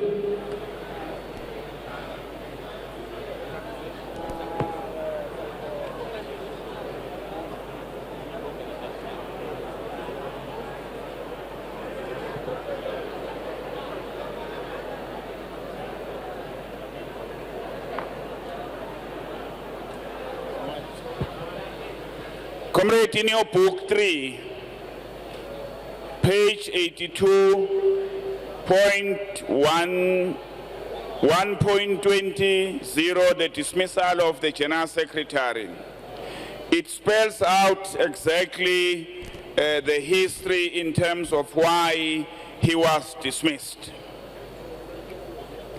And this was given to yourselves, comrades, to read. It was circulated immediately to yourselves. We did exactly the same. We advised the General Secretary for his right to appeal, which he appealed and submitted his appeal. In fact, he submitted his appeal 3 times. But the content of his appeal, comrade, was that he wants to register us in terms of the Constitution. He will not give reason. He will address the Congress directly. So there were no reasons stipulated in terms of his appeal. We wrote to him as directed by the CEC and said he must explain the basis for his appeal, as well as whether he wants to amend, bearing in mind that he did not put the argument forward. He did not respond, comrade, save to say the statement that we read in the newspaper that he was no longer interested. He will not make his appeal to this Congress. But on the basis that he had already appealed and that we have agreed in the special CC and agreed again in the Special National Congress that this matter belonged to this ordinary Congress. So we tabled the history of this issue, comrade. The decision are for the unions to take. Thank you, Brother Tiger.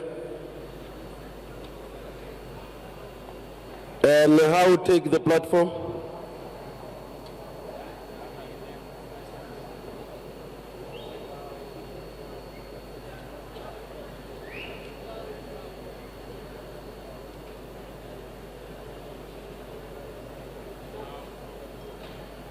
Now take the platform. You are on the list. Thank you very much, President. Comrade said, listening to the presentation by the Acting General Secretary, it does appear to us that there was an intention to register to appeal, but in the end there was no appeal, because there are no grounds for appeal that this Congress can listen to as to why the decision taken by the Central Executive Committee should be set aside. Now, Comrade President, the shop stewards, we represent members. We know the process of appeal. We know what is it that we must put in the appeal. Now, we do think that it means, Comrade President, that the decision taken by the Central Executive Committee remains intact, saying that there was no appeal. Thank you very much.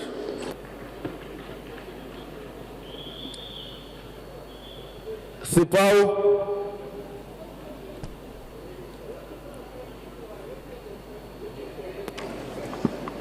Thanks, Comrade President. Comrade President, we as a power rise to affirm the decision as taken by the CC that Zwelinzi Mavavi remain expelled from Cosatu. Thank you. Okay.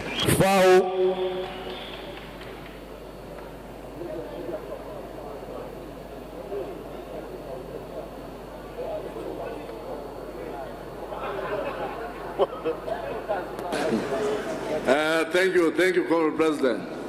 Honourable President, one, I think we must differentiate between an employee and as well as the members of Cosatu. Here we're talking about the General Secretary, which was to be offered a proper disciplinary process, which in this case, that never happened. What actually happened, it was the CEC with its own kangaroo court and dismissed the General Secretary without following a proper process. The CEC can never be a kangaroo court. It is the constitutional structure. It is in terms of any disciplinary matter that deals with a worker. Well, if you are not prepared to obey this order, sit down. Top crew.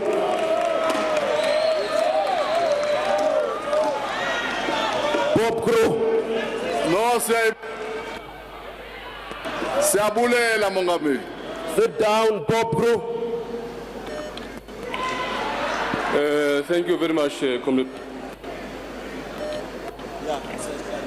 Comrade President, we rise as Pope, Comrade President, to give a full support on the confirmation of the expulsion or the dismissal of the former General Secretary of the Federation, Cosatu. We further endorse that indeed we have satisfied ourselves as the Police and Prison Civil Rights Union that the dismissal of former General Secretary was both substantively and procedurally fair. And we further endorse, Comrade President, that in terms of the report, there's a recommendation on page 88 that says all outstanding allegations against the General Secretary, former General Secretary, will be processed by the National Office Bearers through a properly constituted task team, which will be working with various experts. That also, Comrade President, we confirm. Thank you very much. Thank you. Satau.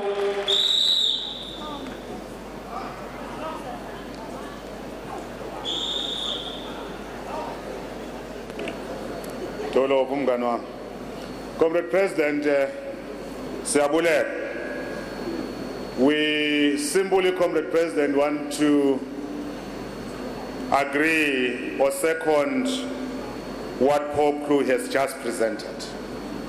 We are also satisfied that the Central Executive Committee indeed apply its mind and apply what is directed to Section 10.4 of the Constitution of this Federation.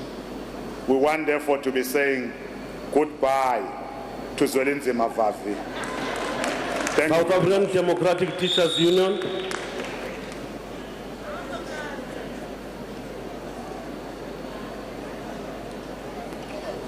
Thank you, President. The South African Democratic Teachers Union is satisfied that the CEC acted according to the Constitution of Cosatu, the law and common law. We are also satisfied that the expulsion of Zwelinzima Vavi does meet constitutional muster, and therefore as SATU, we want Congress to sustain this expulsion and further. We want Congress to declare, perhaps at the end of the day when we make a declaration, that none of us should ever believe that we are above the organization. Okay. None of us. Thank you very much. NUM.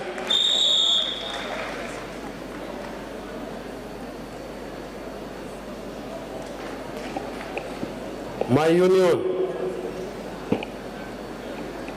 Sizawugqibela sokugxothile nawe xa uzawuthi union yakho ye-NUM yabasebenzi.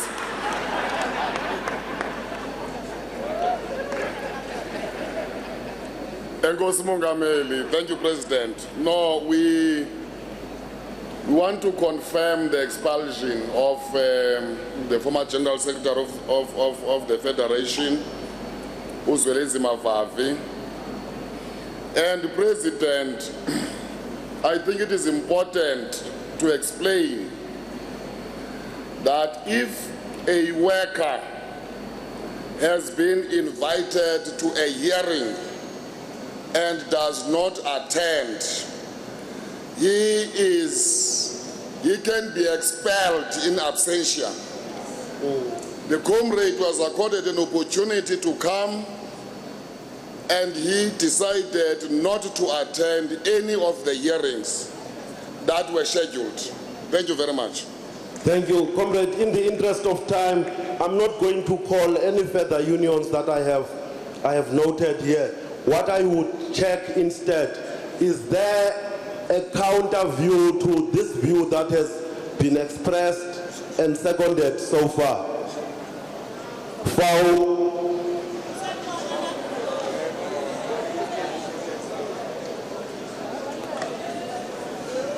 No, thank you, Comrade President. We countering because it's dangerous for a Congress to have a resolution on an individual. We believe that it is important that we discuss this matter as part of unity and cohesion and not isolate it to be a resolution on one person.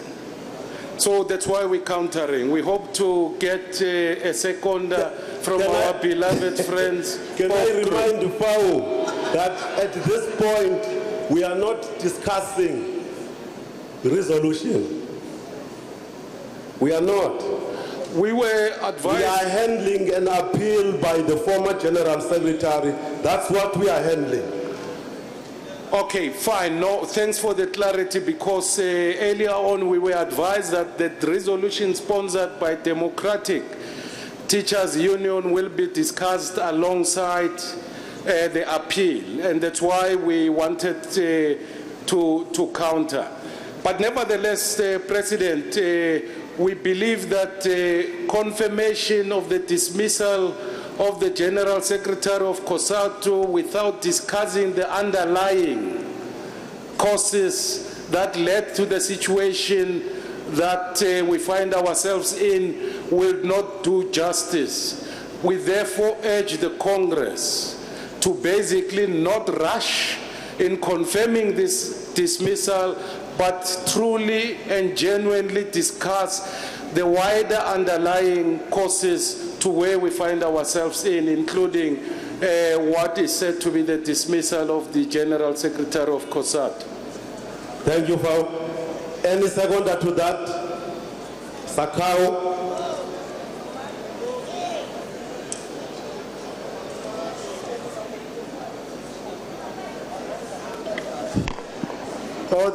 Thanks, President. We note that here you seem to be confusing two issues. You talk of expulsion and dismissal at the same time. The two are not necessarily the same. But the first speaker said there is no appeal. Therefore, it becomes a political decision. It is in that context that we second FAO. If you are to have a political discussion on the issue, you must discuss the underlying causes of the action. Thanks. Okay. Without any further waste of time, the procedure that we embarked upon on the earlier appeal will apply to this one. Where is the IEC?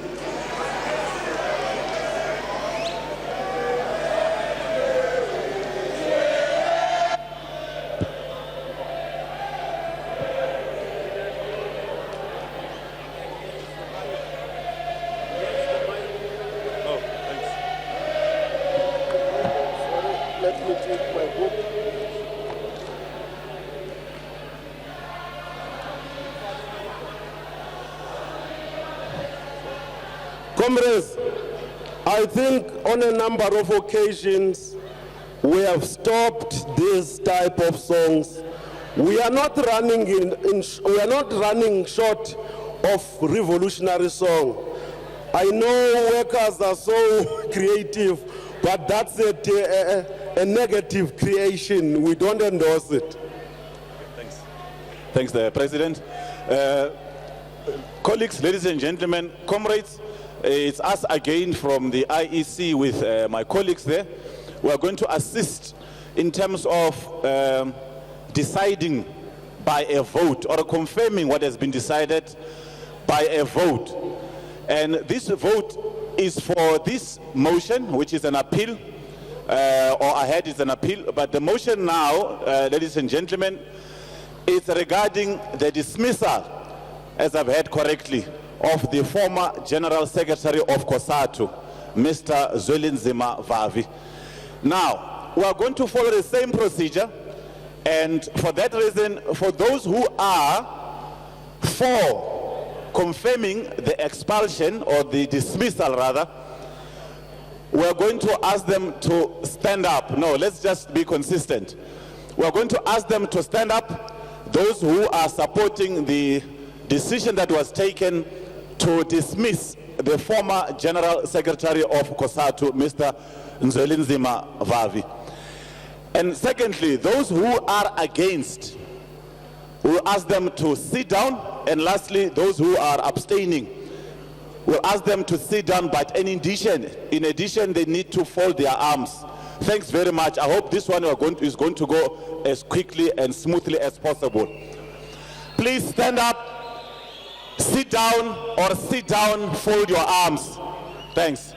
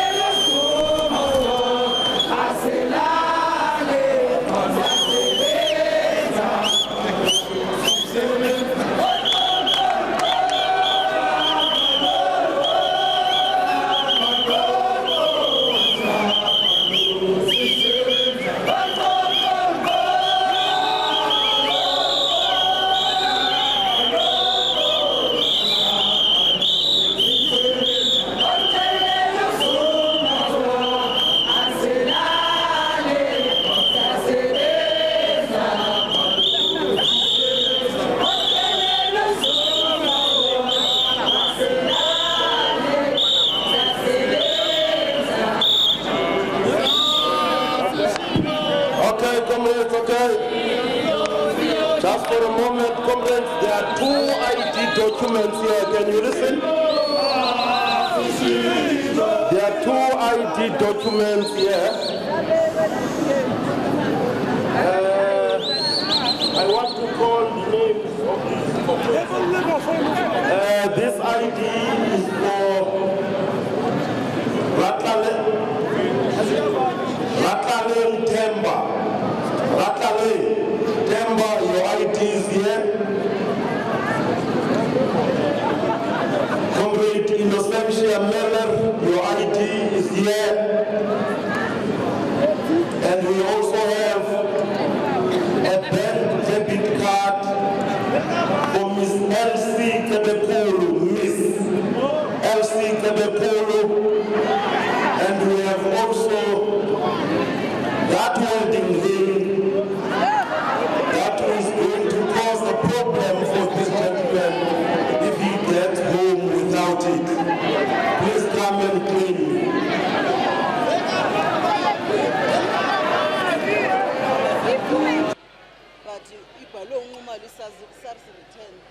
Kukho ibag yalapha i-comrade leyo is from Sakau ibhalwe Skananda, but xa sijonga i-document inside they also reflect the name of I Numalo, and those documents are documents from SARS.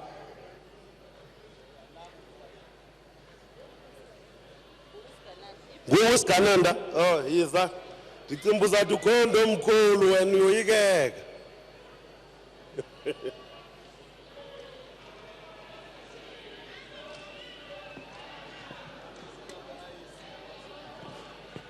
IEC, come. I don't know what to do with it. As our collections, yeah?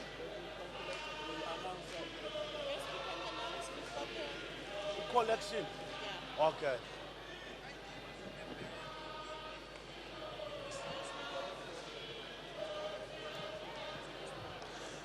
Okay, once again, comrades, ladies and gentlemen, brothers and sisters, it's us again with the feedback or the outcome of the voting process.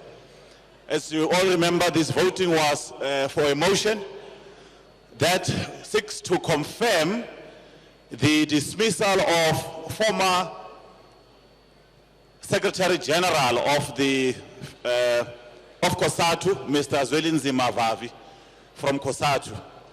Now, here are the results or the outcome. And should I do it in reverse, like before, right? Now, the number of people who abstained, who decided not to participate, or who actually sat down and folded their arms is 27, 2-7.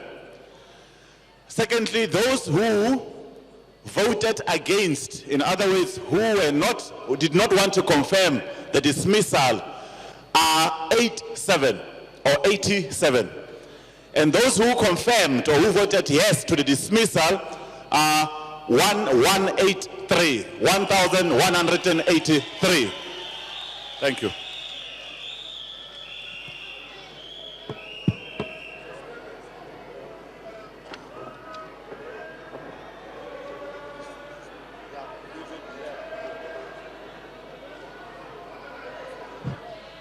Comrades, time is against us. We now present the minutes of the Special National Congress for confirmation. Remember, you have not as yet confirmed those minutes. Sakau.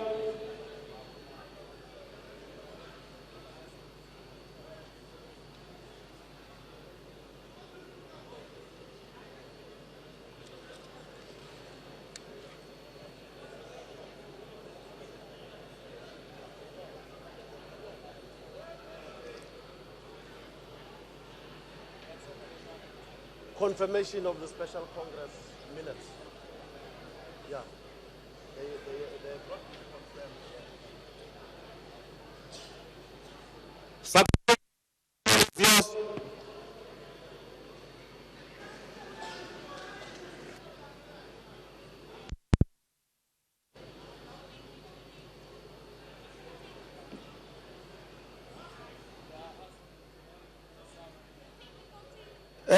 technicians, can you help Yeah. with the mic? It's okay. It's working. Okay, donkey, but no. President, our proposal is that the minutes should be noted.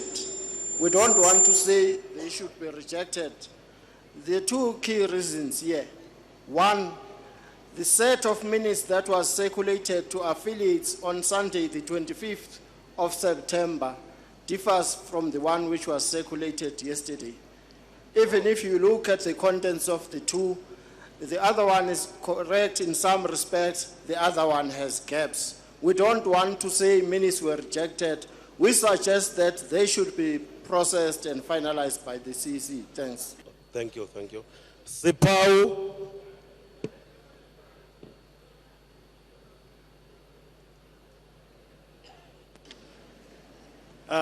Thanks, Comrade President. Comrade President, we are in an unfortunate position that the only set that we have is the one that was distributed at Congress. And as a result, we would then say we actually rise for the adoption of this set of minutes. But given that there are comrades who have that view of deferring them to CEC, we are not opposed to that view. Thanks, Comrade President. Thank you. Fau.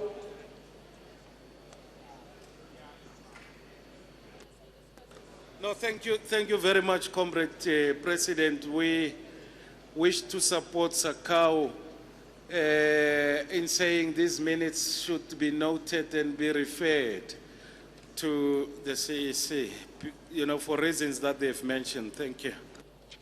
Thank you. I think there's a decision. Is there any counter? 1, 2, 3, none. Thank you, comrades. We are through with that. Now we come to Congress declaration of, the finance have not been tabled as yet. Finance, please. Finance. Oh, I did not put them. Oh, I must keep this thing. Are you audible here? I don't know. Can you speak? Okay. Is it going to disturb you? No, it's fine, Comrade President. Sakau? Is it Sakau? Sakau? No, Comrade Chair, I'm not raising a point of order or anything, but a point of exigency, please. Comrades, I would appeal to the delegates here to desist from songs that are degrading to women, that are perpetuating gender stereotypes of women, even if it is about a man that is committing sexual harassment. We need not perpetuate things that are degrading to women, and yet we've adopted a sexual harassment policy, we've adopted a gender policy, and men singing about women's private parts. This is really a foreign practice in Cosatu. And Comrade Chair, Comrade President, I want you to call this Congress, delegates who are participating, both men and women, to order. Sakau, you are correct. We want to condemn that, comrades. Remember, as office bearers in front here, we condemn any song that seeks to denigrate the person or whatever that person may possess. That is wrong, is uncultural, is un-African. We condemn that, comrade. Treasurer, you may take the podium now. Thank you, Comrade President. Good afternoon, Comrade Congress. We are tabling the financial report for Congress, and we believe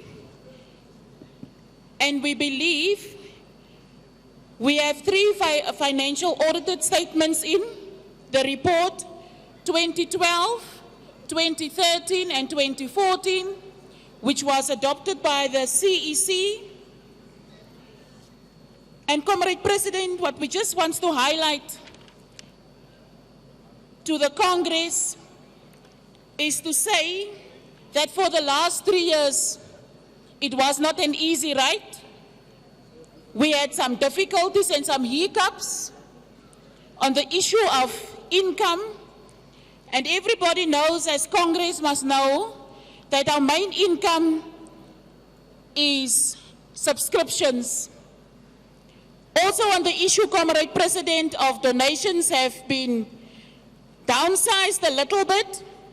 So therefore, Comrade President, we believe that this financial report was scrutinized by the Congress, and we table it as read, Comrade President, with the three audited financial statements, 2012, 2013, and 2014.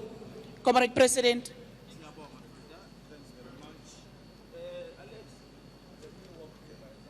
Thank you, Treasurer. NUM.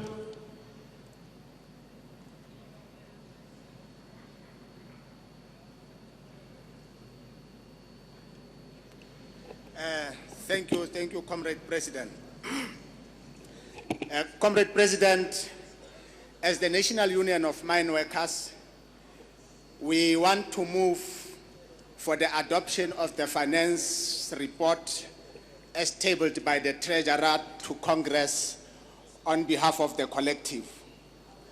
Secondly, Comrade President, we want Congress to note the qualification, and our understanding is that this qualification, Comrade, does not point out to any irregularity on the usage of funds.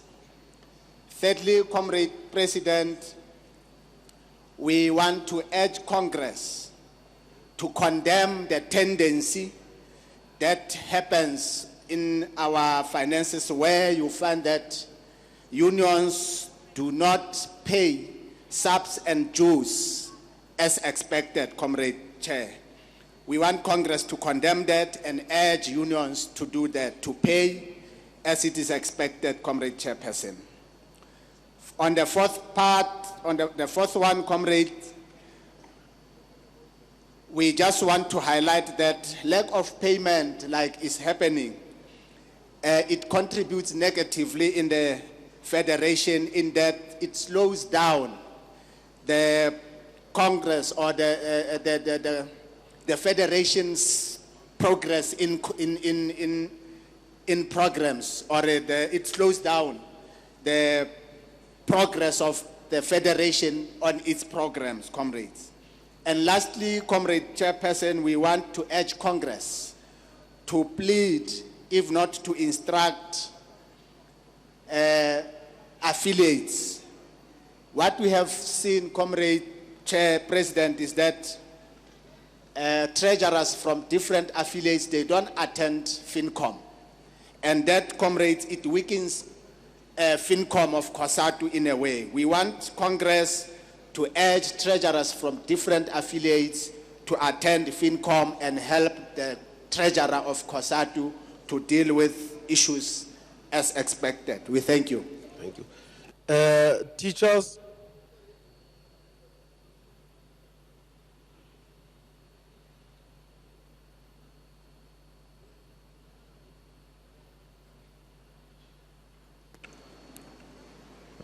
Comrade President, thank you so much.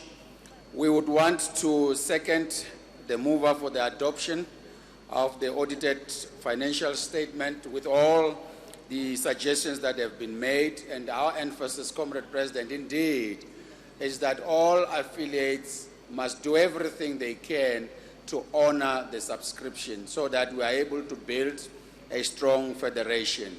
It is not going to help when comrades only pay in order to qualify to attend congresses, because it's not only the event of the Congress that is important. What is important are our programs, our campaigns, and being able to occupy the space as we are facing the attacks, both from capital and from the media in our own country as they move towards ensuring that they undermine collective bargaining in our sector. So we are saying, Comrade President, we adopt these particular statements. Sakau.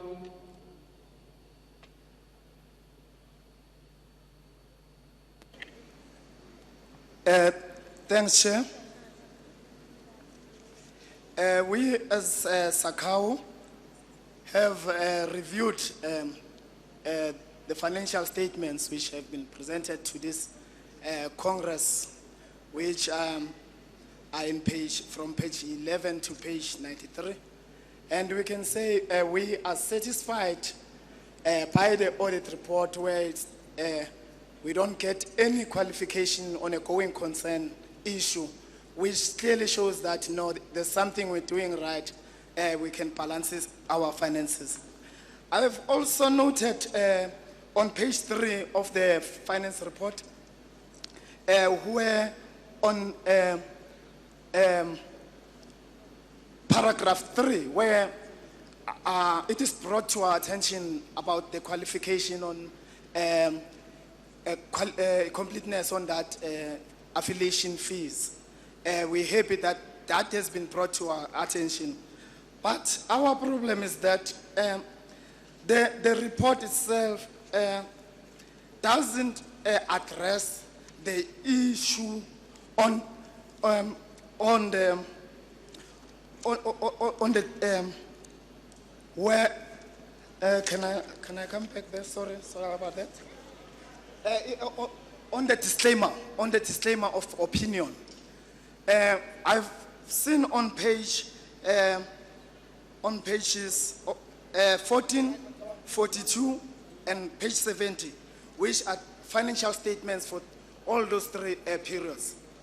When an auditor gives that disclaimer of opinion, he clearly states that he's not expressing an opinion at all. So if we can go, maybe let's go on page 14 and read on that disclaimer of opinion. What does it say there? It says, okay. It's a basis of disclaimer of opinion, group annual financial statements. The Federation has not presented consolidated annual financial statements as required by International Accounting Standards 27, consolidated and separate financial statements.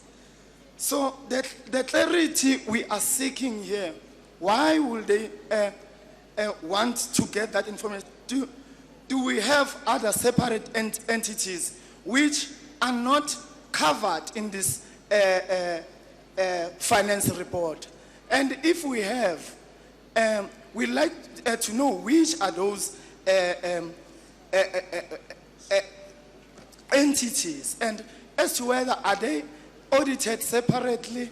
If they are audited separately, why don't we have that set of financials on this report? And if they are not audited, then why? So that is the only clarity I seek for. Okay. Answers to that? Oh, okay. Before that, Fau.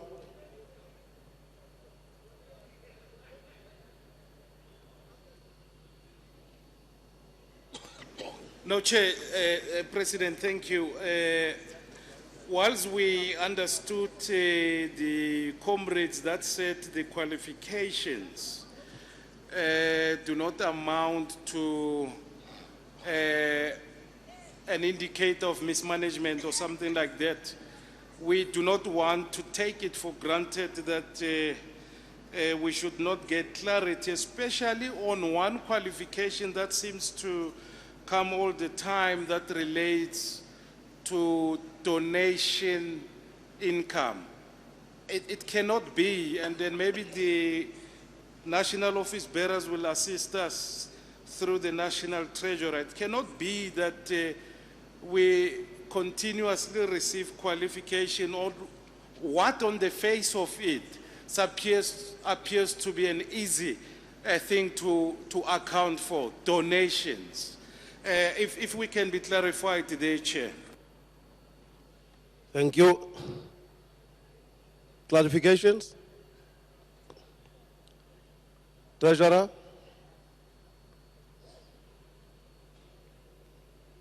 Tishal upagamisile? Upagamisile utishal? Okay.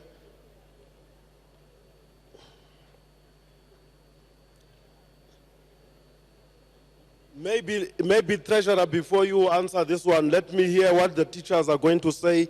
Maybe you answer everything. Teachers?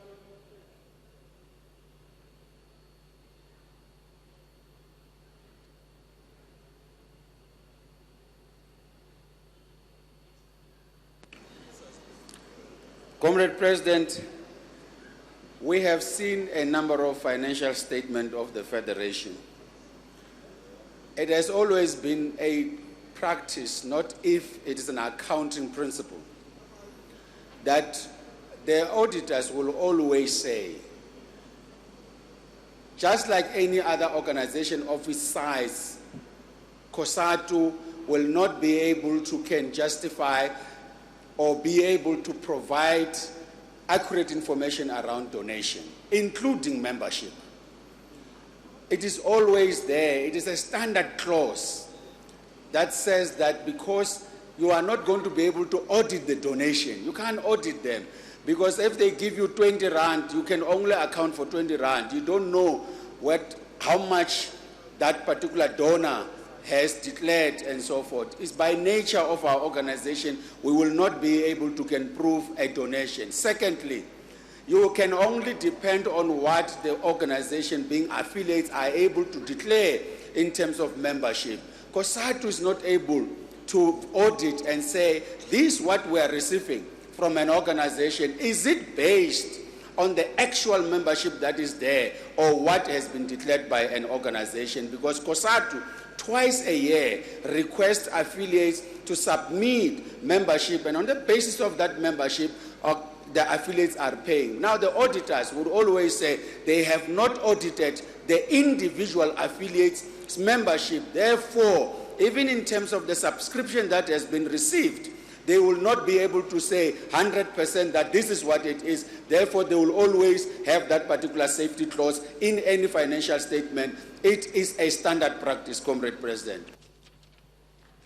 Thank you, Treasurer. Treasurer, you may come now.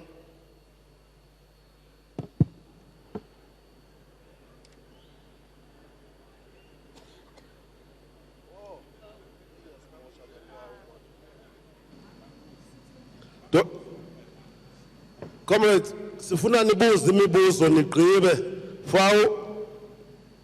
Please, man, ask all your questions. No, just to short-circuit the process. We understand what Democratic Teachers Union says in terms of affiliation fees. We were asking about donations income. Thank you. Yeah, okay. Treasurer, come. Thank you, Comrade President. I think the General Secretary of Teachers did clarify the issue of donations. We cannot confirm to say that we're going to get that donation, Comrade Fau. So therefore, we got that qualification from the auditors. Secondly, Comrade Sakau, on the question that you have asked, it is Kopano Kimatla, which is a separate entity from Cosatu. And it's a political decision that we cannot put Kopano Kimatla as an investment arm into this financial statement or document from Cosatu. Thank you, Comrade President. Thank you, Treasurer. Dinosa.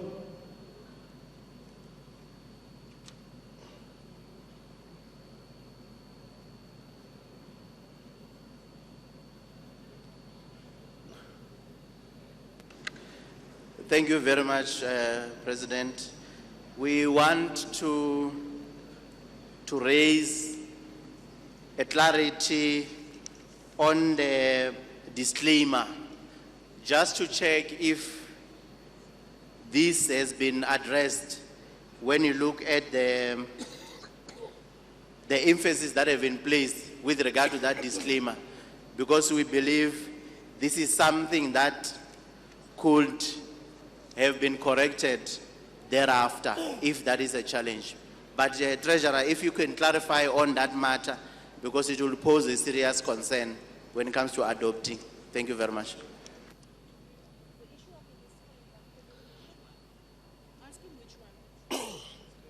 Dinosa,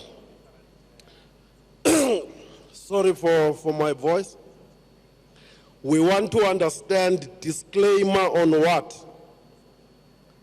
Be specific. Because they are, yeah.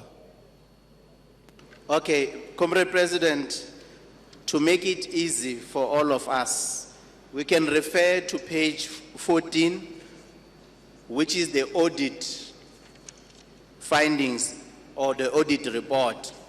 And in page 14, there is a disclaimer that has been mentioned that follows the issue, the latter that we have dealt with, the qualification. That part of the qualification on the basis of the two emphases, it is practically impossible. We understand that part and accept it.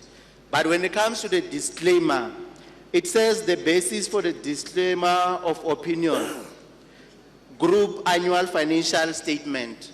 It then says the Federation has not presented consolidated annual financial statement as required by IAS 27.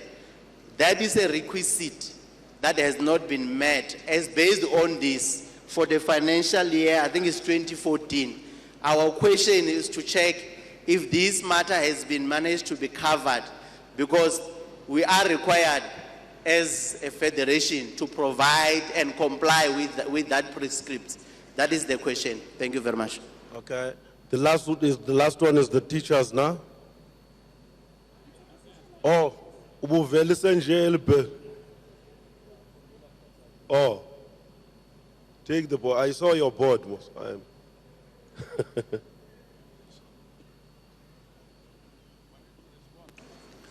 Thank you, Comrade President.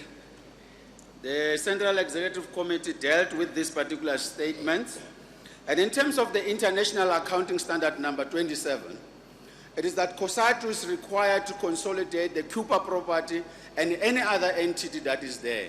But currently there's a weakness in terms of how we can deal with it, because we have got a board of Cuba property that deals with their own things, and therefore it's a weakness that we must address. So this particular disclaimer is going to remain until such time we are able to align and synergize all the entities of Cosatu, including your Kopanoke Matla, which has got a problem, and therefore it is not practical under the circumstances, therefore, to be able to consolidate all these particular statements of these particular entities. Therefore, we are not complying with this particular International Accounting Standard number 27, not because we want, but because of the capacity which we have got to address, but also because of the practicalities under the circumstances of these particular accounting bodies, which you have a board, you have a Central Executive Committee. Those particular boards, those particular bodies have got to be realigned and be synergized, and therefore will be able to can satisfy this. So this particular standard will remain for now, Comrade President. We want to plead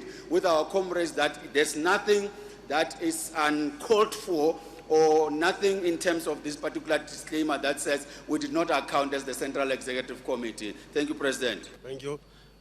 Treasurer, can you round off? The teachers have explained this thing very nicely.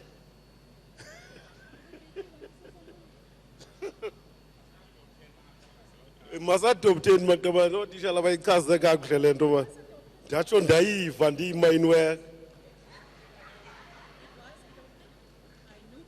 The proposal for adoption was from NUM and okay, now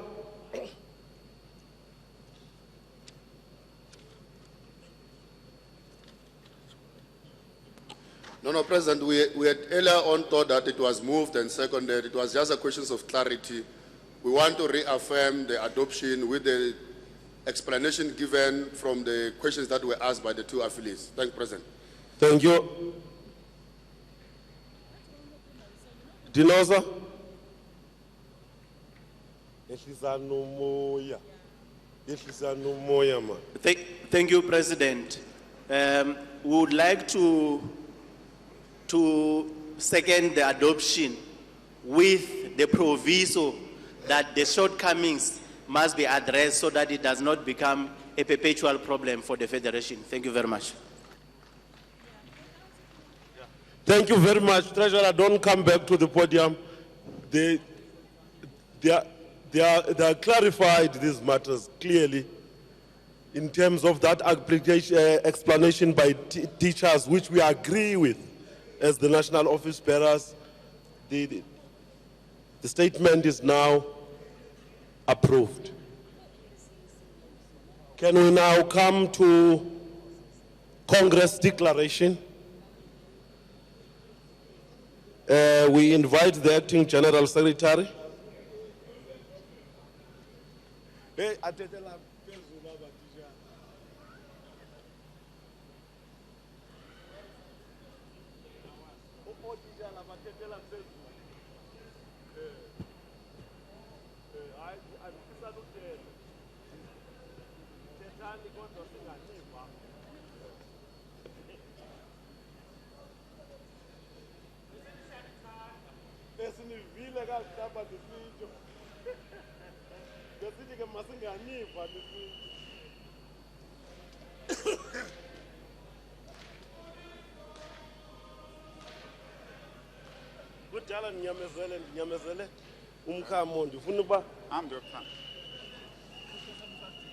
Amanda, comrades, iskati sidlwe inja. Can I say the following, comrade?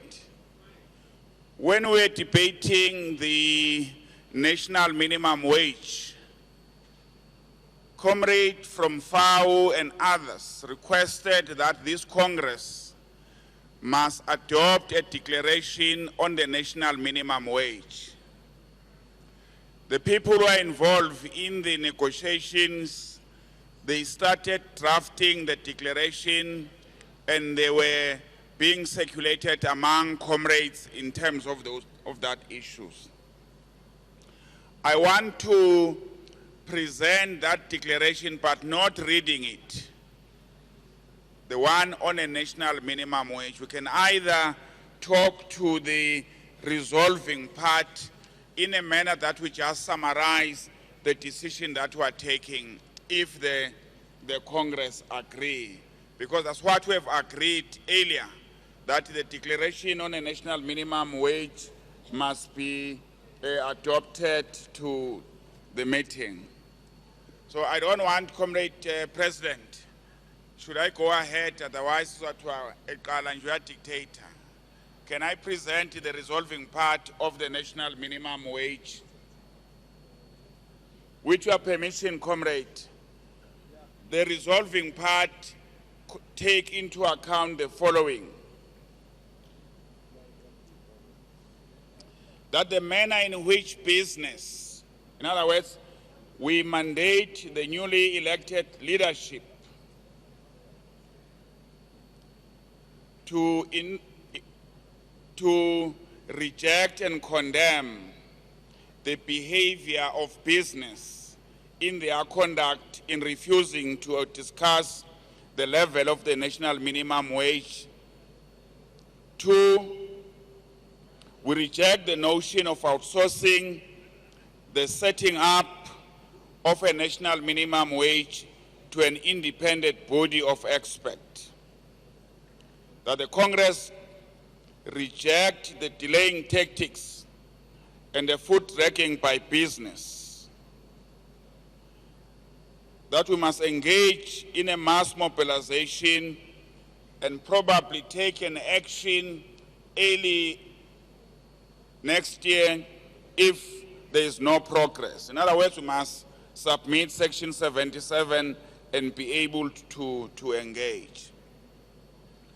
On the level of the national minimum wage, the meetings confirm what we were talking about yesterday, that the benchmark should be at 40 to 50% of the average wage, but must also use the poverty line or the minimum living levels as the instruments of determining or engaging in network to come to a conclusion. We must reject with contempt the research presented by Treasury on the architecture of the national minimum wage. We must endorse the position that if it is preferable to minimize the exclusion and exemption, that we must accept the approach to exclude very limited categories, and agree that we must look at a tired system to prevent the employers or government setting the national minimum wage at a very, very low level, comrades. What we're suggesting is that we must just adopt the declaration on the national minimum wage, and if we agree, we can make comments either in the CEC to clean it or to add the concerns that the comrades may have. On the Congress declaration, comrade, the team has made the following declaration, which I will try to read, that we, the delegates of this 12th National Congress, hereby declare that ideologically we remain a militant and radical trade union movement that wants the country to move towards socialism. The Alliance remains a critical vehicle towards the attainment of the NTR. We'll defend the Alliance with all that we have and will ensure that it remains united and coherent, and that it must advance our needs as workers. It is in this regard we want to call on the SACP to expedite the process of its commission to look into the contesting state power in the very near future. The SACP remain the political vehicle of the working class and workers in particular. It is incumbent upon us to defend it against the emerging anti-communist sentiment and the attacks on the General Secretary by a faction within the movement. A concern that the ANC is paralyzed by internal factional battles and fixation with the leadership contest, as the strategical ally Cosatu calls on the ANC to maintain its established tradition and practice regarding the succession of leadership. The Congress further deplores and spoke strongly against the use of money and resources in the broader Congress movement for factional purposes. In the immediate period ahead, we undertake that our organization building programs and campaign shall include the following.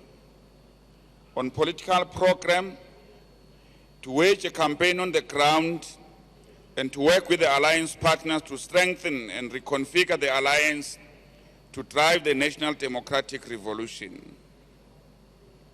To strengthen the socialist axis under the leadership of the SACP, to advance in a programmatic way the struggle for socialism. This will also include participation in the SACP process towards a decision on how it will relate to electoral politics in future, guided by the 9th Congress resolution and the SACP 12th National Congress, and its special National Congress resolution in this regard. As part of the task to develop political consciousness, we'll run a joint program with the SACP focusing on ideological training of our leaders and members. We'll make a resource available to mobilize the overwhelming victory of the ANC in the forthcoming local government election, to openly contest and defend the centrality of the working class as the primary motive force in the NTR. This will also include openly contesting and defending the working class business and the mass-based character of the ANC through visible programs on the ground.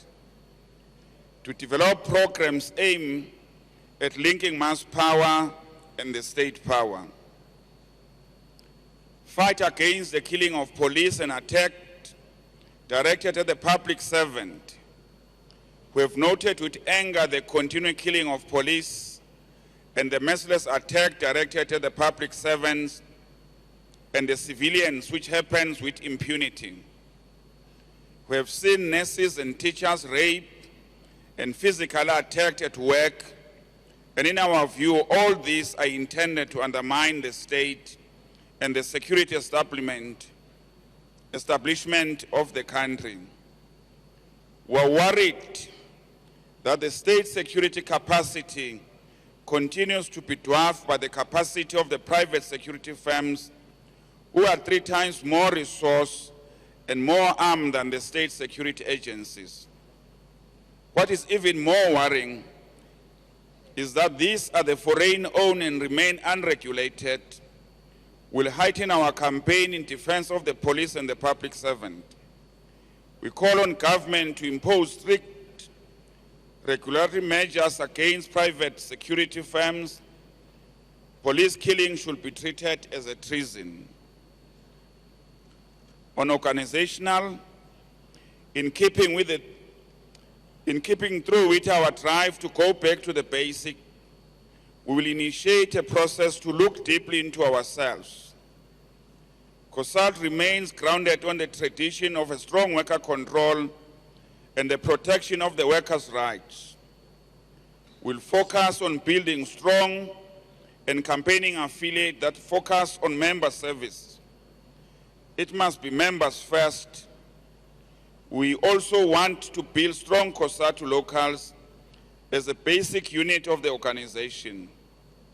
We want the local to serve as the campaigning structures of the organization. We declare that as a federation will implement an aggressive recruitment strategy, focusing on the vulnerables and the young workers and those from other non-African racial groups. We'll explore innovative and creative methods to recruit and train young workers as part of building the organization. We'll put in place a program, an implementation plan to focus on these areas as we seek to grow the federation and unite the workers. We shall systematically develop binding policy frameworks which must address the challenges arising from our investment arms, union-linked retirement funds, procurement of goods and services, and fundraising. We'll strengthen all the subcommittees of the Federation so that we can avoid the confusion caused by duplication. We'll ensure that there are affiliates that have clear and tangible capacity building program that must include political education. On socio-economic, transforming of the labor market, strengthening workplace struggles, strengthening workers' capacity to take up workplace struggles. This must be done through, among others, exposing corruption at the workplace, acting against racism in the workplace, listening and acting on issues raised by workers, a focus on women's struggles in the workplace, making progressive labor laws serve workers, etc. Defending our hard-won labor rights. Part of this should include campaigns against the threats on our right to strike and defend collective bargaining, and demand expansion of centralized bargaining across sectors, to attack and call for withdrawal of the Taxation Amendment Act of 2013, which is aimed at taking away the right of workers to decide on how to spend their deferred salaries. On the National Day of Action, to ensure mobilization towards annual National Day of Action, focusing on a national minimum wage, transformation of the economy, abolition of the apartheid wage structure, transforming in education, etc. On the ban of the labor brokers, we shall head in our campaign for the total banning of the labor brokers now. This campaign shall include our demand on equal pay for work of equal value. We will not accept any form of blackmail, including convenient and the right-wing interpretation of the Constitution, which places the right to trade union above the labor rights. Labor brokers are not involved in any form of productive activity, nor do they add any value to the creation of jobs. No economy shall grow on the basis of slavery. Campaign against the youth wage subsidy, to demand the scrapping of the youth employment incentive in favor of a comprehensive youth employment strategy. Noting that the majority of youth wage subsidy funds have gone to labor brokers, Cosatu must file a Section 77 at NETLAC declaring its opposition to the youth wage subsidy and calling for its end. On the transformation of education, we applaud SASCO for leading the struggle for free education in South Africa. This is a struggle which must be taken to its logical conclusion. In this regard, working with the PYA, the Education Alliance, and the Federation will convene a meeting to take forward the broad-based struggles on education crisis and the realization of the free education. This will be linked to a program focusing on the transformation of basic education and the expansion of vocational education and training.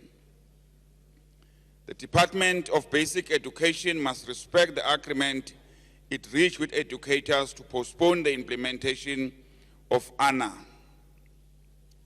We'll work with SAC to strengthen and heighten the campaign to reject ANA in the current form because they are not in the best interest of learners and will do nothing to improve the quality of education.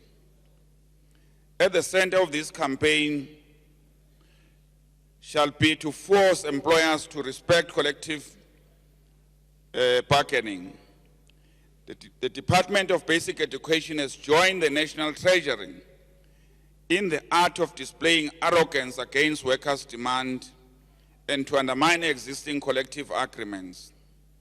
We call on the DBE to reverse their decision to proceed with the implementation of ANA in the current form, to convene an urgent education summit which will, on among others, address issues relating to the realization of free education transformation of the curriculum available to resources in our school, etc.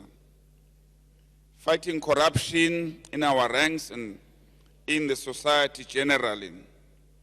To lead a campaign exposing corruption in the private and public sectors and call for a decisive punitive action against perpetrators. The current framework is not hard-hitting enough against offenders of the public sectors. It allows business to pay their way out and go away with murder, as in the case of collusion as exposed by the Competition Commission. We demand the strengthening of the legal framework so that the responsible company's executive can face prosecution. Building on the spirit of our Special National Congress, with regard to the scourge of business unionism, we shall systematically develop binding policy frameworks which must address the challenges arising from our investment arm, union-linked retirement funds, procurement and goods and services, and fundraising. On the struggle for radical economic transformation, we'll launch a radical campaign against privatization which goes beyond the Section 77 base protest, but a protest action which will include rolling mass action.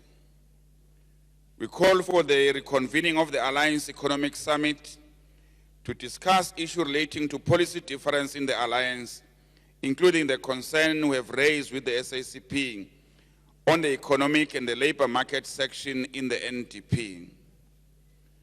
Launch a campaign demanding implementation of the National Health Insurance now. We declare that we will mobilize the society to take a firm stand against violence perpetrated. I think there's a repeat in that section. While we acknowledge the importance of a border, we deplore the fact that such management is left to the hands of private security, which pose a significant threat to the sovereignty of the state. Thus, we resolve that the current border management by the state should be completely reviewed and overhauled. Cosatu supports the move to establish a national health insurance. This means that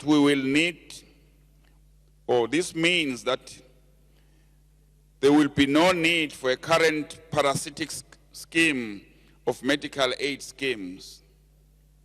On imperialism, as Cosatu, we pledge to work with the Alliance and other progressive and internationalist formations in our country to embark on a mass protest action to oppose the US-led wars of regime change in the Middle East, Latin America, and Africa. This will include the engagement with fraternal trade unions in countries that are affected in order to develop closer relations and to understand the concrete realities of their countries. On Latin America, Cosatu undertake to strengthen our bilateral relations with Cuban Trade Unions Federation, the CTC, and its affiliates. Thus, as part of our solidarity with the Cuban Revolution, we shall continue to mount protest actions against the criminal economic blockade imposed by the US on Cuba. Similarly, we shall establish relationship with Venezuelan trade unions movement with a view to develop campaign in support of the Bolivarian Revolution and its defense against the US-sponsored ploy of regime change. On neoliberalism, we note that the global economic capital is using multilateral and bilateral trade agreement and partnership to impose and lock countries within the neoliberal development framework in order to prevent alternative development paths. Therefore, as Cosatu, we shall work with the broader international trade union movement to fight against the WTO and all such trade union agreement and partnership. We conclude that each one of the affiliates commit to deploy all resources, time, and energy towards the implementation of these resolutions. This declaration and the resolution taken by this 12th session of the Workers' Parliament shall remain the compass and guide to action for every affiliate, every shop steward, every organizer, and every member in every workplace. We call on all our members to rally behind the directive containing this declaration and the corresponding resolution. That's the declaration we submit, comrade.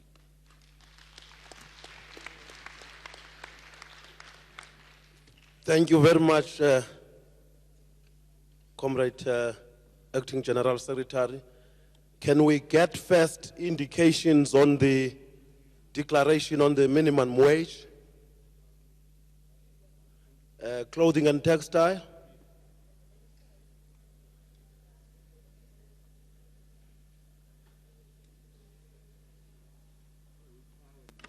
President, let us appreciate the draft declaration on the minimum wage arrangements, and we concur with the Deputy General Secretary on the Acting General Secretary on the items that was read as part of the resolved part. There are issues that were raised in the plenary discussion yesterday, which are not properly captured, though, in the declaration. So we are happy if the understanding is that those matters will be cleaned up in the process going forward, which we just want to confirm is the understanding or the recommendation that the Acting General Secretary has made. If that's the understanding, then we are happy with it. If it is different, then we'd like to go into the substance of the declaration on the minimum wage. Thank you, Chair. Any takers, any seconder to that? National minimum wage with the amendment or SASBO?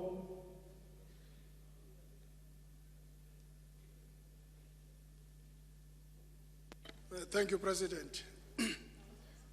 SASBO would like to second Usaktu as far as the national minimum wage is concerned. Thank you. Thank you.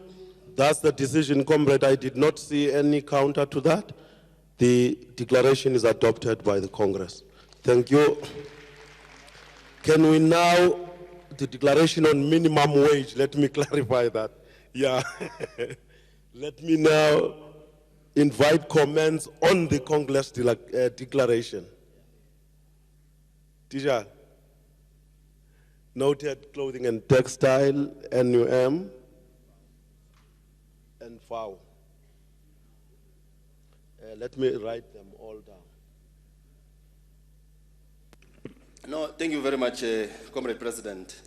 We want to rise to move for the adoption of the declaration, obviously with the corrections in terms of grammar and language. But we do feel that it was also going to be important, Comrade President, to talk about Cosatu celebrating 30 years this year, and also declaring that indeed Cosatu is alive, is united, coherent, and ready to actually fight for the workers. And I should think we must be able also to indicate that not only employed workers, those that are employed and those that are not employed. Thank you very much, Comrade President. Thank you, Pop Crew.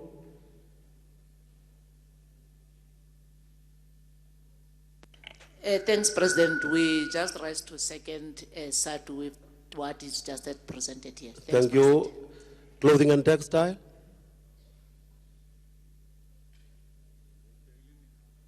Yeah, in a hound pale.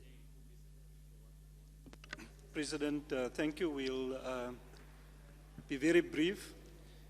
We think that in the declaration, the matter that we raise concerning our deep concerns about the retirement fund reform imposition on workers should be amplified much more explicitly and much more directly in the declaration.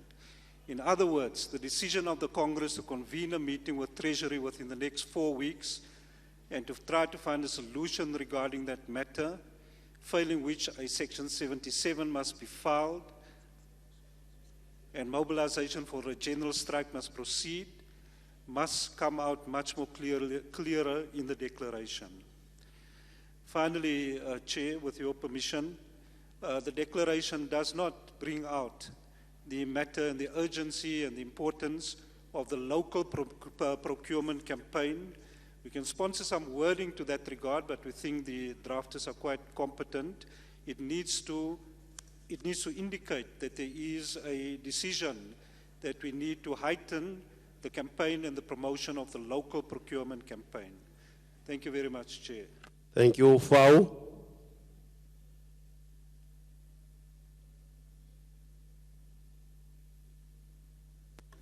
No, thank you, Comrade President. We do agree with clothing and textile on the need to come out very strong on the retirement reforms issue, both in terms of our rejection of the trader's position, but also our spirited resolve to fight on this issue. Secondly, Comrade President, we need to be a bit candid to ourselves in terms of unity, because to suggest that we emerge there united, strong, maybe to basically bury our heads in the sand. We wish to suggest that the wording and the sentiments there must actually speak about the ongoing work that needs to be undertaken with regard to trying to forge unity and cohesion in the Federation. Because to say that we emerged here united and so on may not be an accurate reflection. Thirdly, Comrade President, we are just worried about the issue of taking a particular posture as a federation with regard to the ongoing challenges of factionalism, to be brutally frank, that are busy raging on in the movement. We don't want to be seen to be taking side in the factional battles, or call it slate and other politics within the movement, and therefore we would not be comfortable with a supposition that says we'll take a particular side. Never mind how romanticized revolutionary language we use. Taking side is taking side, and we must be very careful not to throw ourselves in sort of in the divides that are there within the movement. And we must not be seen to be defending individuals and individual groupings in that in the movement right now. Lastly, Chair, I know and I don't recall a Cosatu position that says basically NDP it's fine except for economic policy and labor market policy. I don't recall. We might want to use the wording such that we do not suggest, as this Congress, that everything about the NB is fine except labor market policy and economic policy chapters of the NDP, because that may not be a true reflection of what Cosatu's position should be about the NDP. So I thought, I must raise those few points. Thank you, Chair. Thank you, Fau Nehau.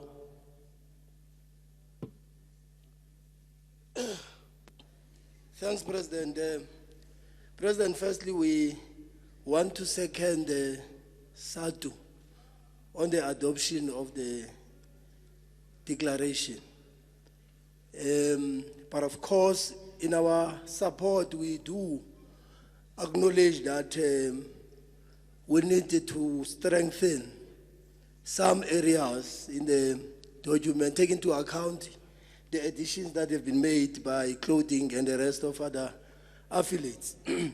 So we think that, President, we should have a process that suggests that we adopt this declaration as a working document that must be strengthened and cleaned up through the political commission, and also take into account areas that comrades were raising here, President. But President, also we don't want to venture into a debate, but it's quite clear that the GSOFA was not around yesterday, because we had adopted in this Congress a resolution on NDP at this Congress.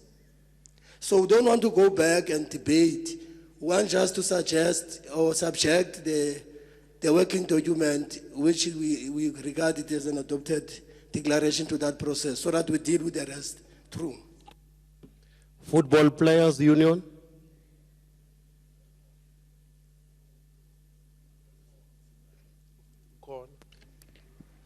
Thanks, Chair.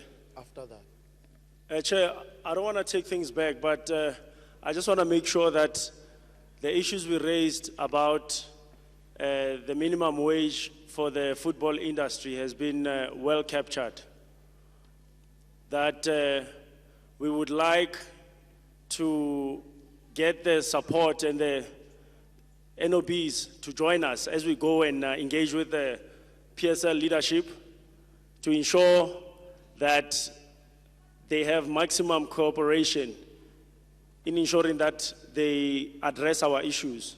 So I think it was well captured yesterday, but I just didn't hear it properly in the declaration. And that as a Congress, should we have any challenges with that process, we will boycott the PSL games.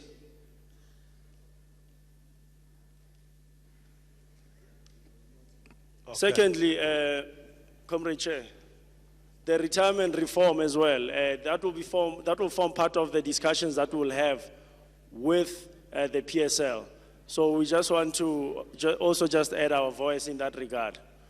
And lastly, Chair, given everything that has happened in the Congress today, Chair, I want to just add our 2 cents worth in terms of the unity of the Federation.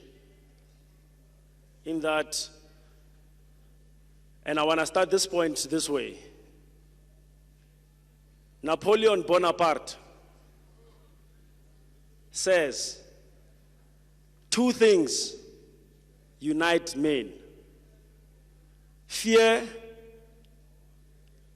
and interest.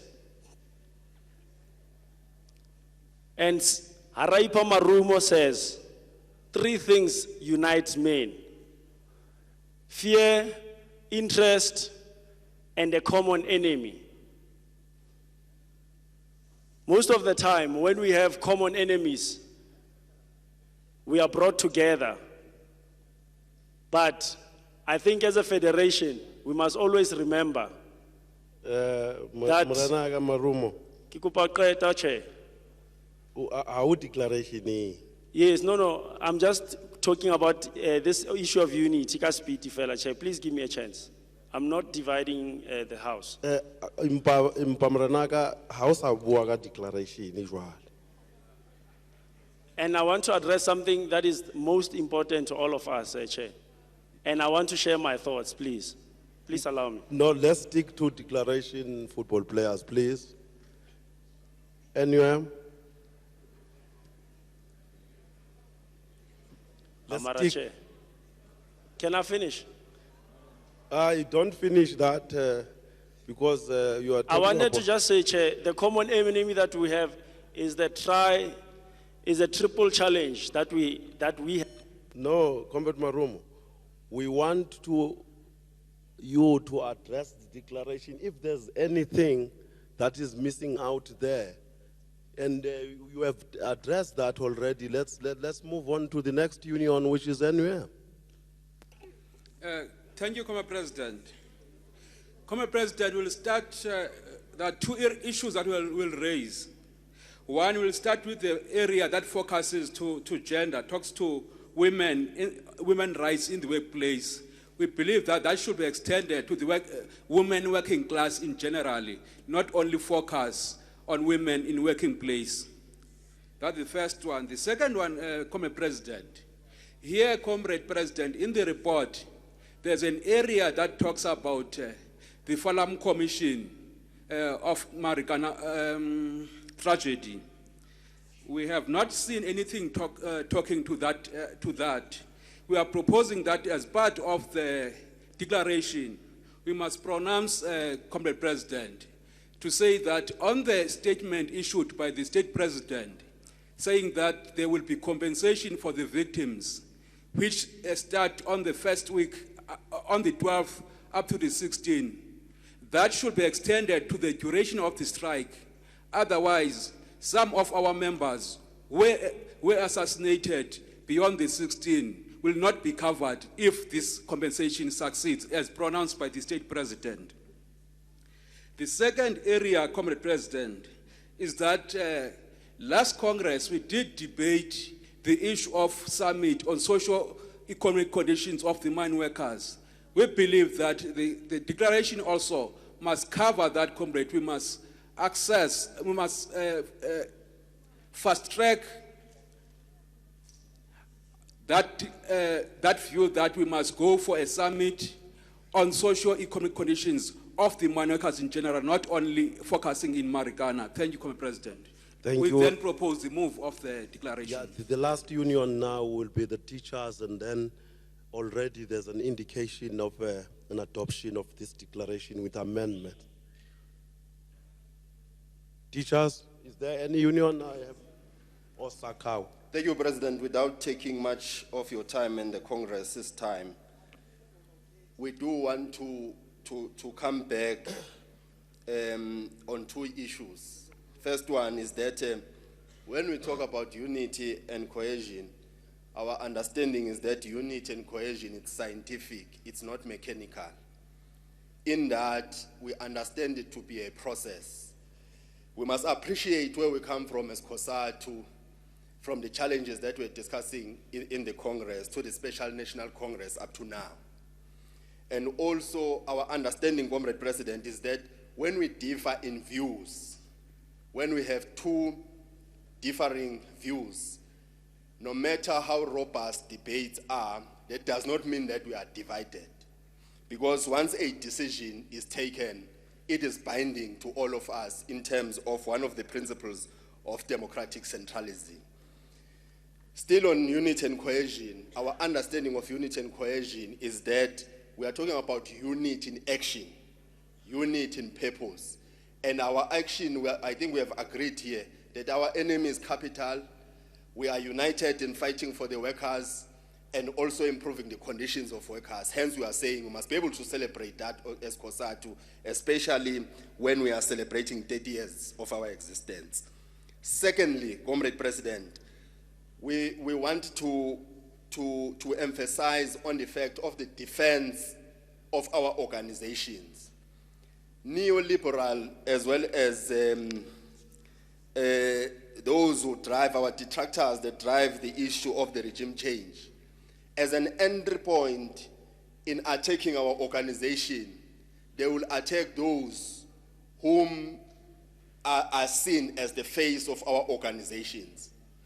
The case in point is the attack on the Vanguard Party of the workers. We know very well.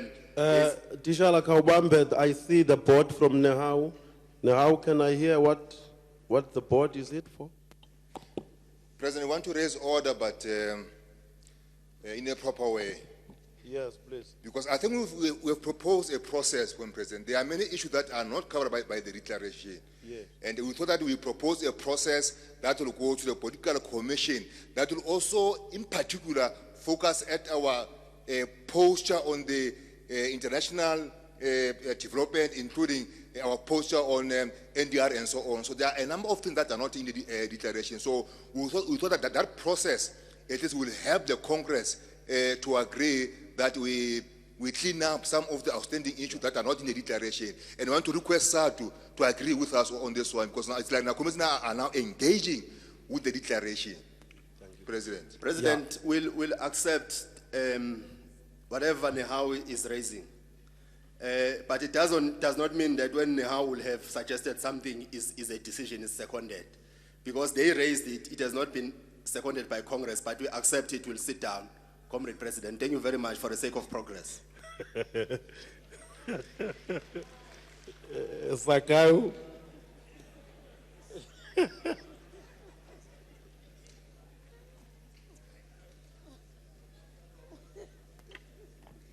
Thank you, Comrade President.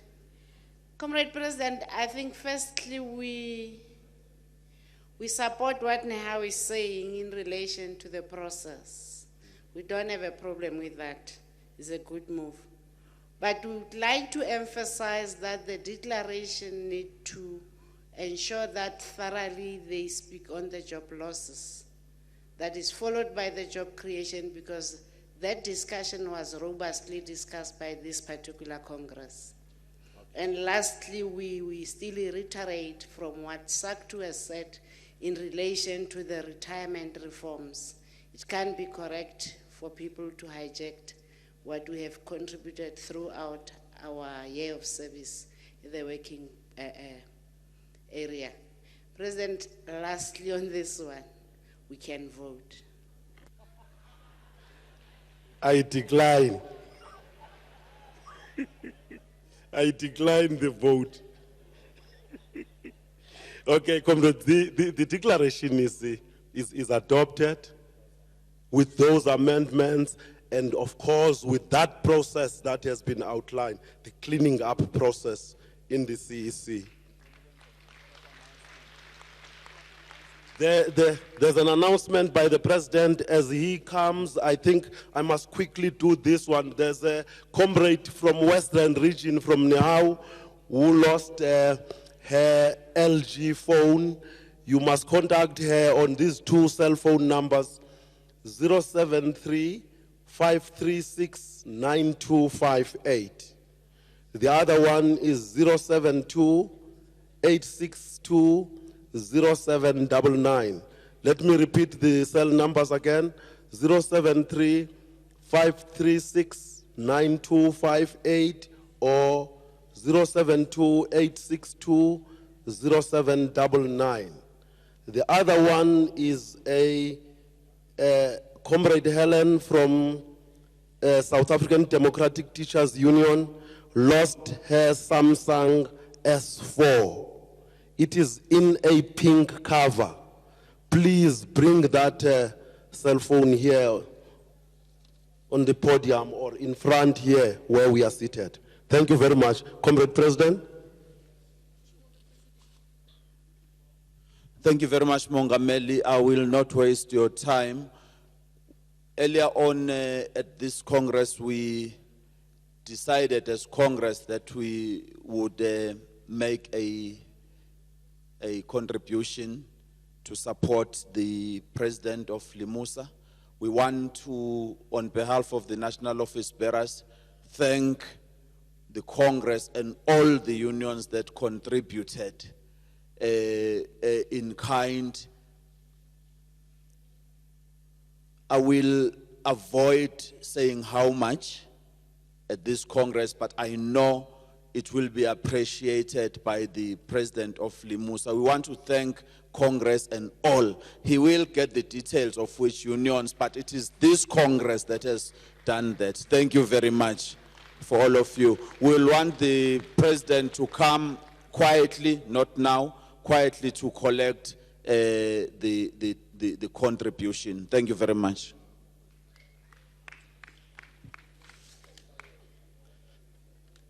Thank you very much, President. We are at that, Limusa.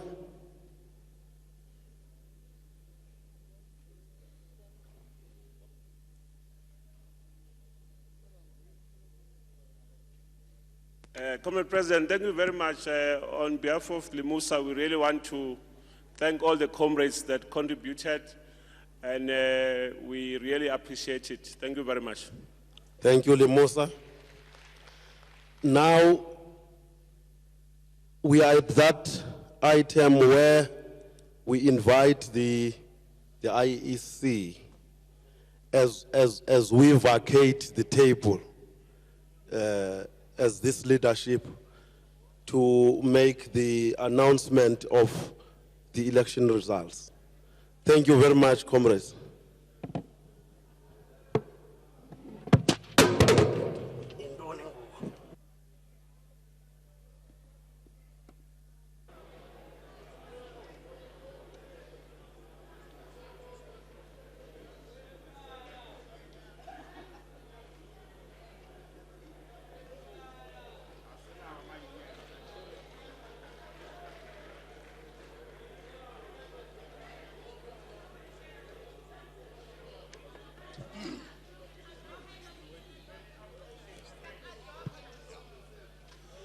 Thank you, President.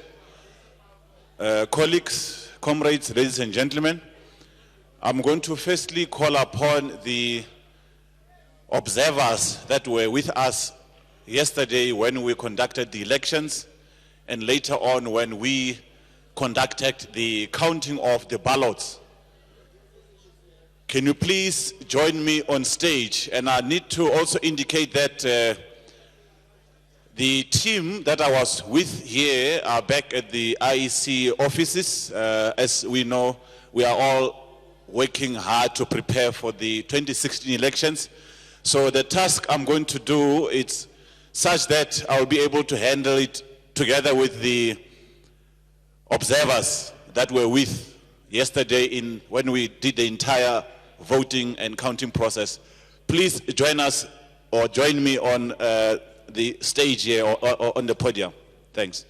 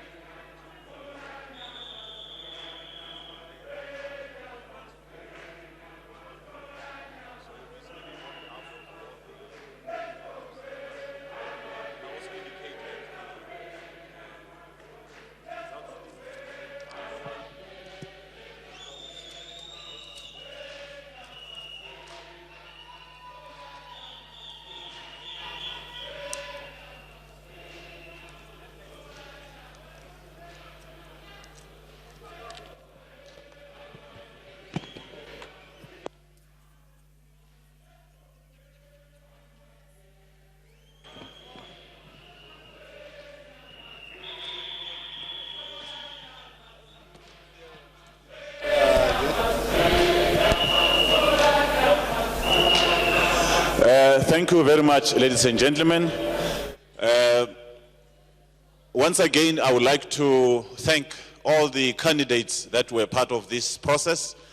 And by this, I'm referring to the electoral process that culminated into the election outcome. But I need to quickly summarize, as I started yesterday, our role as the IEC here. As you know, we are the Electoral Commission of South Africa and commonly known as the IEC. And we've been requested to come here or to be part of this process, especially regarding the elections. Firstly, we were responsible for preparing the nomination and the report. Secondly, to administer the voting process and the counting process. And lastly, as it is today, the time to come here and announce the results. Now, the voting has taken place yesterday and the counting has also taken place yesterday. Before I go into the results or the outcome of the election itself, I'm going to hand over to one of the election observers, and I need to indicate that they are not all here because I think some have left.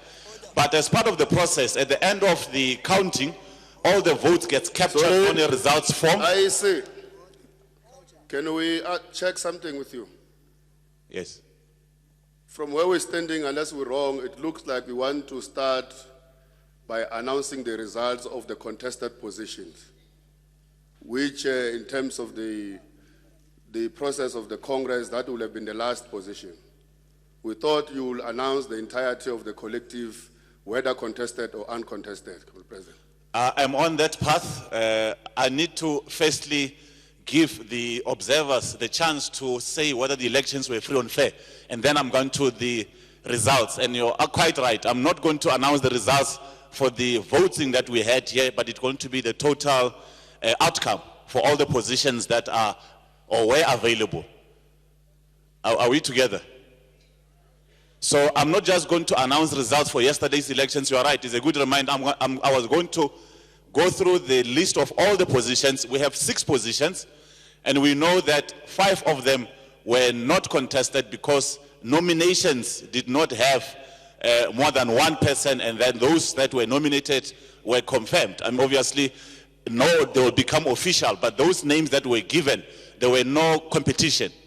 The only competitive position was that of Deputy Secretary General, which is what we had elections for yesterday. But I'm going to give results for the entire outcome. In other words, for all the positions that were available. But I need to, before I do that, I need to hand over to the observers because they are a very key partner in the electoral process. I cannot just start announcing results without you having heard whether the elections, in their opinion, was freely conducted. Are we on the same page? Okay, thank you.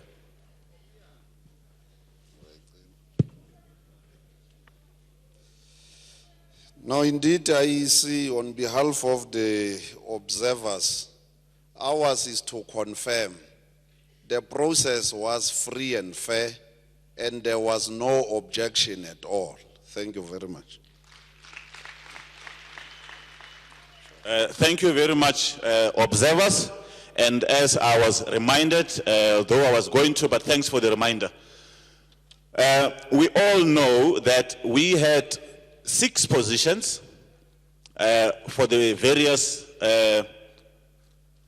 positions. We had various positions, and in total there are 6. I'm just looking for... Okay, here we go. Now, the positions are, ladies and gentlemen, the first one is for the position of President. And the second one is for the position of First Deputy President. The third one is for the position of Second Deputy President. The fourth one is the position of Treasurer. And the fifth one is the position of Secretary General or General Secretary. And the last position, position number 6, is for the position of Deputy Secretary General or General Secretary. So these are the positions that are available for delegates or members of various affiliations to occupy. They were available for people to be nominated, and therefore if there is a contestation, then there be a contestation. Now, you all know, for the first 5 positions, nominations were handed in. The IEC conducted a report. One of my colleagues, obviously I wasn't here in the first 2 days, and I'm going to announce the results now as per the report that we have. For the position of President, the nominee is Mr. Sidumo Mbongeni Dlamini. Okay.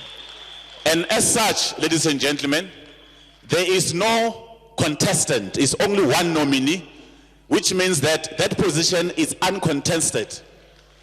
Meaning that Mr. Sidumo Mbongeni Dlamini remains the president of the Congress of South African Trade Unions.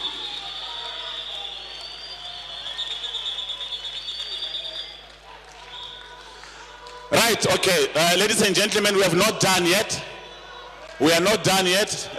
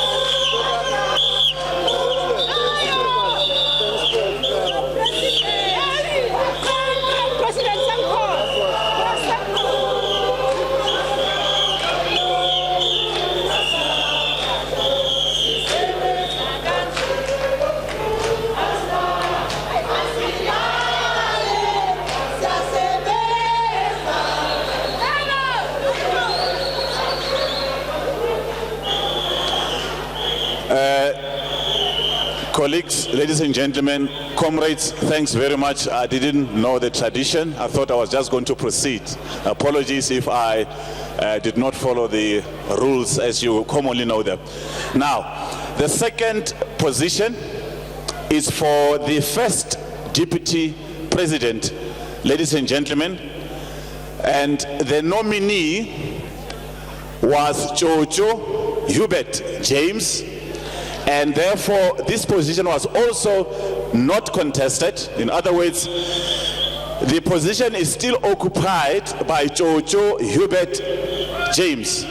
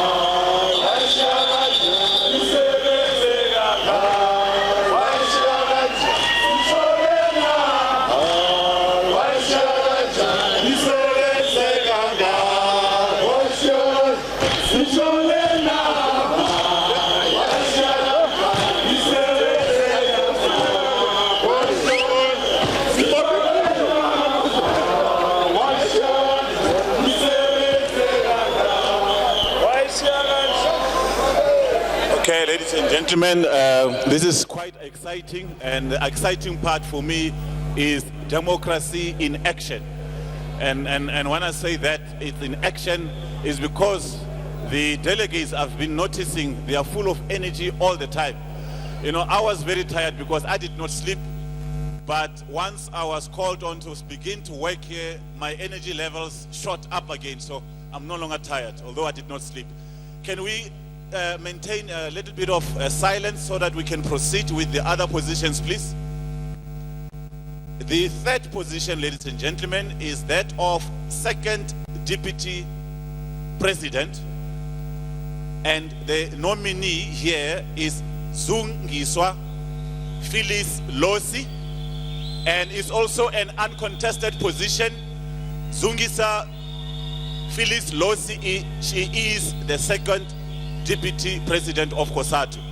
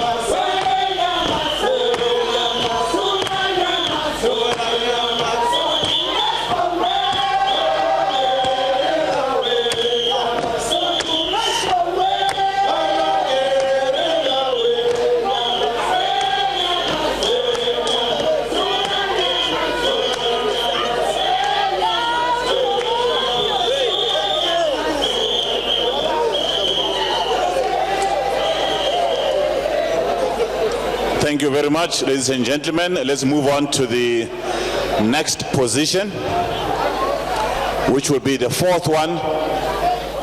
And if we can just try to move a little bit back so that we can create enough space.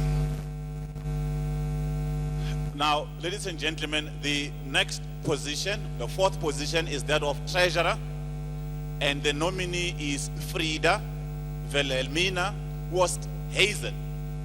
And therefore, this is also an uncontested position, meaning Frida Wilhelmina Wosthuizen is the treasurer for the Congress of South African Trade Unions.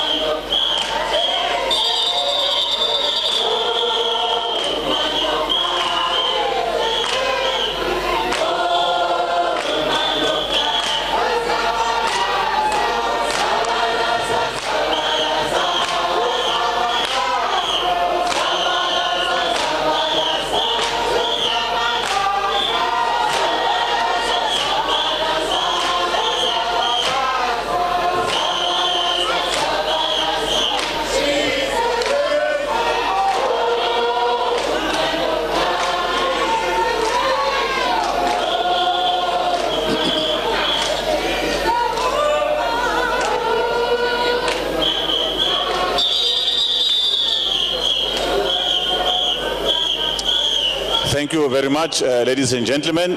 We may now proceed to the next position of the National Office Bearers of Cosatu. The next position is that of Secretary General or General Secretary. And this position is also having one nomination, and the nominee is Beki Veli Nchali. And therefore, ladies and gentlemen, it is also an uncontested position, therefore meaning Beki Veli Nchalinchali is the Secretary General of Cosatu.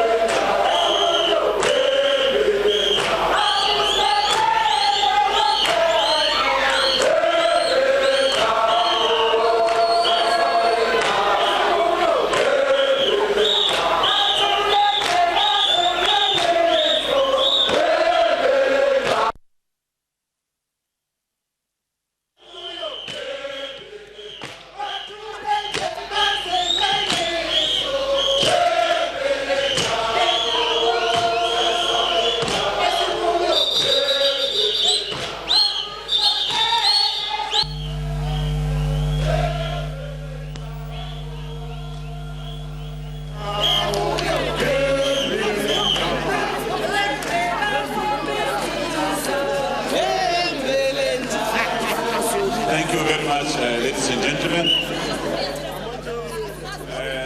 These five positions, if we can just move back a little bit, ladies and gentlemen.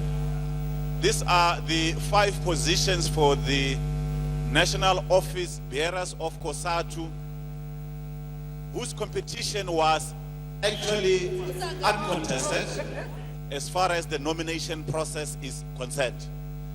In other words, we did not have to have a secret ballot election in these cases.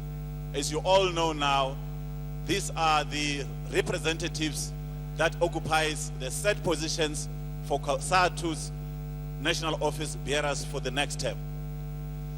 Now, ladies and gentlemen, the process that we followed yesterday, can we will have a chance to do a lot of nice things afterwards. Let's just conclude the process. Yesterday, as you all know, we were running an actual election for the secret ballot type of election. And the reason is because we had one position of Deputy General Secretary or Deputy Secretary General. Sorry? DGS, okay. Well, thanks very much, because sometimes they write Deputy General Secretary, sometimes they write Deputy Secretary General. So it is DGS, ne? Right, agreed. That's the position of DGS. And as you know, it had 2 nominations. That's the reason why we had to do a secret ballot type of election here. Now, first of all, I must say that we as the Commission, especially myself, are honored to have been in a very cooperative voting station. And therefore, the electoral process ran very smoothly. We were planning to work up to the early hours of the morning. Okay. And therefore, we didn't have to, because you guys were very cooperative in the electoral process. Without any waste of time, I know all of us, we've been here for quite a number of days and we need to conclude the process. Now, the nominees are for the position of DGS, Oscar Parker and Petwe Soli or Solman. Okay? Now, we've had the voting process yesterday. Remember, this one, we were... Yes, I know you want the results. I need to indicate that we were given 2,484 right names, okay? Out of that 2,484, 95% of people participated, meaning there's a very high turnout. A lot of people participated in this election, okay? Now, the results then, because that's what you guys are waiting for, right? For the first candidate, who is Oscar Parker, the votes are 677.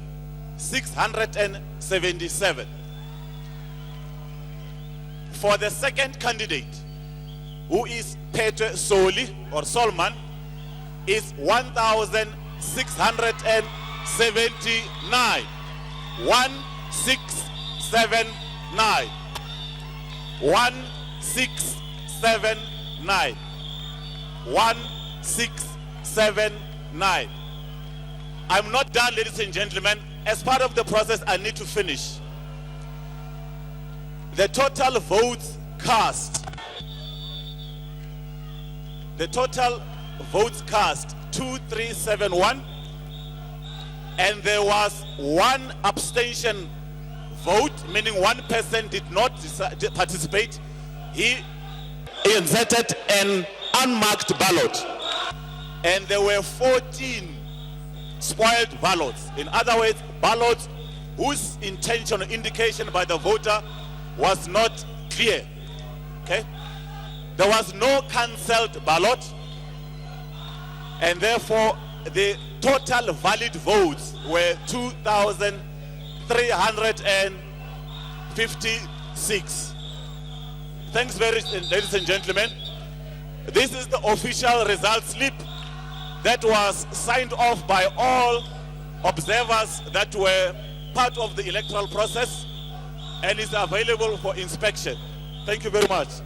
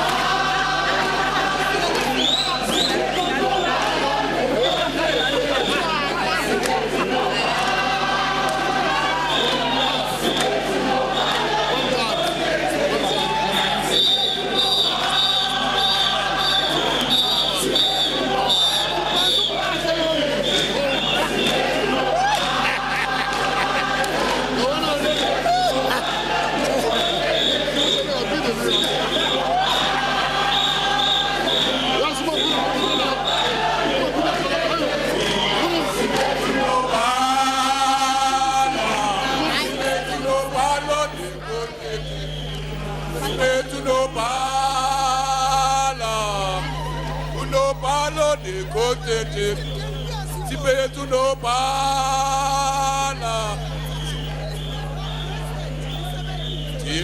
sibetu no bala.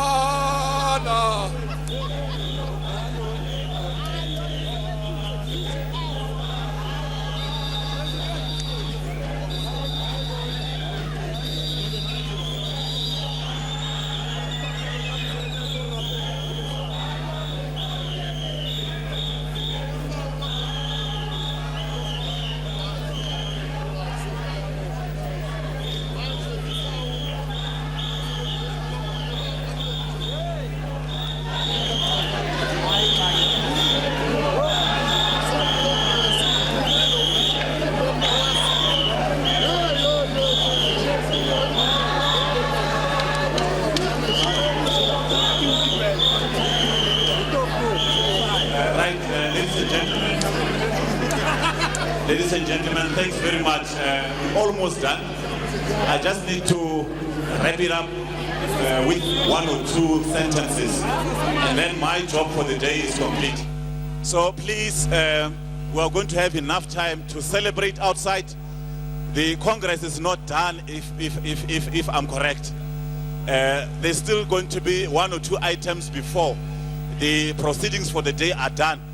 So, ladies and gentlemen, I need to get you to move back, and the celebrations, I think, will continue even later on. Please assist me, ladies and gentlemen, with due respect. With due respect. Can I just complete the process? With due respect. With due respect, ladies and gentlemen, brothers and sisters, this is your leaders. You are going to be with them as many occasions as possible. You're going to see them as many times as possible. I don't want to say something here and then people say we did not hear.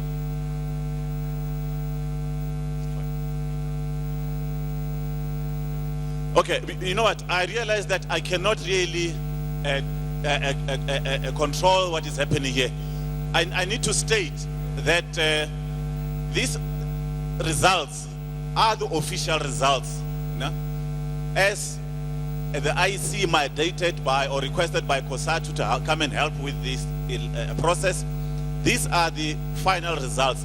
If there's anyone who is want to object, the procedure is there is going to be a process that will be followed through via a tribunal. Is one of the sections I read in this document when I started yesterday. Ladies and gentlemen, thank you very much.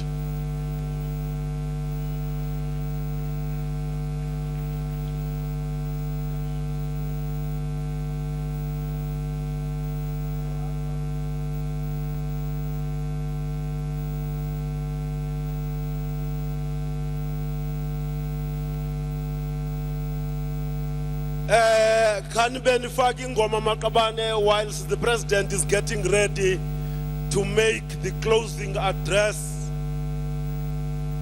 of this National Congress. What a Congress!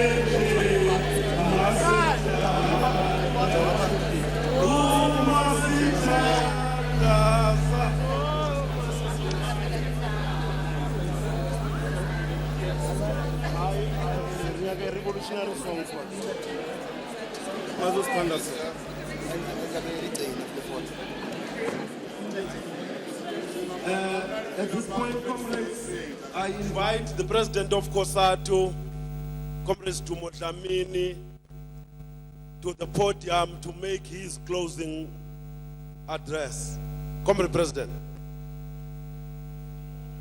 Yamemeza insimbi yadume madlebeni iyolehlanyisa umfana iyoleba ngusathane.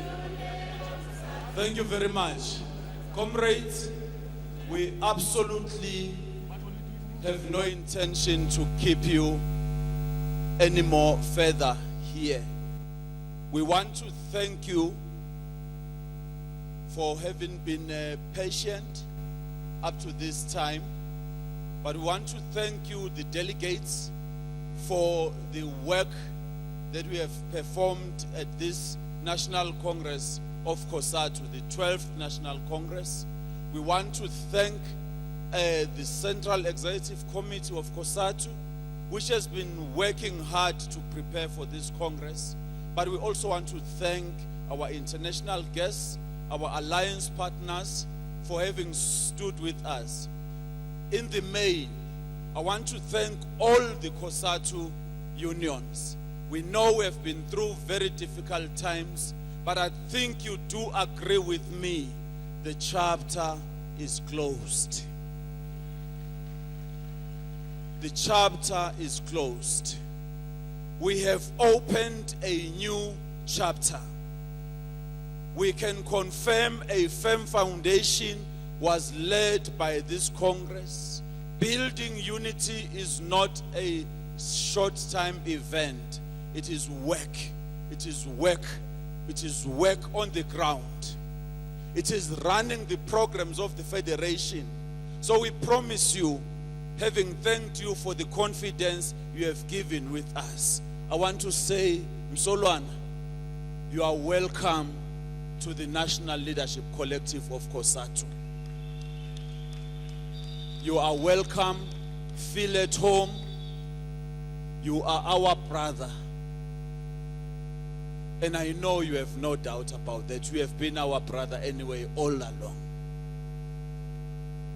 To the delegates, we have said, let's go back to basics. Organizers, servicing members, shop stewards, servicing members, reporting to members, defending members under those attacks. I said a lot in opening. All I want to say to you, comrades, the achievement we have achieved at this Congress of Cosatu must not be undermined.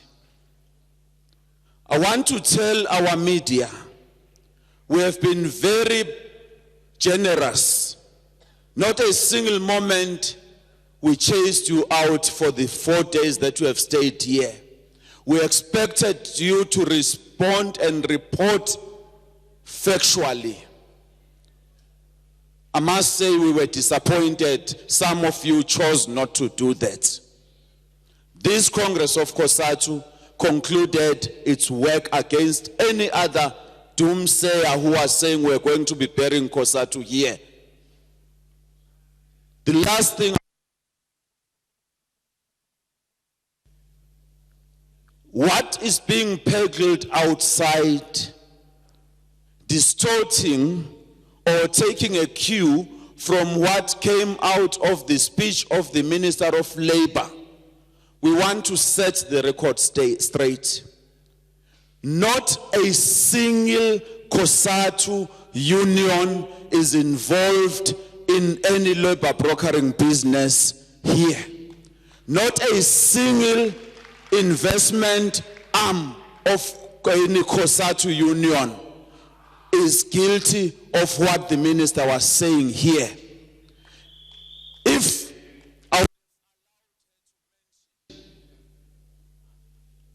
I knew I would have caused chaos at this Congress, because I know the union she was referring to. It is not a Cosatu union. We resolved on strengthening our investments work. That is what we're going to do. So let that be clear. But we will also get into a detailed report if the minister furnishes us with facts on what she was saying, from where we stand, and having information in all our union investments. We know what challenges are there, not what the minister was talking about. In a Cosatu union, nothing. So I want to wish you the best. Drive safely, fly safely. Let us go and service our members.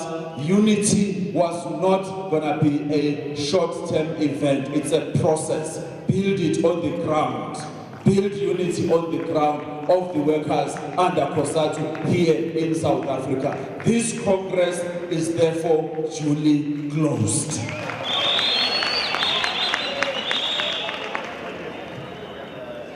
It's done. Umongameli weLimusa adlule ngapha siyacela ukumbona. I-ring soyigcine Cosatu uma eseshintsha umqondo umnikazi wayo uzoyithola simgcine leyo neCosatu kuze sakhe imizi madoda. Okay, I'm going to leave it here. I need to call Oli to go to prepare for the live.